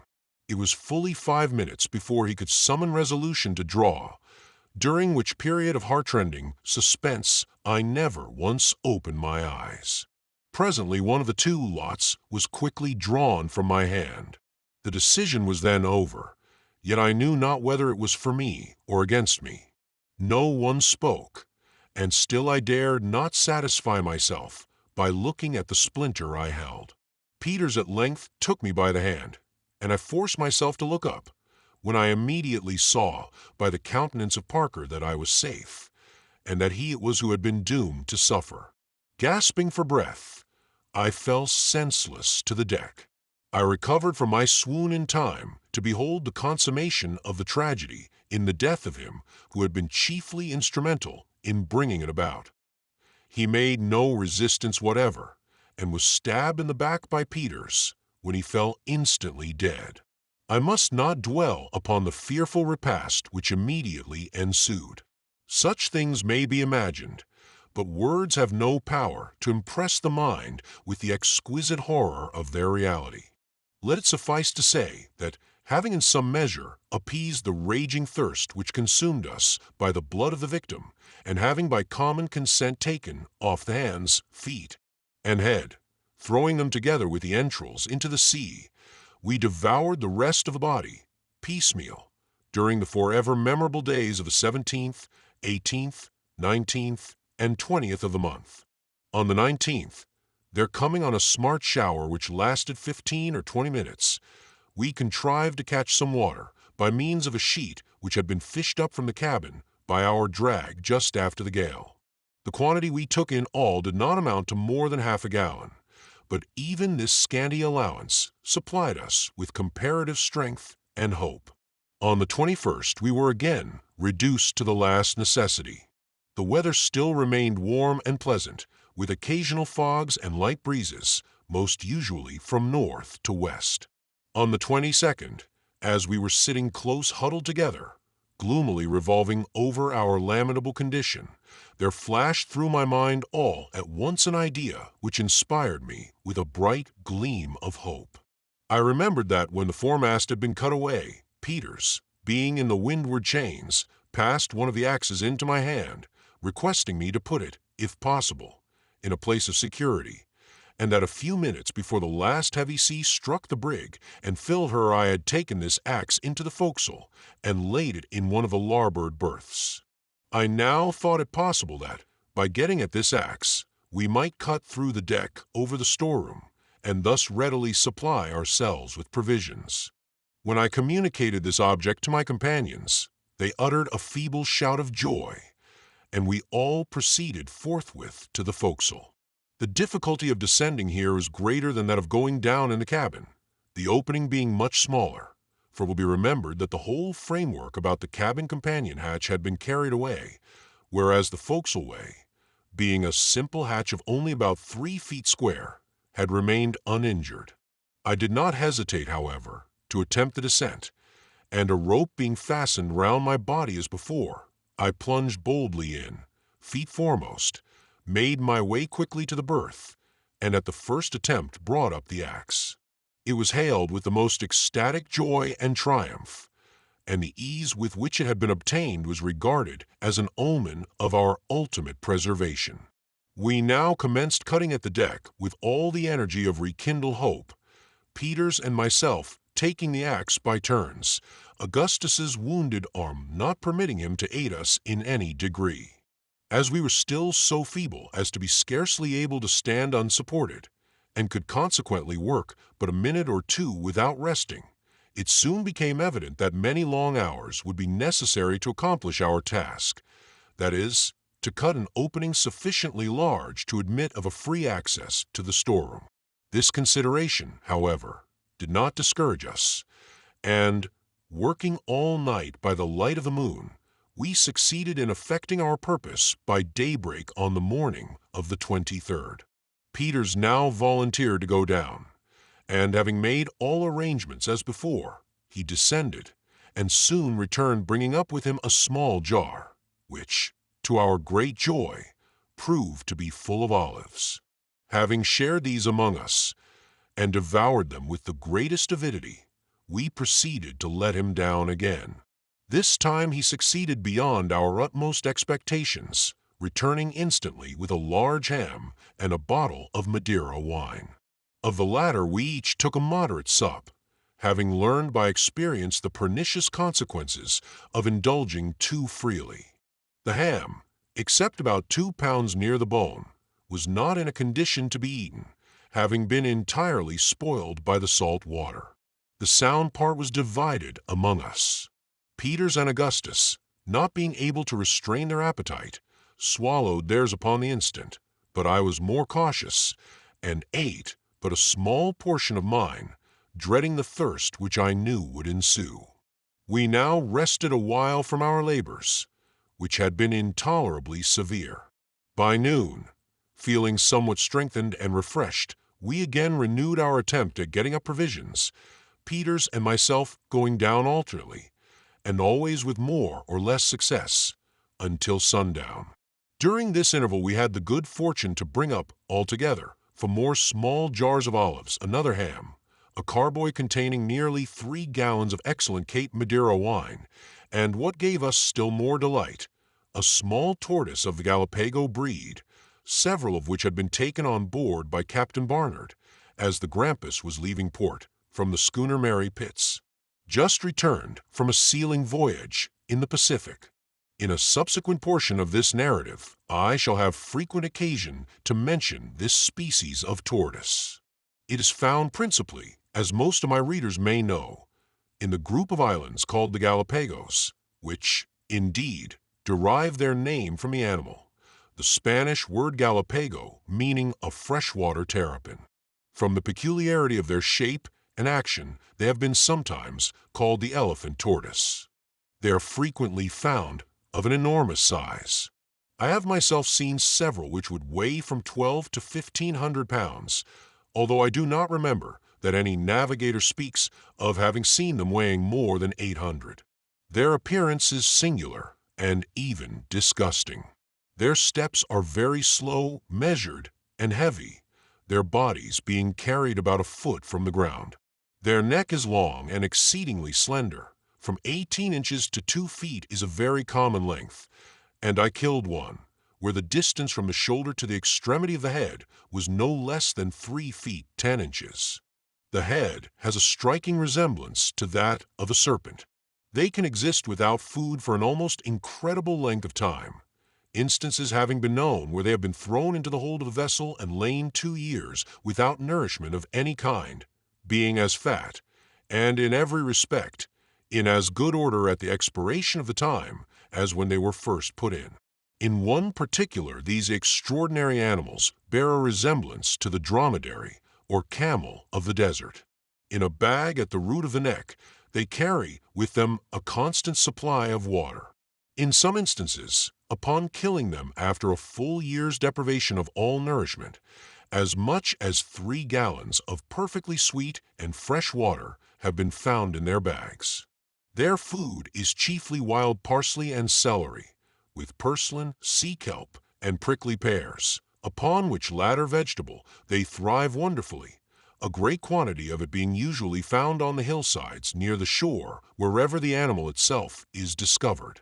They are excellent and highly nutritious food, and have, no doubt, been the means of preserving the lives of thousands of seamen employed in the whale fishery and other pursuits in the Pacific. The one which we had the good fortune to bring up from the storeroom was not of a large size, weighing probably 65 or 70 pounds. It was a female and in excellent condition, being exceedingly fat and having more than a quart of limpid and sweet water in its bag. This was indeed a treasure, and, falling on our knees with one accord, we returned fervent thanks to God for so seasonable a relief. We had great difficulty in getting the animal up through the opening, as its struggles were fierce and its strength prodigious. It was upon the point of making its escape from Peter's grasp and slipping back into the water, when Augustus, throwing a rope with a slip knot around its throat, held it up in this manner until I jumped into the hole by the side of Peter's and assisted him in lifting out. The water we drew carefully from the bag into the jug, which, it will be remembered, had been brought up before from the cabin. Having done this, we broke off the neck of a bottle so as to form, with the cork, a kind of glass, holding not quite half a gill. We then each drank one of these measures full, and resolved to limit ourselves to this quantity per day, as long as it should hold out. During the last 2 or 3 days, the weather having been dry and pleasant, the bedding we had obtained from the cabin, as well as our clothing, had become thoroughly dry, so that we passed this night, that of the 23rd, in comparative comfort, enjoying a tranquil repose, after having supped plentifully on olives and ham, with a small allowance of the wine. Being afraid of losing some of our stores overboard during the night, in the event of a breeze springing up, we secured them as well as possible with cordage to the fragments of the windlass. Our tortoise, which we were anxious to preserve alive as long as we could, we threw on its back and otherwise carefully fastened. Chapter 13. July 24. This morning saw us wonderfully recruited in spirits and strength. Notwithstanding the perilous situation in which we were still placed, ignorant of our position, although certainly at a great distance from land, without more food than would last us for a fortnight even with great care, almost entirely without water, and floating about at the mercy of every wind and wave on the merest wreck in the world. Still, the infinitely more terrible distresses and dangers from which we had so lately and so providentially been delivered caused us to regard what we now endured as but little more than an ordinary evil. So strictly comparative is either good or ill. At sunrise we were preparing to renew our attempts at getting up something from the storeroom, when, a smart shower coming on, with some lightning, we turn our attention to the catching of water by means of the sheet we had used before for this purpose. We had no other means of collecting the rain than by holding the sheet spread out with one of the forechain plates in the middle of it. The water, thus conducted to the center, was drained through into our jug. We had nearly filled it in this manner, when a heavy squall coming on from the northward obliged us to desist, as the hulk began once more to roll so violently that we could no longer keep our feet. We now went forward, and, lashing ourselves securely to the remnant of the windlass, as before, awaited the event with far more calmness than could have been anticipated or would have been imagined possible under the circumstances. At noon the wind had freshened into a two-reef breeze, and by night into a stiff gale, accompanied with a tremendously heavy swell. Experience having taught us, however, the best method of arranging our lashings, we weathered this dreary night in tolerable security, although thoroughly drenched at almost every instant by the sea, and in momentary dread of being washed off. Fortunately, the weather was so warm as to render the water rather grateful than otherwise. July 25. This morning the gale had diminished to a mere 10-knot breeze, and the sea had gone down with it so considerably that we were able to keep ourselves dry upon the deck. To our great grief, however, we found that 2 jars of our olives, as well as the whole of our ham, had been washed overboard, in spite of the careful manner in which they had been fastened. We determined not to kill the tortoise as yet, and contented ourselves for the present with a breakfast on a few of the olives and a measure of water each, which latter we mixed half and half, with wine, finding great relief and strength from the mixture, without the distressing intoxication which had ensued upon drinking the port. The sea was still far too rough for the renewal of our efforts at getting up provision from the storeroom. Several articles of no importance to us in our present situation floated up through the opening during the day and were immediately washed overboard. We also now observed that the hulk lay more along than ever, so that we could not stand an instant without lashing ourselves. On this account we passed a gloomy and uncomfortable day. At noon the sun appeared to be nearly vertical, and we had no doubt that we had been driven down by the long succession of northward and northwesterly winds into the near vicinity of the equator. Toward evening saw several sharks, and were somewhat alarmed by the audacious manner in which an enormously large one approached us.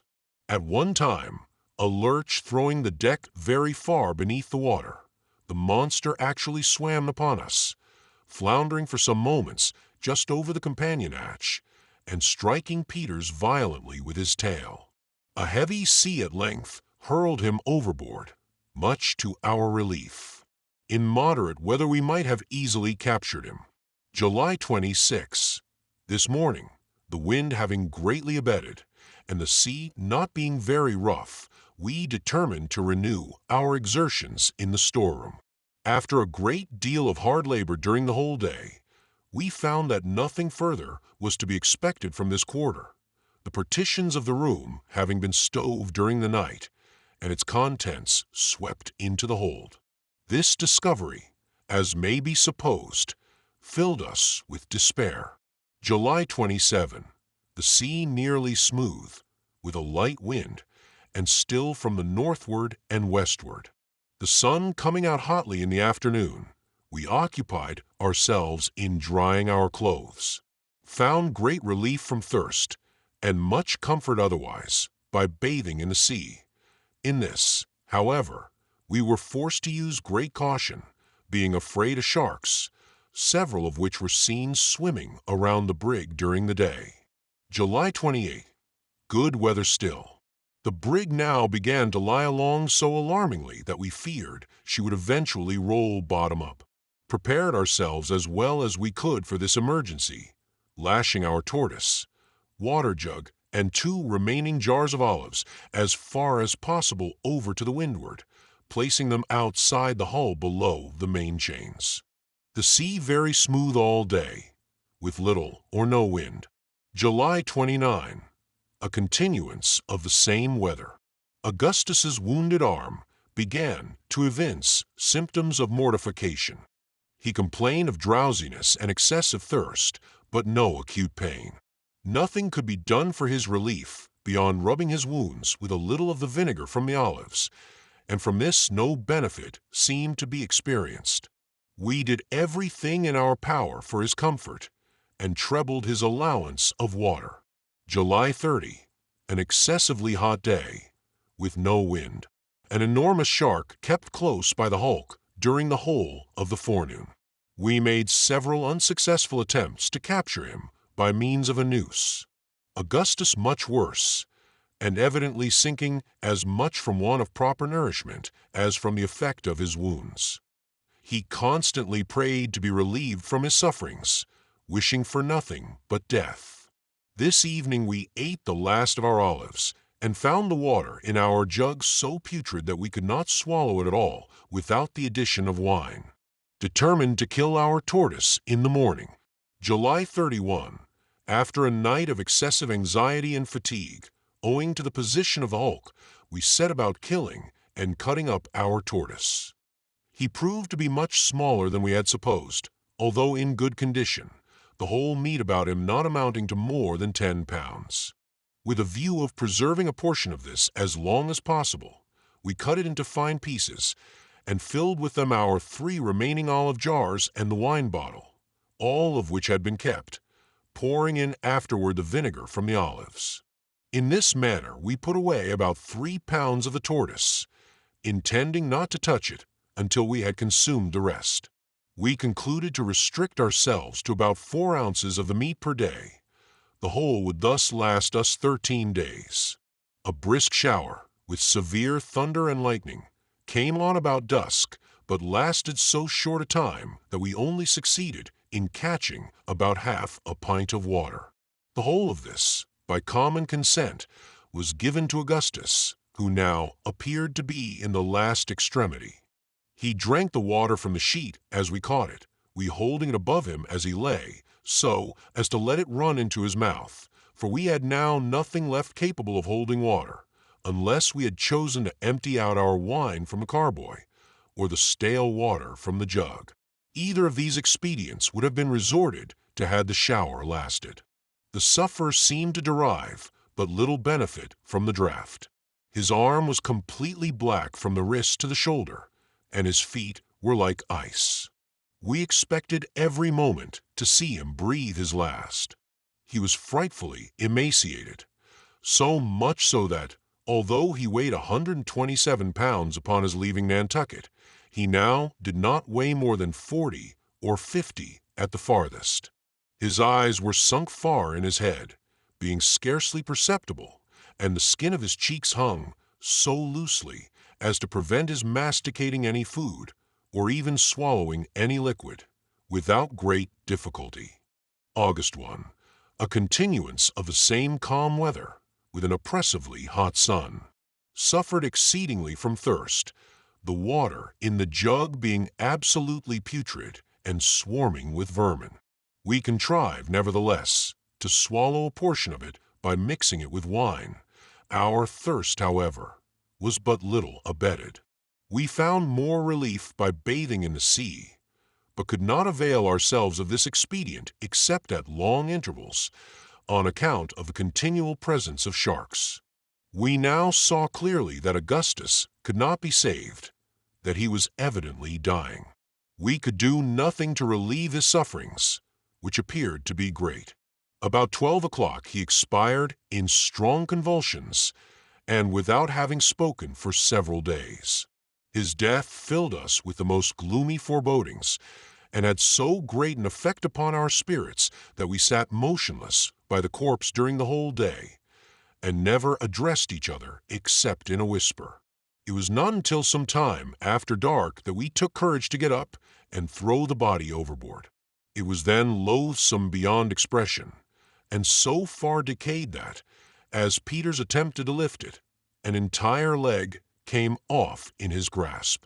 As the mass of putrefaction slipped over the vessel's side into the water, the glare of phosphoric light with which it was surrounded plainly discovered to us 7 or 8 large sharks, the clashing of whose horrible teeth, as their prey was torn to pieces among them, might have been heard at the distance of a mile.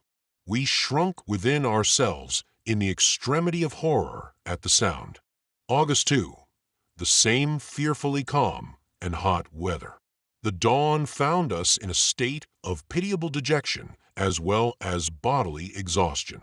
The water in the jug was now absolutely useless, being a thick gelatinous mass, nothing but frightful looking worms mingled with slime.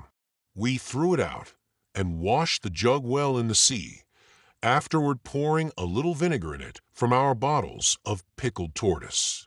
Our thirst could now scarcely be endured, and we tried in vain to relieve it by wine, which seemed only to add fuel to the flame and excited us to a high degree of intoxication.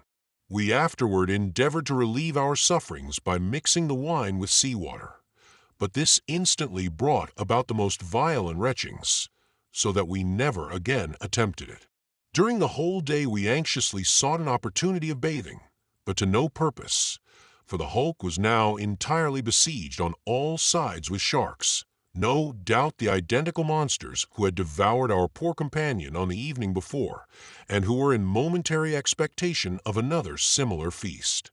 This circumstance occasioned us the most bitter regret and filled us with the most depressing and melancholy forebodings. We had experienced indescribable relief in bathing, and to have this resource cut off in so frightful a manner was more than we could bear. Nor, indeed, were we altogether free from the apprehension of immediate danger, for the least slip or false movement would have thrown us at once within reach of those voracious fish, who frequently thrust themselves directly upon us, swimming up to leeward. No shouts or exertions on our part seemed to alarm them. Even when one of the largest was struck with an axe by Peters and much wounded, he persisted in his attempts to push in where we were. A cloud came up at dusk, but, to our extreme anguish, passed over without discharging itself. It is quite impossible to conceive our sufferings from thirst at this period. We passed a sleepless night, both on this account and through dread of the sharks. August 3. No prospect of relief, and the brig lying still more and more along, so that now we could not maintain a footing upon deck at all. Busied ourselves in securing our wine and tortoise meat, so that we might not lose them in the event of our rolling over. Got out 2 stout spikes from the forechains, and by means of the axe, drove them into the hull to windward within a couple of feet of the water, this not being very far from the keel, as we were nearly upon our beam ends. To these spikes we now lashed our provisions, as being more secure than their former position beneath the chains. Suffered great agony from thirst during the whole day. No chance of bathing on account of the sharks, which never left us for a moment. Found it impossible to sleep. August 4. A little before daybreak we perceived that the hulk was heeling over, and aroused ourselves to prevent being thrown off by the movement. At first the roll was slow and gradual, and we contrived to clamber over to windward very well, having taken the precaution to leave ropes hanging from the spikes we had driven in for the provision.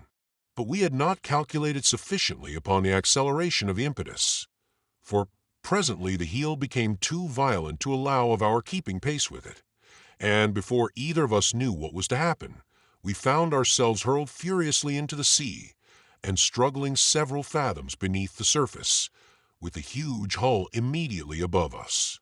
In going under the water I had been obliged to let go my hold upon the rope, and finding that I was completely beneath the vessel, and my strength nearly exhausted, I scarcely made a struggle for life, and resigned myself in a few seconds, to die. But here again I was deceived, not having taken into consideration the natural rebound of the hull to windward. The whirl of the water upward, which the vessel occasioned in tolling partially back, brought me to the surface still more violently than I had been plunged beneath. Upon coming up, I found myself about 20 yards from the hulk, as near as I could judge. She was lying keel up, rocking furiously from side to side, and the sea in all directions around was much agitated and full of strong whirlpools. I could see nothing of Peters. An oil cask was floating within a few feet of me, and various other articles from the brig were scattered about. My principal terror was now on account of sharks, which I knew to be in my vicinity. In order to deter these, if possible, from approaching me, I splashed the water vigorously with both hands and feet as I swam towards the hulk, creating a body of foam. I have no doubt that to this expedient, simple as it was, I was indebted for my preservation, for the sea all round the brig, just before her rolling over, was so crowded with these monsters that I must have been, and really was, in actual contact with some of them during my progress. By great good fortune, however, I reached the side of the vessel in safety, although so utterly weakened by the violent exertion I had used that I should never have been able to get upon it but for the timely assistance of Peters, who now, to my great joy, made his appearance, having scrambled up to the keel from the opposite side of the hull, and threw me the end of a rope, one of those which had been attached to the spikes. Having barely escaped this danger, our attention was now directed to the dreadful imminency of another, that of absolute starvation. Our whole stock of provision had been swept overboard in spite of all our care in securing it, and seeing no longer the remotest possibility of obtaining more, we gave way, both of us, to despair, weeping aloud like children, and neither of us attempting to offer consolation to the other. Such weakness can scarcely be conceived, and to those who have never been similarly situated will, no doubt, appear unnatural, but must be remembered that our intellects were so entirely disordered by the long course of privation and terror to which we had been subjected, that we could not justly be considered, at that period, in the light of rational beings. In subsequent perils, nearly as great, if not greater, I bore up with fortitude against all the evils of my situation, and Peters, it will be seen, evinced a stoical philosophy nearly as incredible as his present childlike supineness and imbecility. The mental condition made the difference. The overturning of the brig, even with the consequent loss of the wine and turtle, would not, in fact, have rendered our situation more deplorable than before, except for the disappearance of the bedclothes by which we had been hitherto enabled to catch rainwater, and of the jug in which we had kept it when caught, for we found the whole bottom, from within 2 or 3 feet of the bends as far as the keel, together with the keel itself, thickly covered with large barnacles, which proved to be excellent and highly nutritious food. Thus, in 2 important respects, the accident we had so greatly dreaded proved to be a benefit rather than an injury. It had opened to us a supply of provisions which we could not have exhausted, using it moderately in a month, and had greatly contributed to our comfort as regards position, we being much more at ease, and in infinitely less danger than before. The difficulty, however, of now obtaining water blinded us to all the benefits of the change in our condition. That we might be ready to avail ourselves, as far as possible, of any shower which might fall, we took off our shirts, to make use of them as we had of the sheets, not hoping, of course, to get more in this way, even under the most favorable circumstances, than half a gill at a time. No signs of a cloud appeared during the day, and the agonies of our thirst were nearly intolerable. At night, Peters obtained about an hour's disturbed sleep, but my intense sufferings would not permit me to close my eyes for a single moment. August 5. Today, a gentle breeze springing up carried us through a vast quantity of seaweed, among which we were so fortunate as to find 11 small crabs, which afforded us several delicious meals. Their shells being quite soft, we ate them entire, and found that they irritated our thirst far less than the barnacles. Seeing no trace of sharks among the seaweed, we also ventured to bathe and remained in the water for 4 or 5 hours, during which we experienced a very sensible diminution of our thirst, were greatly refreshed, and spent the night somewhat more comfortably than before, both of us snatching a little sleep. August 6. This day we were blessed by a brisk and continual rain, lasting from about noon until after dark. Bitterly did we now regret the loss of our jug and carboy, for, in spite of the little means we had of catching the water, we might have filled one, if not both of them. As it was, we contrived to satisfy the cravings of thirst by suffering the shirts to become saturated, and then wringing them so as to let the grateful fluid trickle into our mouths. In this occupation we passed the entire day. August 7. Just at daybreak we both at the same instant descried a sail to the eastward, and evidently coming towards us. We hailed the glorious sight with a long, although feeble shout of rapture, and began instantly to make every signal in our power, by flaring the shirts in the air, leaping as high as our weak condition would permit, and even by hallooing with all the strength of our lungs, although the vessel could not have been less than 15 miles distant. However, she still continued to near our hulk, and we felt that, if she but held her present course, she must eventually come so close as to perceive us. In about an hour after we first discovered her, we could clearly see the people on her decks. She was a long, low, and rakish-looking topsail schooner, with a black ball in her foretopsail, and had, apparently, a full crew. We now became alarmed, for we could hardly imagine it possible that she did not observe us, and were apprehensive that she meant to leave us to perish as we were, an act of fiendish barbarity, which, however incredible it may appear, has been repeatedly perpetuated at sea, under circumstances very nearly similar, and by beings who were regarded as belonging to the human species. In this instance, however, by the mercy of God, we were destined to be most happily deceived, for presently we were aware of a sudden commotion on the deck of the stranger, who immediately afterward ran up a British flag, and, hauling her wind, bore up directly upon us. In half an hour more we found ourselves. The case of the brig Polly of Boston is one so much in point, and her fate, in many respects, so remarkably similar to our own, that I cannot forbear alluding to it here. This vessel, of 130 tons burden, sailed from Boston, with a cargo of lumber and provisions, for Santa Croix, on the 12th of December, 1811, under the command of Captain Casno.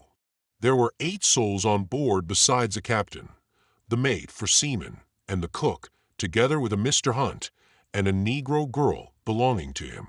On the 15th, having cleared the shoal of Georges, she sprung a leak in a gale of wind from the southeast, and was finally capsized. But, the masts going by the board, she afterward righted. They remained in this situation, without fire, and with very little provision, for the period of 191 days, from December the 15th to June the 20th, when Captain Casno and Samuel Badger, the only survivors, were taken off the wreck by the Fame, of Hull, Captain Featherstone, bound home from Rio Janeiro. When picked up, they were in latitude 28 degrees north, longitude 13 degrees west, having drifted above 2,000 miles. On the 9th of July the Fame fell in with the brig Dromero, Captain Perkins, who landed the 2 sufferers in Kennebec. The narrative from which we gather these details ends in the following words. It is natural to inquire how they could float such a vast distance, upon the most frequented part of the Atlantic, and not be discovered all this time. They were passed by more than a dozen sail, one of which came so nigh them that they could distinctly see the people on deck and on the rigging looking at them. But, to the inexpressible disappointment of the starving and freezing men, they stifled the dictates of compassion, hoisted sail, and cruelly abandoned them to their fate in her cabin. She proved to be the Jane Guy of Liverpool, Captain Guy, bound on a sealing and trading voyage to the South Seas and Pacific.